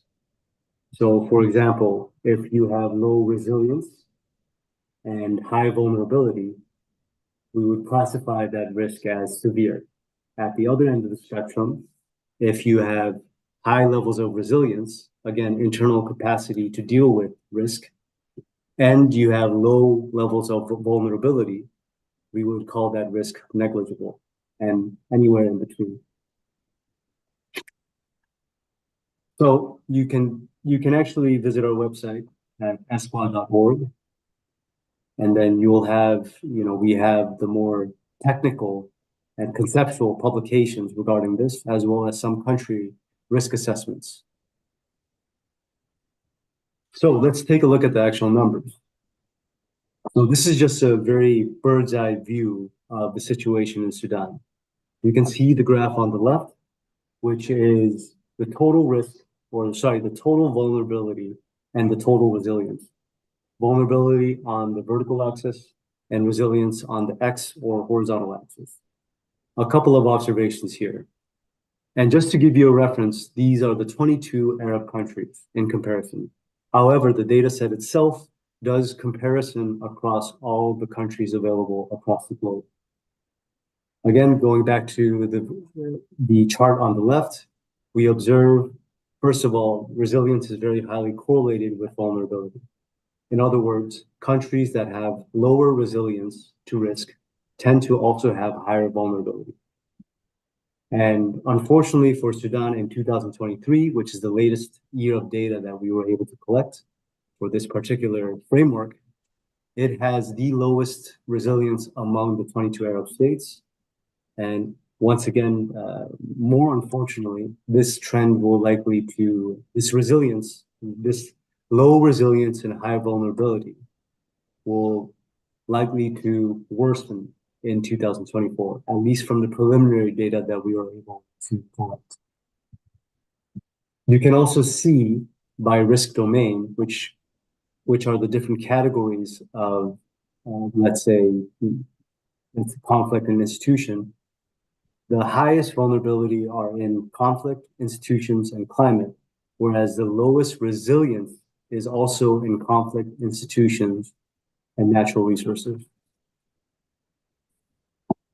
Again, at the domain level, we can see that for 2023, it's unfortunately a very negative picture where the risk is very high, particularly for institutions and conflict. Drilling down a little bit deeper and into detail, let's take a look at the drivers of risk, of both vulnerability and resilience. So both of the graphs, the graph on the left represents vulnerability and the changes from 2018 to 2023. And likewise, the graph on the right is changes in resilience from 2018 to 2023, ranked from high risk to low risk. So if we take a look at vulnerability factors, we see that conflict, political instability, and institutional issues rank very high, as well as disaster impact in terms of high risk. In terms of low resilience, which again induces high risk, we see economic growth has essentially stalled, and it's actually going the opposite way. And the lowest number possible is causing a huge issue with the capacity to deal with risk or any other economic risks. And we see also there's very low resilience and territorial integrity, displacement resilience, and other institution-related issues, as well as water resilience.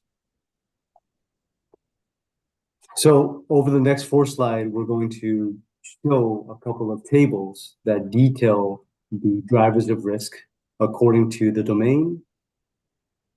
And these are the 3 years that we can see the numbers. So 2013, 2018 as a midpoint, and 2023 as the most current data. On the rightmost column, you can also see the trend of how the direction to where these different drivers of risk are moving, whether they're going up or down. So we observe for conflict, the situation is quite grim, unfortunately.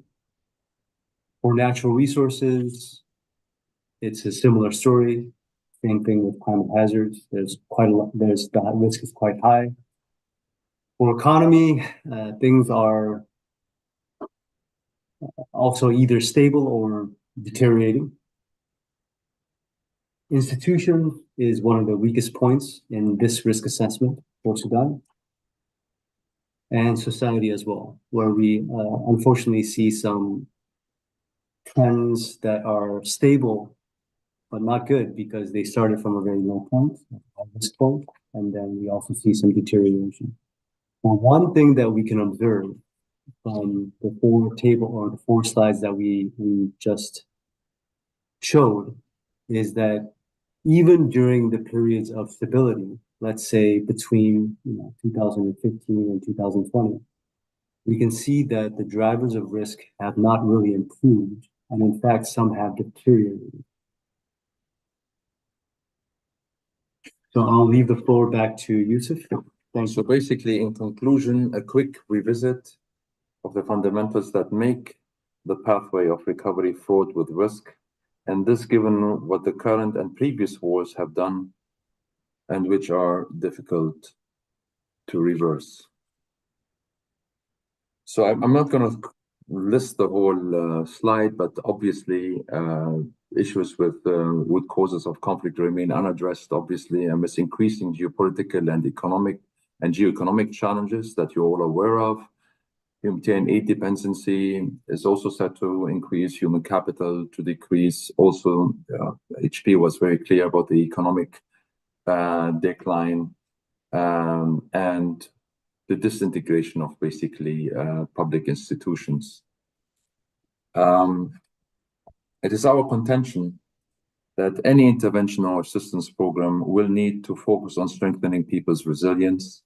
The approach needs to be multidimensional in the sense that it addresses in tandem conflict, climate, and development challenges. The humanitarian development peacebuilding approach needs to be operationalized, and here not only in terms of from the donor perspective, but also the beneficiaries need to be trained in basically operating within such a mindset or approach. And basically, thank you everyone for listening. Over to you, Conference Hall. Yeah, thank you so much, Yusuf and HP for the presentation. Unfortunately, it's giving us a statement on how it is difficult for Sudan to recover from this conflict impact, but also thank you for giving us the recommended actions on how we are in a need for multidimensional approach to address all the conflict, climate, and development issues. Thank you so much. And for the second presentation, we'll be having Raja Makawi and Muzan and Neil. They are researchers at London School of Economics, and they will give us a presentation on mapping survival, the Sudanese public and income generation during the war. So Raja, please, the floor is yours. Thank you.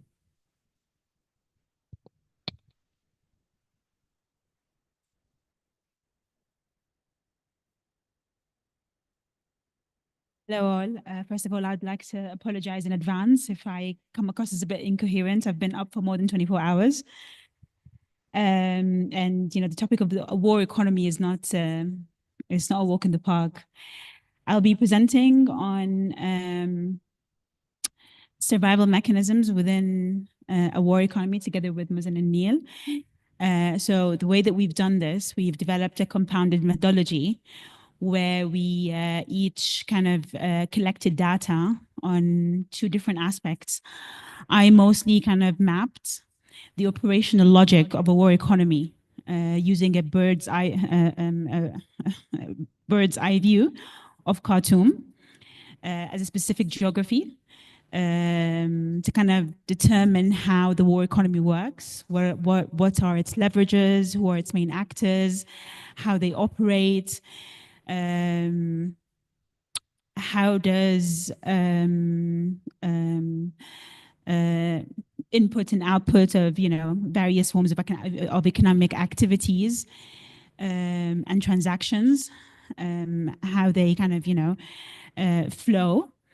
Whilst Muzan kind of came in with the kind of more nitty-gritty kind of people-centered approach. So she examines how the public who live in Khartoum under RSF areas of control, how they actually kind of engaged in economic activities amongst themselves and in relation to the armed actors economic model. So I'm just going to cover the war economy part first, and then Muzan is going to come in with the people's survivalist strategies. So to start with, I guess a good starting point is trying to redefine war itself as a form of economy, and I think we departed from trying to understand, to find an understanding, a meaning and understanding, as well as an application of the term war economy, which is something that the team at IFPRI also encouraged us to do. Okay, so I have to wait.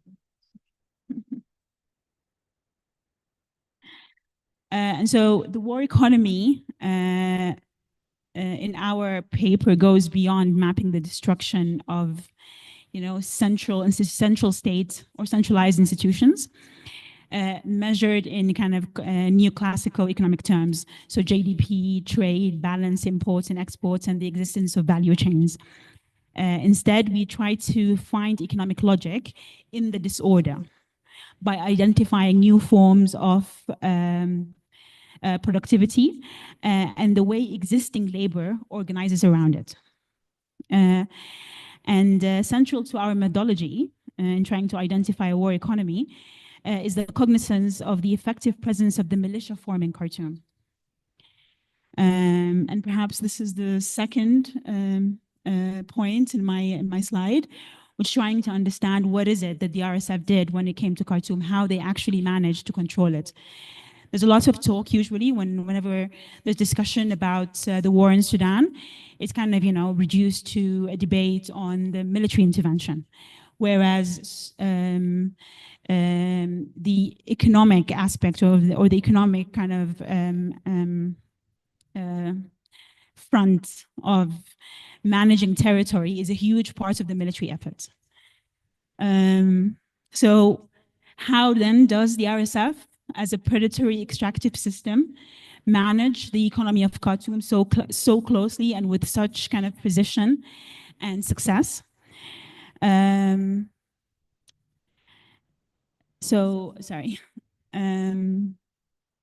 militia form is itself a form of political economy that uses violent forms of extraction that has operated in Sudan with a huge level of success way before the war, especially in the peripheries. So the term, the militia form, was kind of advanced as early as 2019, which we all know was the good part of the transition, by scholars such as Majdi Jazuli and Edward Thomas, who are also political economists.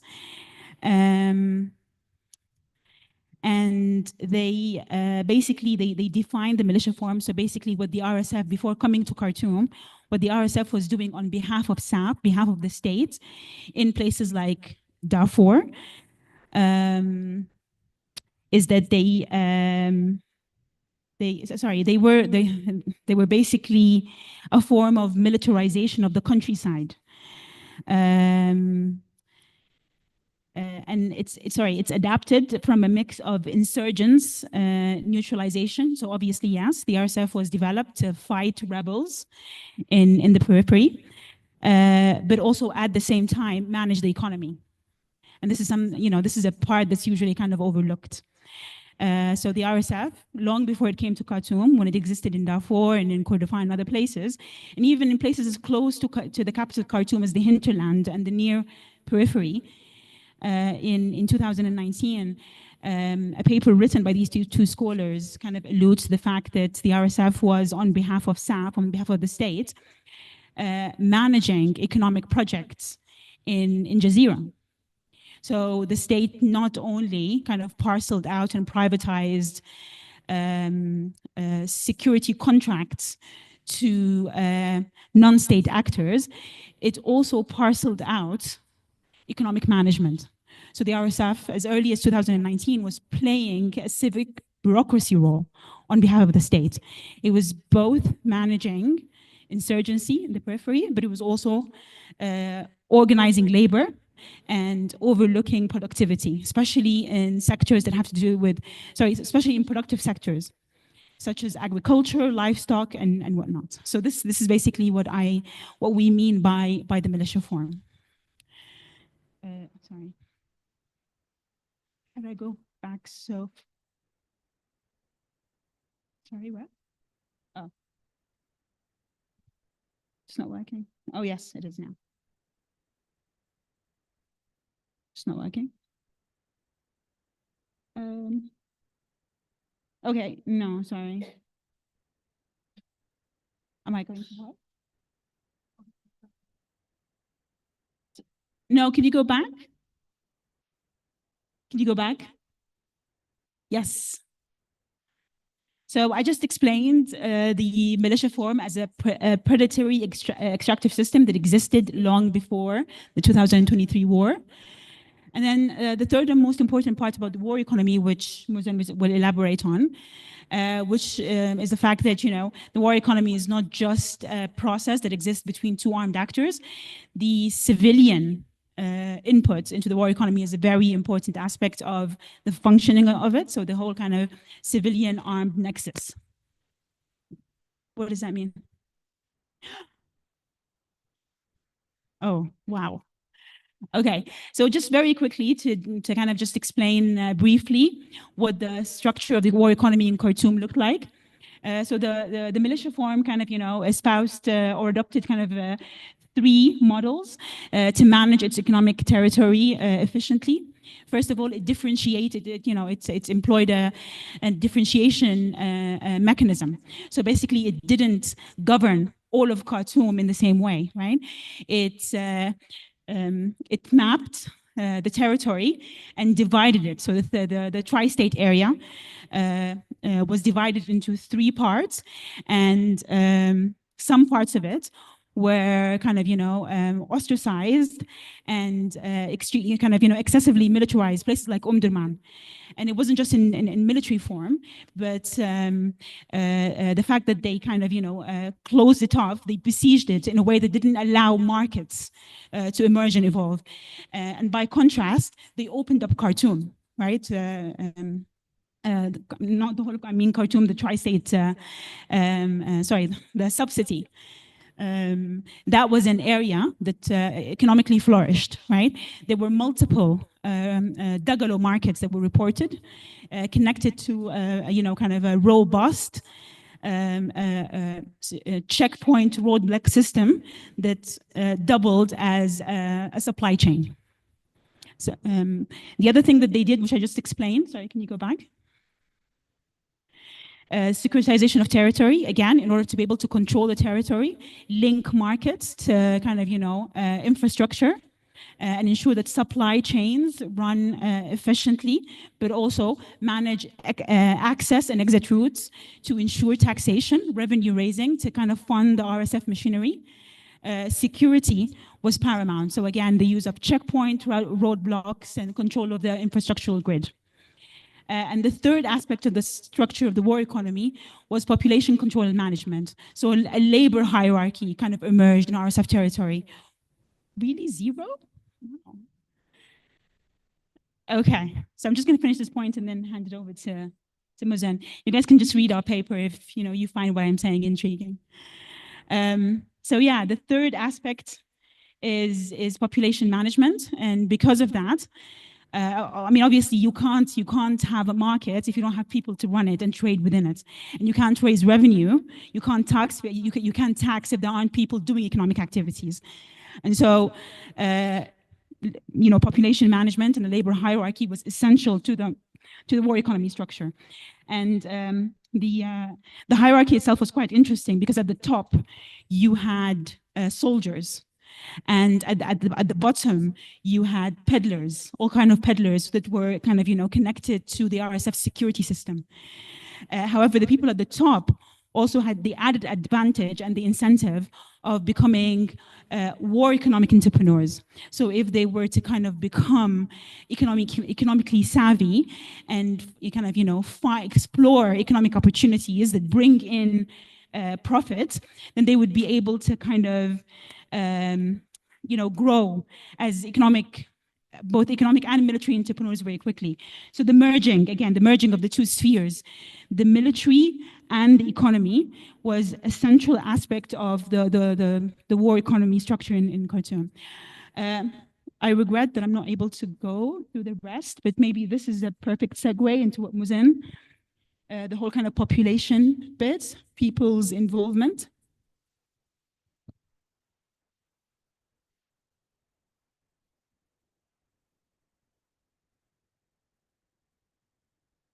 Thank you, Raja. If we can go a couple of slides ahead. It's unfortunate we can stop here a bit, one back.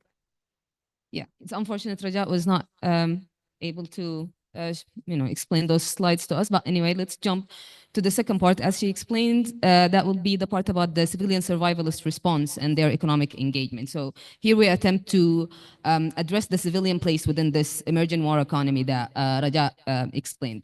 As Raja said, this was collected from RSF-controlled area in Khartoum in late 23 and up until early, actually 2025, looking at different areas, including periphery areas, some of the historic areas, and the new markets. Those are, maybe you can say, the three main categories where you still had high density of population within Khartoum. And I think that's on its own is an area for study. What makes people decide to leave or stay, and the impact of the kind of the area that you started from in that decision.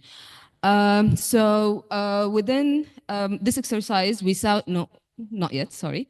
We sought to map the relation between like the geographical presence, the employment typology, the income modalities within Sudan's war economy, and to map the public survivalist response. We focus on small-scale manufacturing, and we will come to the reasons why in a minute. But just let me explain that to make sure that we have like market relevant data. We started our interviews first with the residents of these areas, basically consumers, if we can call them so, to start from what are the goods, the locally produced goods that you are seeing, to make sure that we have actual the data that actually reflect in what the consumers are experiencing in the market. Then the second phase took the data from this set of interviews, and we looked later into interviewed the manufacturers of these defined products, and that's when we looked into like the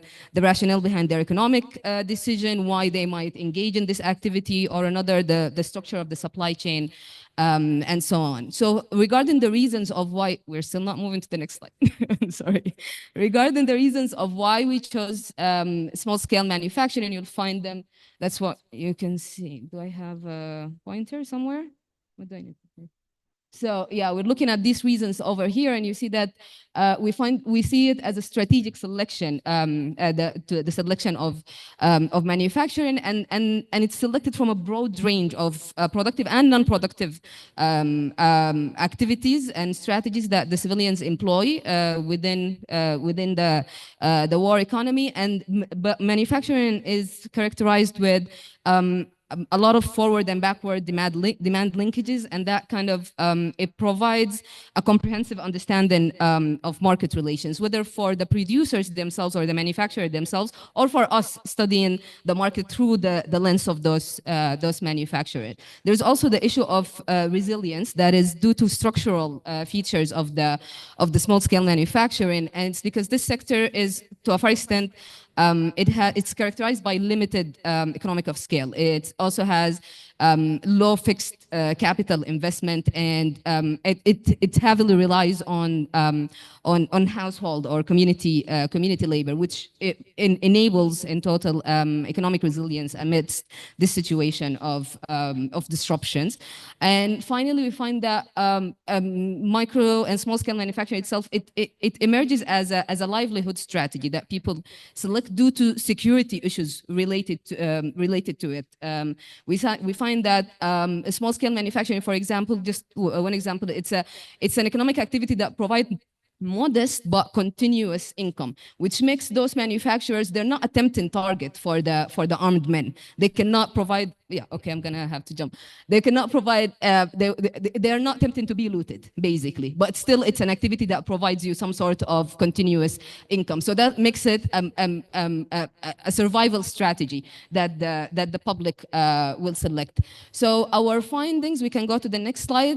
We group them in quality of service, quality of life and services. There is the geography of war as experienced by civilians, and there is the civilian economic activities and coping mechanisms. I wish I had the time to go through each one with all our findings in them, but maybe I'll just select a couple. I still have to select from that. Yeah, I'll just select one of each. Is that, for example, at the issue of quality of life and service, what we noticed from the residents in the RSF areas that there is a lot of reliance, as we all know, on communal service provision, community kitchens, ERs, and so on. But another interesting factor is that those kitchens, they do experience some relative safety in comparison to other institutions in the area, and even to like residential households. There is an interesting discussion of that point in the paper. I hope you get a chance to read it. With the regards of the geography of war, we also explore a certain split of the roads, for example, in the RSF's controlled area, where you had the main roads are controlled by the RSF, while the civilians had to move their life to the secondary roads, and how that impacted even there is the dynamic between the armed men and the civilians, but also the kind of market fragmentation that takes place, and what kind of manufacturing, the move of the supply chain, the raw material, and how it's dealt with. And when it comes to the civilian economic activities, we have a lot of findings regarding this entrepreneurial activity towards manufacturing that takes place among the public, and also some important points, I think, in understanding that this is a relationship of a ruler and ruled. You know, the relationship between the RSF and the civilians in RSF controlled area is a relationship between a ruled population and their rulers. And this relationship requires engagement from the civilians to be able to actually produce, move on with their economic activities. And it's interesting how that is actually what is labeled by different sides as a matter of collaboration, and how this violent attack on collaborators, as we heard from the SAF and RSF, is something that we can read as an attempt to take back control over the war economy. I wish I had more time to go over the rest, but maybe in questions. Thank you. Thank you so much, Raja and Muzan. And I think the time wasn't in favor to address all the findings of your studies, but thank you for sharing with us the case study in Khartoum, addressing the war economy and the survival mechanisms. So now we are arriving at our last presenter, Kipram. He's a senior research fellow in FPRI in the Development of Strategies and Governance Unit, and he will be presenting to us on can digital cash transfer serve those in active conflict, evidence from randomized interventions in Sudan. So Kipram, please, the floor is yours.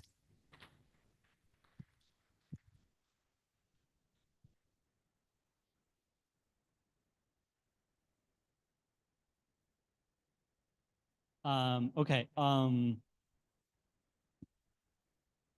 Thank you for your patience. Thank you for your patience. So with all these problems that we have here and the challenge of delivering humanitarian and other types of support to people affected by conflict, we're going to show and test one intervention that we tested to support households grappling with armed conflict or facing conflict. So we are asking, can digital transfers serve those in active conflict? And can humanitarian services and humanitarian organizations use digital tools and digital cash transfer mechanisms to reach out those people in inaccessible areas? This is a joint work with a big team with my Sudan team colleagues. So I'll hand over the difficult questions to them.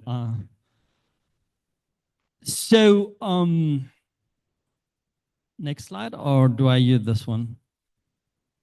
Okay.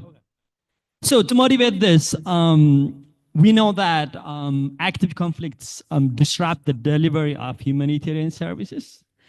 And we also know that besides the disruption in public infrastructure and disruption of market that others was discussing, aid delivery in conflict-affected setting is prone to aid diversion and also siphoning of resources by military and paramilitary actors.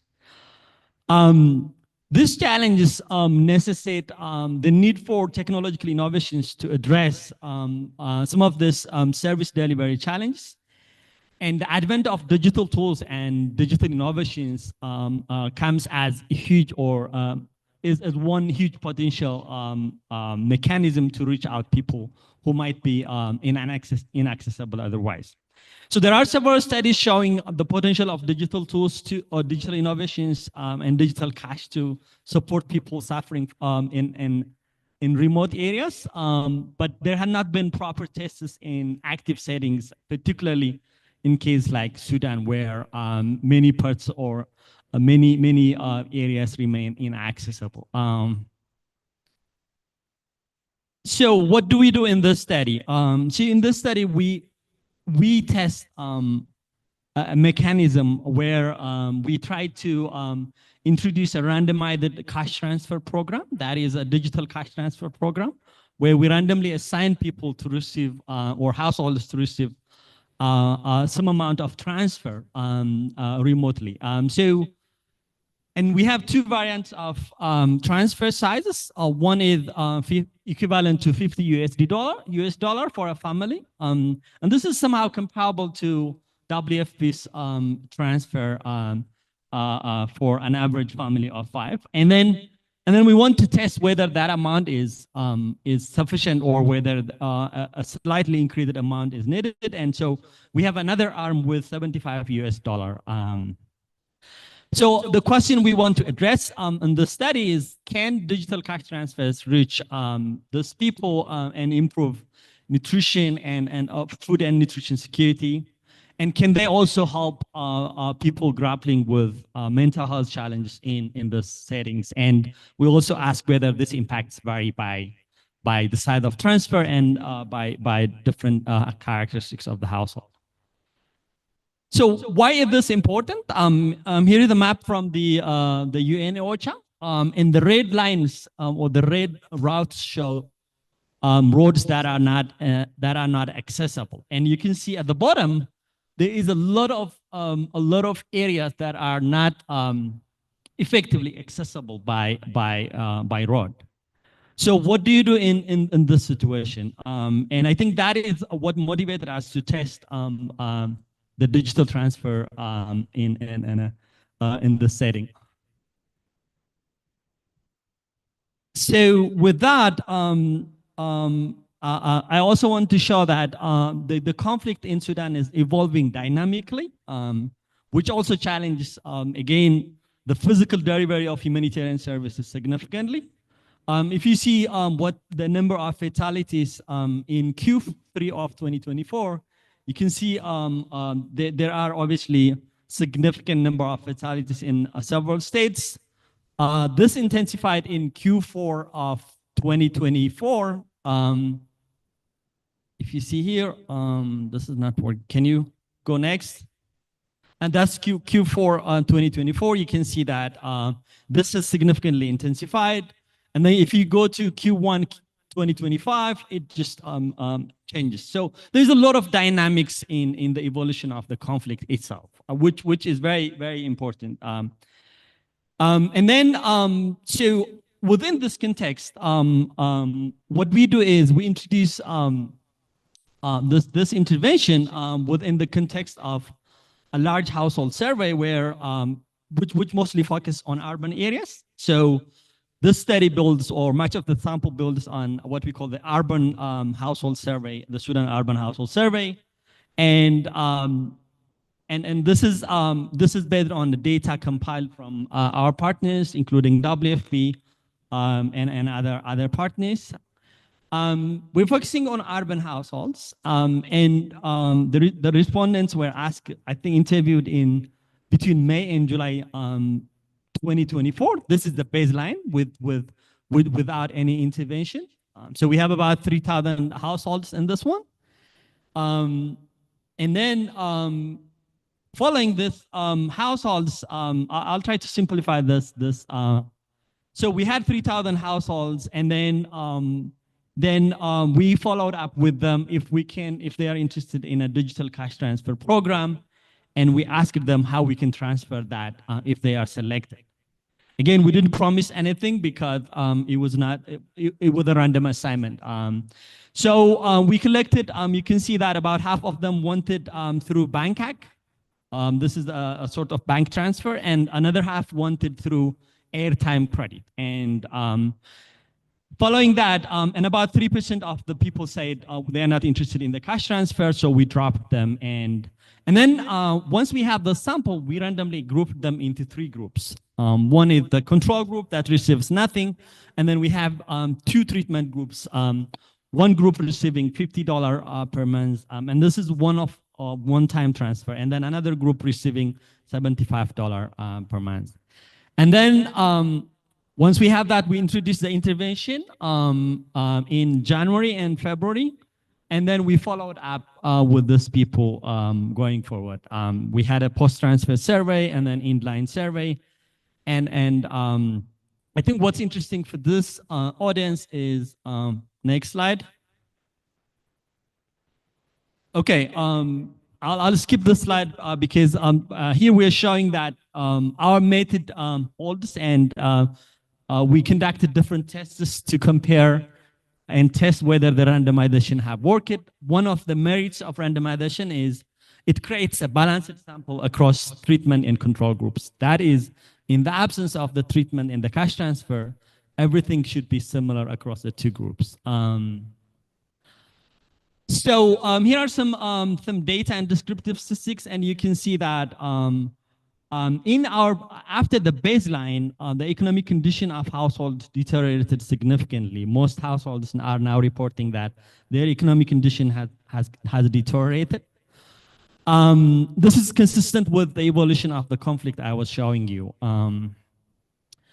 And then here is the method of transfer we asked, and you can see, like I said, about half of them are requesting us to send them through bank hack, and half of them through airtime, and we're doing that. And the last bar chart is showing the share of people who had to pay some transaction costs to get the money. So about 24% of the sample had to pay some transaction fees, either to someone who's going to receive the money on their behalf or to their friends or relatives.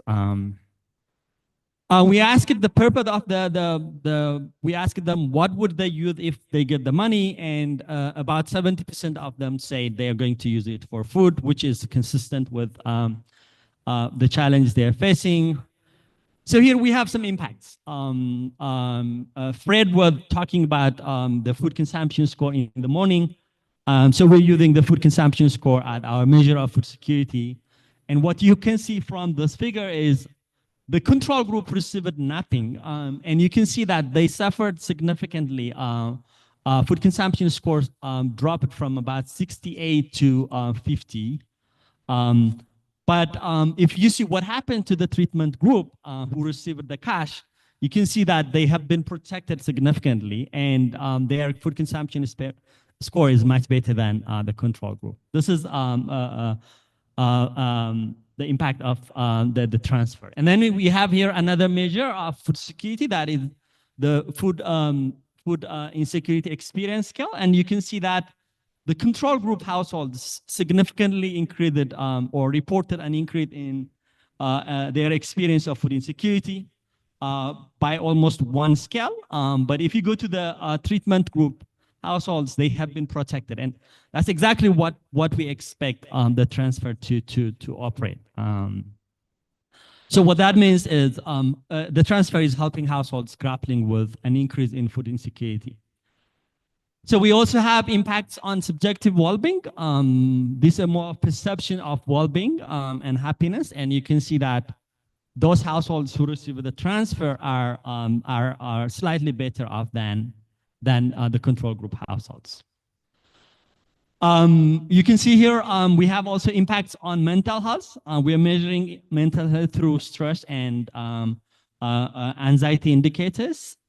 And again, you can clearly see that the control group households report significantly higher level of stress and anxiety, while this declines as we increase the transfer. So this is also encouraging. So to conclude, What we want to show here is digital transfers can reach and can be deployed in this context, even in contexts like where a large segment of a population is not accessible. Of course, some of the transfers were received through friends and relatives because some households didn't have account. And what's encouraging is the digital transfer improved food and nutrition security of households. Particularly, the control group households suffered significant deterioration in food security, while the treatment group households were fairly performing better. We also see impacts on mental health, and we know that I haven't shown youth and figures, but we can see that those people in active conflict report significantly higher level of mental health challenges, and the transfer is helping to ease that burden. We don't see a big difference in the impact because of the size of the transfer, and I'm guessing this is encouraging for WFP because the amount of transfer that the humanitarian organizations are giving in Sudan seems showing promising impact. We're going to do a lot of additional analysis to show who is more benefiting from the program. Is that the poor? Is that the women?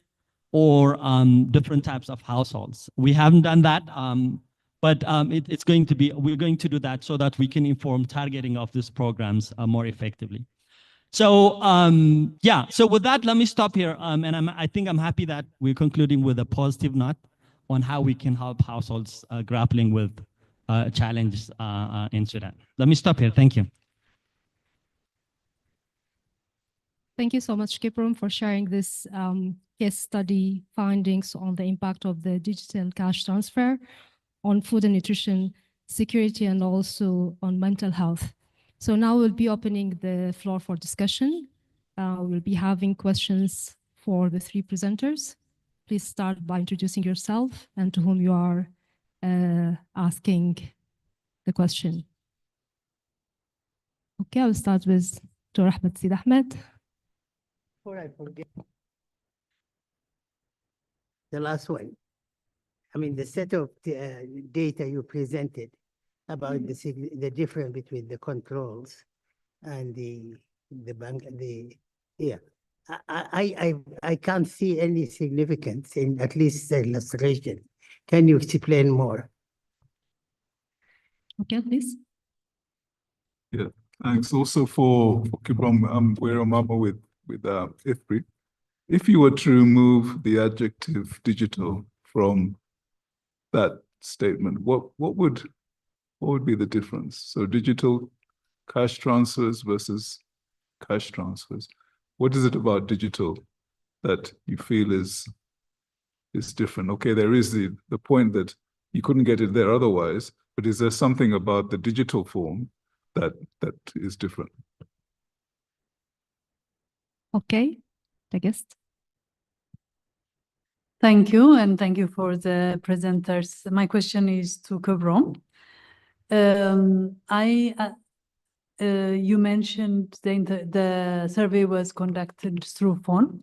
Is that correct? Yeah. How were you able to reach states that did not have telephone coverage? And I think you mentioned initially the difference that you did an analysis of the difference between $50 and $75, but I don't think I saw the result in the end. One more. The last one is, were you able to look at the impact of the digital cash transfer on the supply or price of commodities at the local level? Did it have any impact? Thank you. Thank you. We'll have answers for these three questions first, and then we will take the second round of questions. So Kiprum, I think you have the three questions to you. Please go ahead.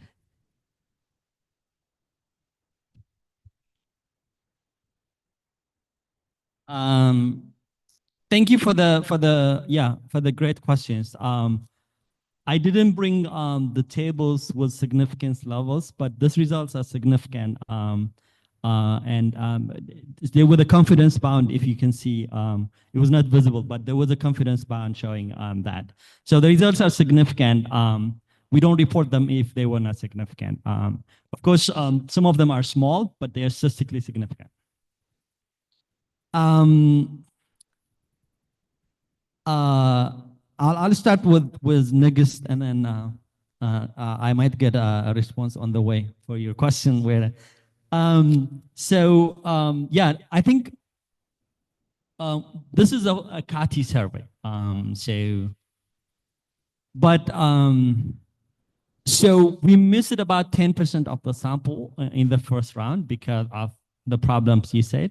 But once we have that, it was possible to reach out all of them, almost like 99, 98% of them. So we tried, I don't know, our survey firm in here, he might respond, but I think it was possible with a lot of patients and repeated calls through 2-3 weeks, it was possible to get most of them. Yeah, you're right. I motivated. Initially, our hypothesis was there would be a big difference between the $75 and the $50, but it was not the case, and the results were similar. We only see marginal difference in on some of the outcomes, and I didn't emphasize it, but our hypothesis was there would be difference, but there is no statistical difference in the impact of the two transfers. So that is why we didn't highlight it in the discussion. We didn't collect price data, so maybe we could do that in the next round if we have the funding. But for now, we can't speak much about that. Where I think, yeah, it's a very good question. I wish we had more opportunity to move the digital arm, the digital in the data itself, in the experiment itself, and we have an option where we just give cash, and we compare it with the digital. But theoretically, there are many reasons to think that they could operate differently. And one of the, I didn't show you the result, but one of the questions we had were whether they had felt a pressure to share the resource. And one of the results we see in social protection programming in many East African countries is the resources are shared with other people. And part of that is because they get the money publicly. But here, when they're getting the money through their phones, the pressure is slightly smaller, and they might not share. We have some results that show that these transfers can ease some of the social burden between people. I think the other innovation related to digital is like, when I see this map, the map I was showing you, the cash can't work in this, in some of these areas. So we have to go digital, right? So that is an additional motivation. But definitely, I mean, if there are opportunities in the future, again, we can test that in the field and come up with more evidence. Thanks. Thank you, Keprom. So we'll take the gentleman in the back, the lady here, and the gentleman there. I'll start from the back. Thank you. I have a question for Muzin and Raja. Resilience is an interesting word, right? It's one of those that if you ask everyone in the room, we'll come back with a different definition of what we mean by resilience. And it's one of those that there are different perspectives and it can mean different things at different times. And for me, Muzin, what you're talking about, civilian survivalist response, that is resilience in a certain context, right? In a certain situation. So I was kind of thinking when I was hearing, well, looking at this panel more broadly, there have been multiple attempts for the last few decades in Sudan at resilience type programming. Some have been successful and others we have some lessons and so on. And I think I was reflecting kind of what some of the key lessons are in terms of resilience, and it's often linked to short timeframes in terms of process. We try to rush resilience from a very humanitarian lens. Often it can be quite top down and materialistic in the sense that it's about goods or providing something and so on. And we steer away from having some quite difficult conversations around, social and political capital, around, inclusion, representation, governance, and working with civic structures. So now my question specifically is, in a context where so much has changed, but also such little has changed as we've seen in the conversations today, what does resilience mean to you in this context? And kind of, especially I think from the perspective of these local structures that have shown again and again to be resilient, to be the ones having these conversations, to be the ones that kind of absorb these shocks again and again.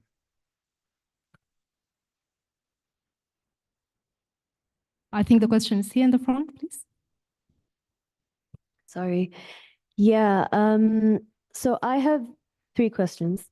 The first one is for, I don't know if Yusuf and HP are still online with us.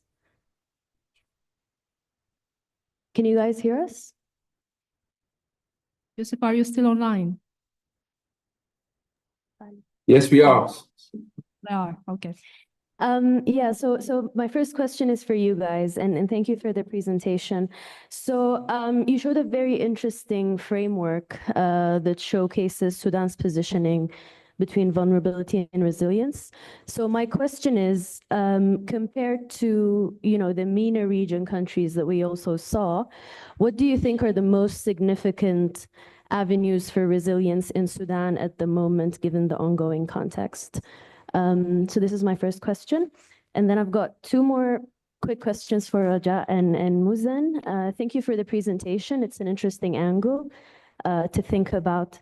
And I think my questions are probably things you could have covered, but you were out of time. The first one is for Raja. So Raja, you talked about how the RSF had kind of different strategies and people management and market management, even within Khartoum. So I'm curious to know, what do you think that is dependent on? And was it really more strategic, or was it dependent really on the infrastructure, the kind of socioeconomic status of those individuals in these regions, or whatever other factor really that you found? And my last question is for Muzan. So you mentioned how some communities started tapping into small manufacturing activities. Maybe you can tell us a bit more about what kind of activities that they got into. And within those, were there any significant outcomes as to which ones were more challenging for these communities to operate in and which ones were easier? Sorry for taking a lot of time. Thank you. Thank you. And the last question from the gentleman here.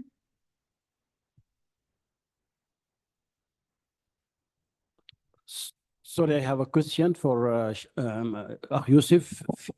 Your definition of how long a civil war will last has all the features of the civil war taking place today in Sudan in terms of number of foreign countries intervening and the inability of scoring an outright military victory over the other and disarm the other and so on. So is this your prediction that this war would last for long? This is the first question. My other point is the comment with regard to the militia state that Raja and Muzan have described. I tend to distinguish between 2 things, which is the RSF as a militia state when it occupies territory and population and conduct all these illicit activities, racketeering, ransom, and trading with stolen goods from war plunder.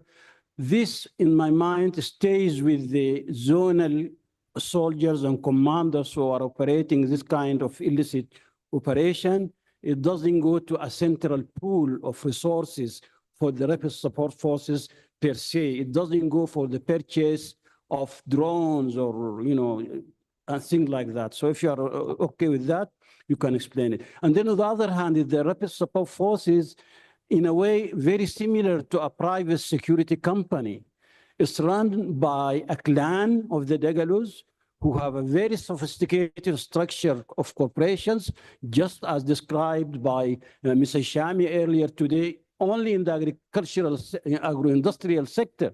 and the banking sector, but they have road building, transport, mining, gold mining. They have telecommunications, satellite communication in that private set of companies.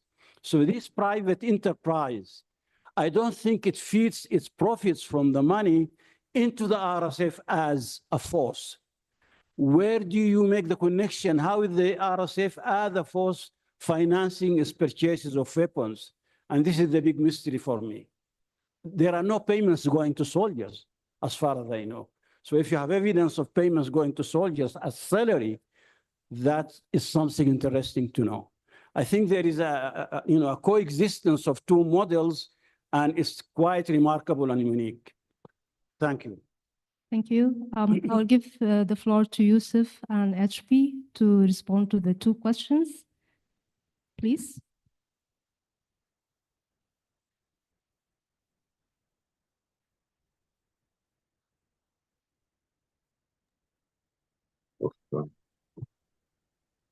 Thank you for the questions. I will try to address the first question on resilience, especially compared to other Arab states or others in the MENA region. So we did highlight some of the drivers of low resilience and high risk. These include institutions, water resources, etc. There are also some bright spots and some improvements that have been made, especially, for example, in female gender equality in education and also internet users. So very closely associated to our speaker or presenter on digital cash transfer. I think it's important to really capture those increased resilience in these sectors, similar to how the cash transfer or the digital cash transfer is being piloted.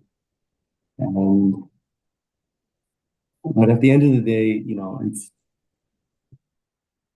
there are fundamentals such as corruption, rule of law that have to be improved before we can actually predict to see significant reduction in vulnerabilities as well as strengthening of resilience.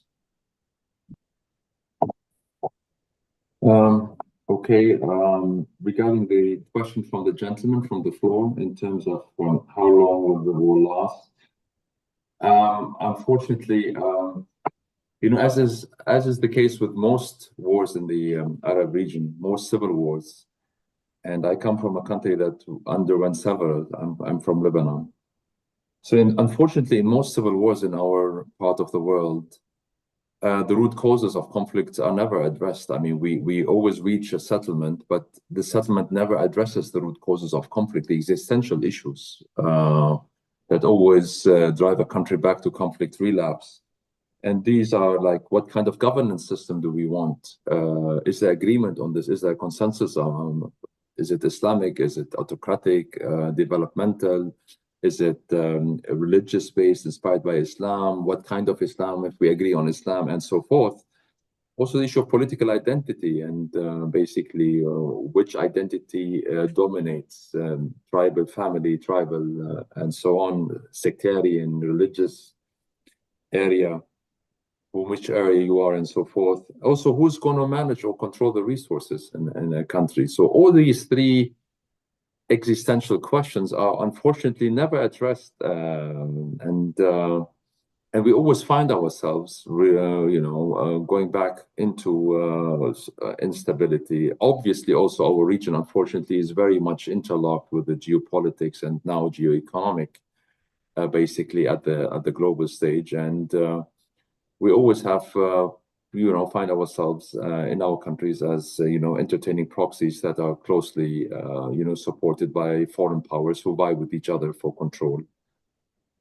And this is not only the case of Sudan, obviously, and this is also the case in many other countries, unfortunately. So I honestly don't think, unless we start looking at the deep causes and come to an agreement, among ourselves, I don't think we're always going to be susceptible to instability and the political forces, the outside political forces, basically that finance this instability, because, you know, our people are not, in most countries, we cannot afford long-term civil wars, protracted wars, or repetitive wars. Wars are expensive, as you all know. Yeah, back to you, Chair. Yeah. Thank you so much, Yusuf and HP, for the replies. So now I'm going to Raja first and then to Muzan to reply the two questions, please. Maybe I'll try and tackle Basil's question first about resilience and the meaning of resilience. I mean, it is a difficult concept to pinpoint, mostly because also at the university, we'll come at it differently than, say, in donor circles. Resilience within donor circles maybe kind of refers to, you know, communities' ability to survive and but in relation to certain conditions and factors, one of them being minimum involvement, right? The whole kind of value for money concept. So it's about intervention versus output, right? Or demonstrable value. In post-colonial theory, resilience has a different meaning and application. And perhaps, to me, the most salient example of what resilience produces or is supposed to produce is good governance systems from below. So take Sudan as an example. In the early post-colonial period, the state's need for productive forces in the near periphery, so the hinterland, Al-Butana, which is modern-day Jazeera in these areas, right? Kind of propelled the presence of a huge labor workforce, right, that worked in the agricultural sector and other productive sectors, with a huge degree of contention, ongoing contention, right, between state, central authority, and this labor population over a number of things, including, you know, land rights, political rights, socioeconomic rights, redistribution, whatever it is. And the outcome of, let's say, 30, 40 years of this constant violent and at many times bloody clash was the creation of the social contract. It is not a perfect social contract, right? But it does exist.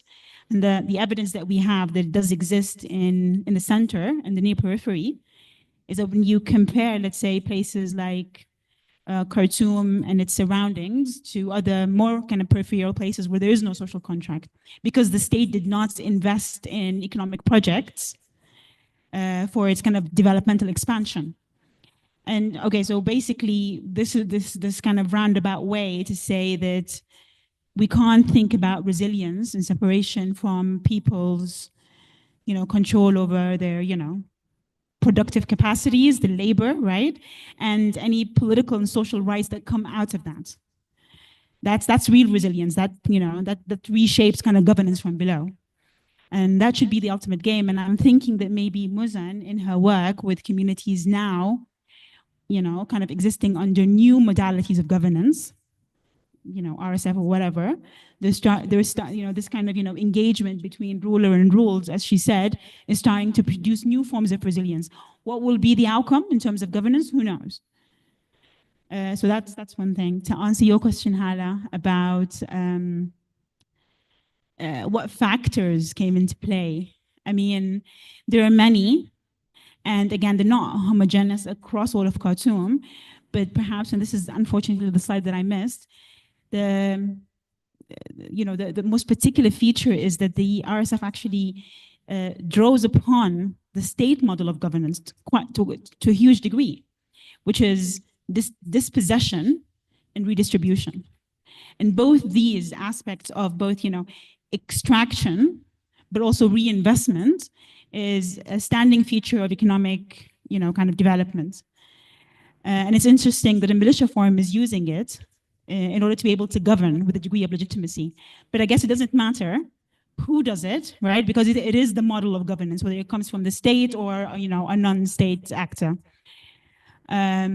the way where there is a contradiction, an inherently contradictory nature to both these processes, right? Because dispossession is by its very nature predatory and violent, right? Because you take with violence, right? Whereas redistribution, right, means that whatever you took through violence, you have to reinvest some, right, in order for it to kind of incur investment on return.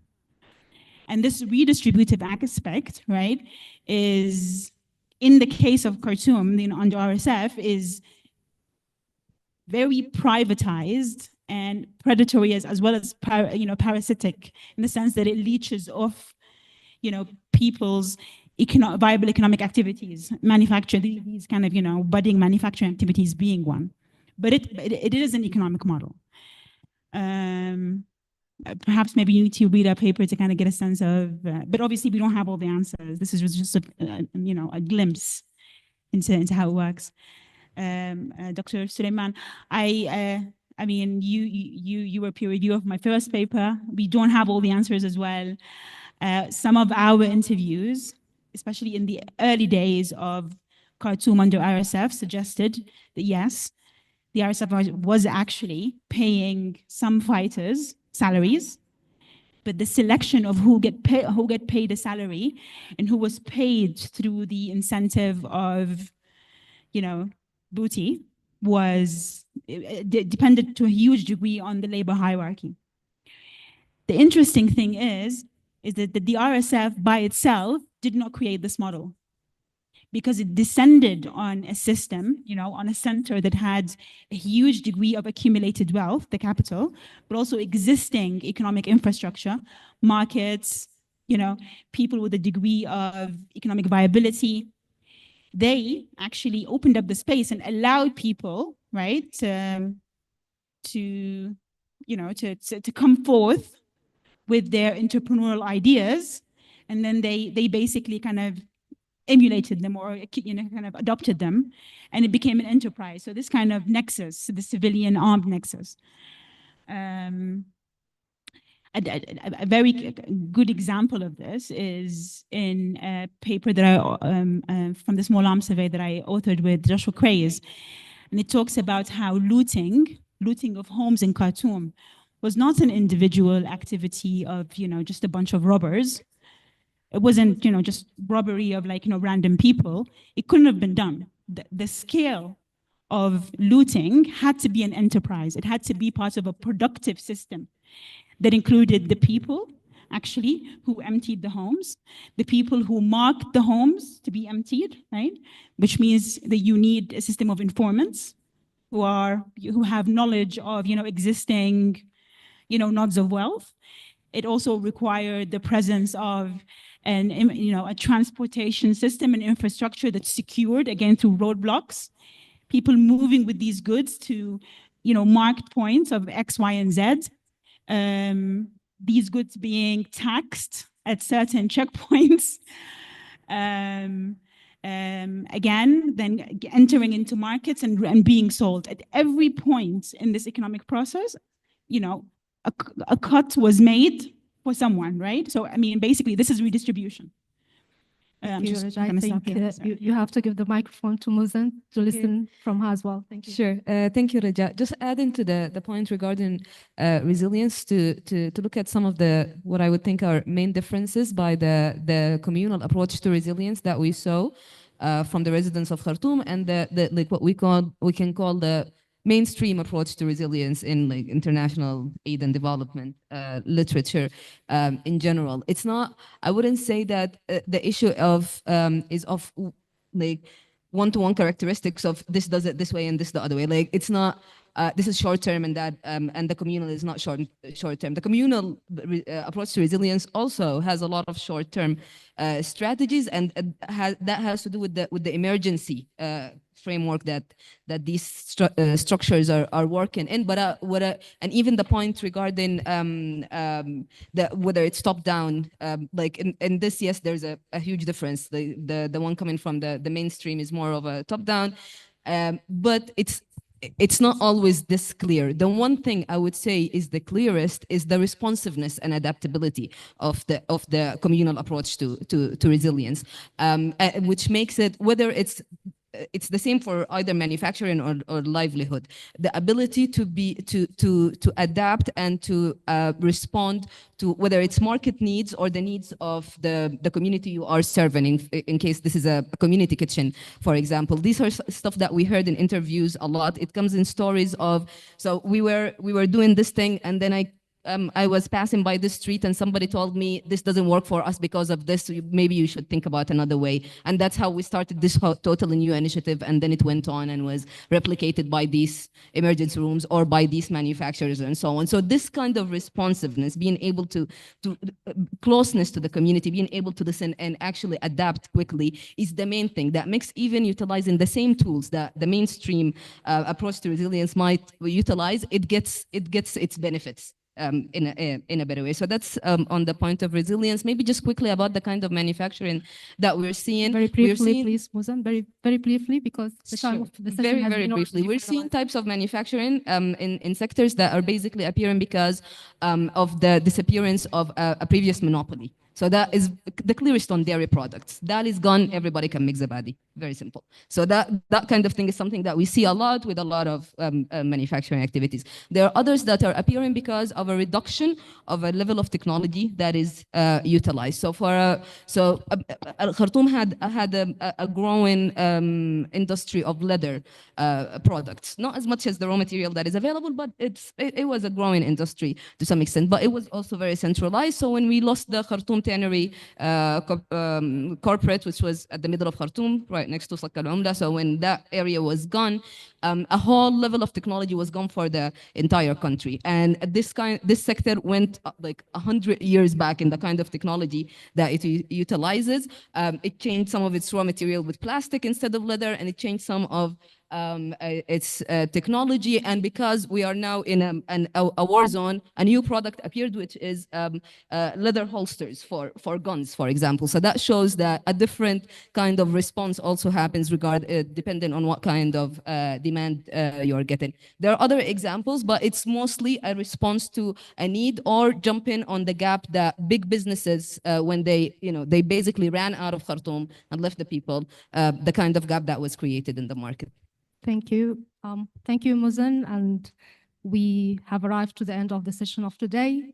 Join me in appreciating our presenters, Yusuf, HP, Raja, Muzan, and Kipram. Thank you so much. And I think there should be some closing remarks I'll be giving to Dr. Khalid. Yeah, thank you.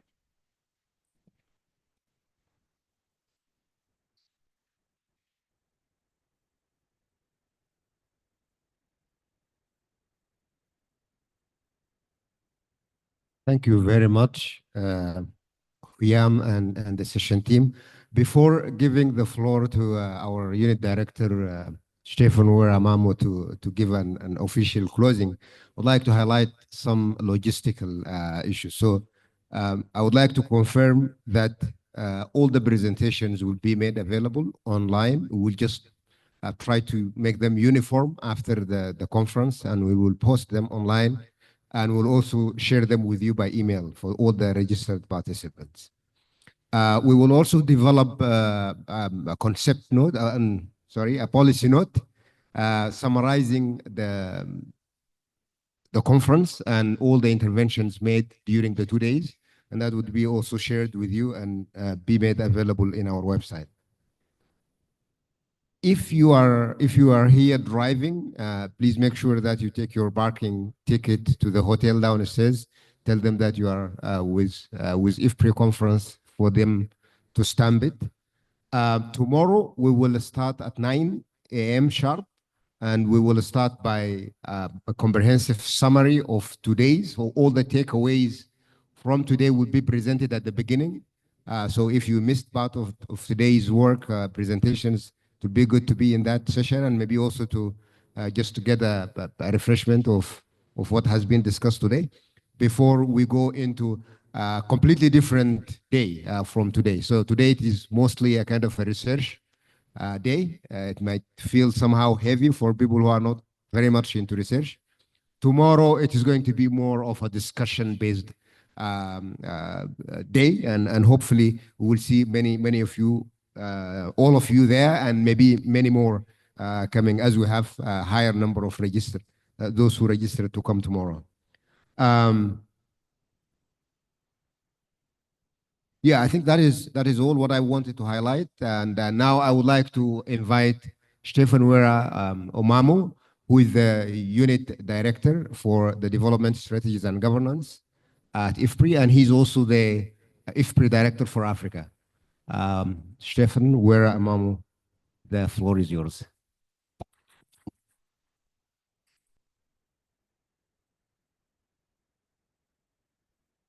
Yeah, thanks, Khalid. Ladies and gentlemen, colleagues, friends, as we come to the end of day one of this important conference, I want to thank each and every one of you, participants, presenters, organizers, for your time, your insights, and your unwavering commitment to understanding and responding to the crisis in Sudan. Over the course of the day, we have navigated a complex and sobering, really sobering landscape. 2 years since the outbreak of the war, a conflict whose devastating toll is felt not only in the loss of life and displacement, but in the livelihoods disrupted, systems fractured, and futures placed on hold. We began by revisiting the origins and the drivers of the conflict, grounding ourselves in the political economy that has shaped Sudan's food systems, its governance, and its fragility. We examined market capture by warring parties and fiscal and monetary developments, beginning to get a sense of how power and macroeconomic volatility intersect with the micro-reality of hunger, poverty, and insecurity. We look closely at how food consumption patterns, dietary diversity, and public service delivery in health and education have shifted under pressure, reminding us that conflict doesn't just disrupt, it transforms, and often it does so in ways that entrench vulnerability and inequality. The discussion on markets and trade revealed a fragmented but somehow resilient system, where it would seem that informal networks keep goods moving, even as formal structures struggle. We saw how food prices fluctuate, not just with global trends, but with factors that define access across space and time domestically. We heard analyses of the economy-wide impact of conflict and began to discern the nature of the pathway to recovery and growth, however long and difficult that road may be.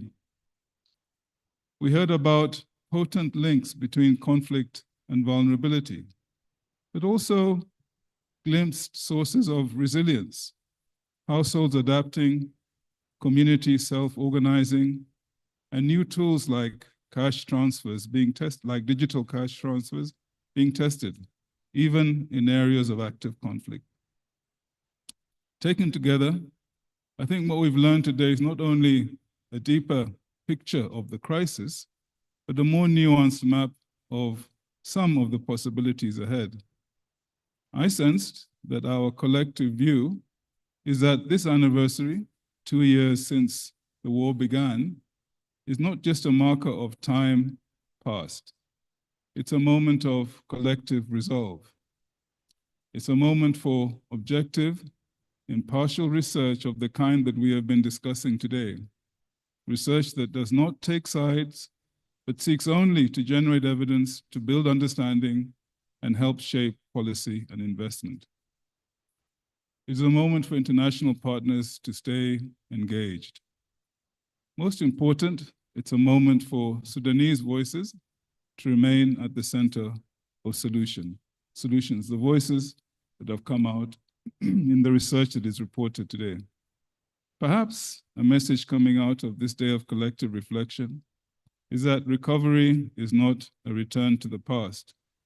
It must be a building of something better, a food system that nourishes all, an economy that includes all, and a polity that protects all. Thank you again for being here, for bringing your expertise, and for walking this journey, however long, with the people of Sudan. To stay connected, stay committed, and stay hopeful. For those of you who will join us tomorrow, we look forward to seeing you then. But today, thank you very much. And do I say it's closed? It's over? It's over. For today.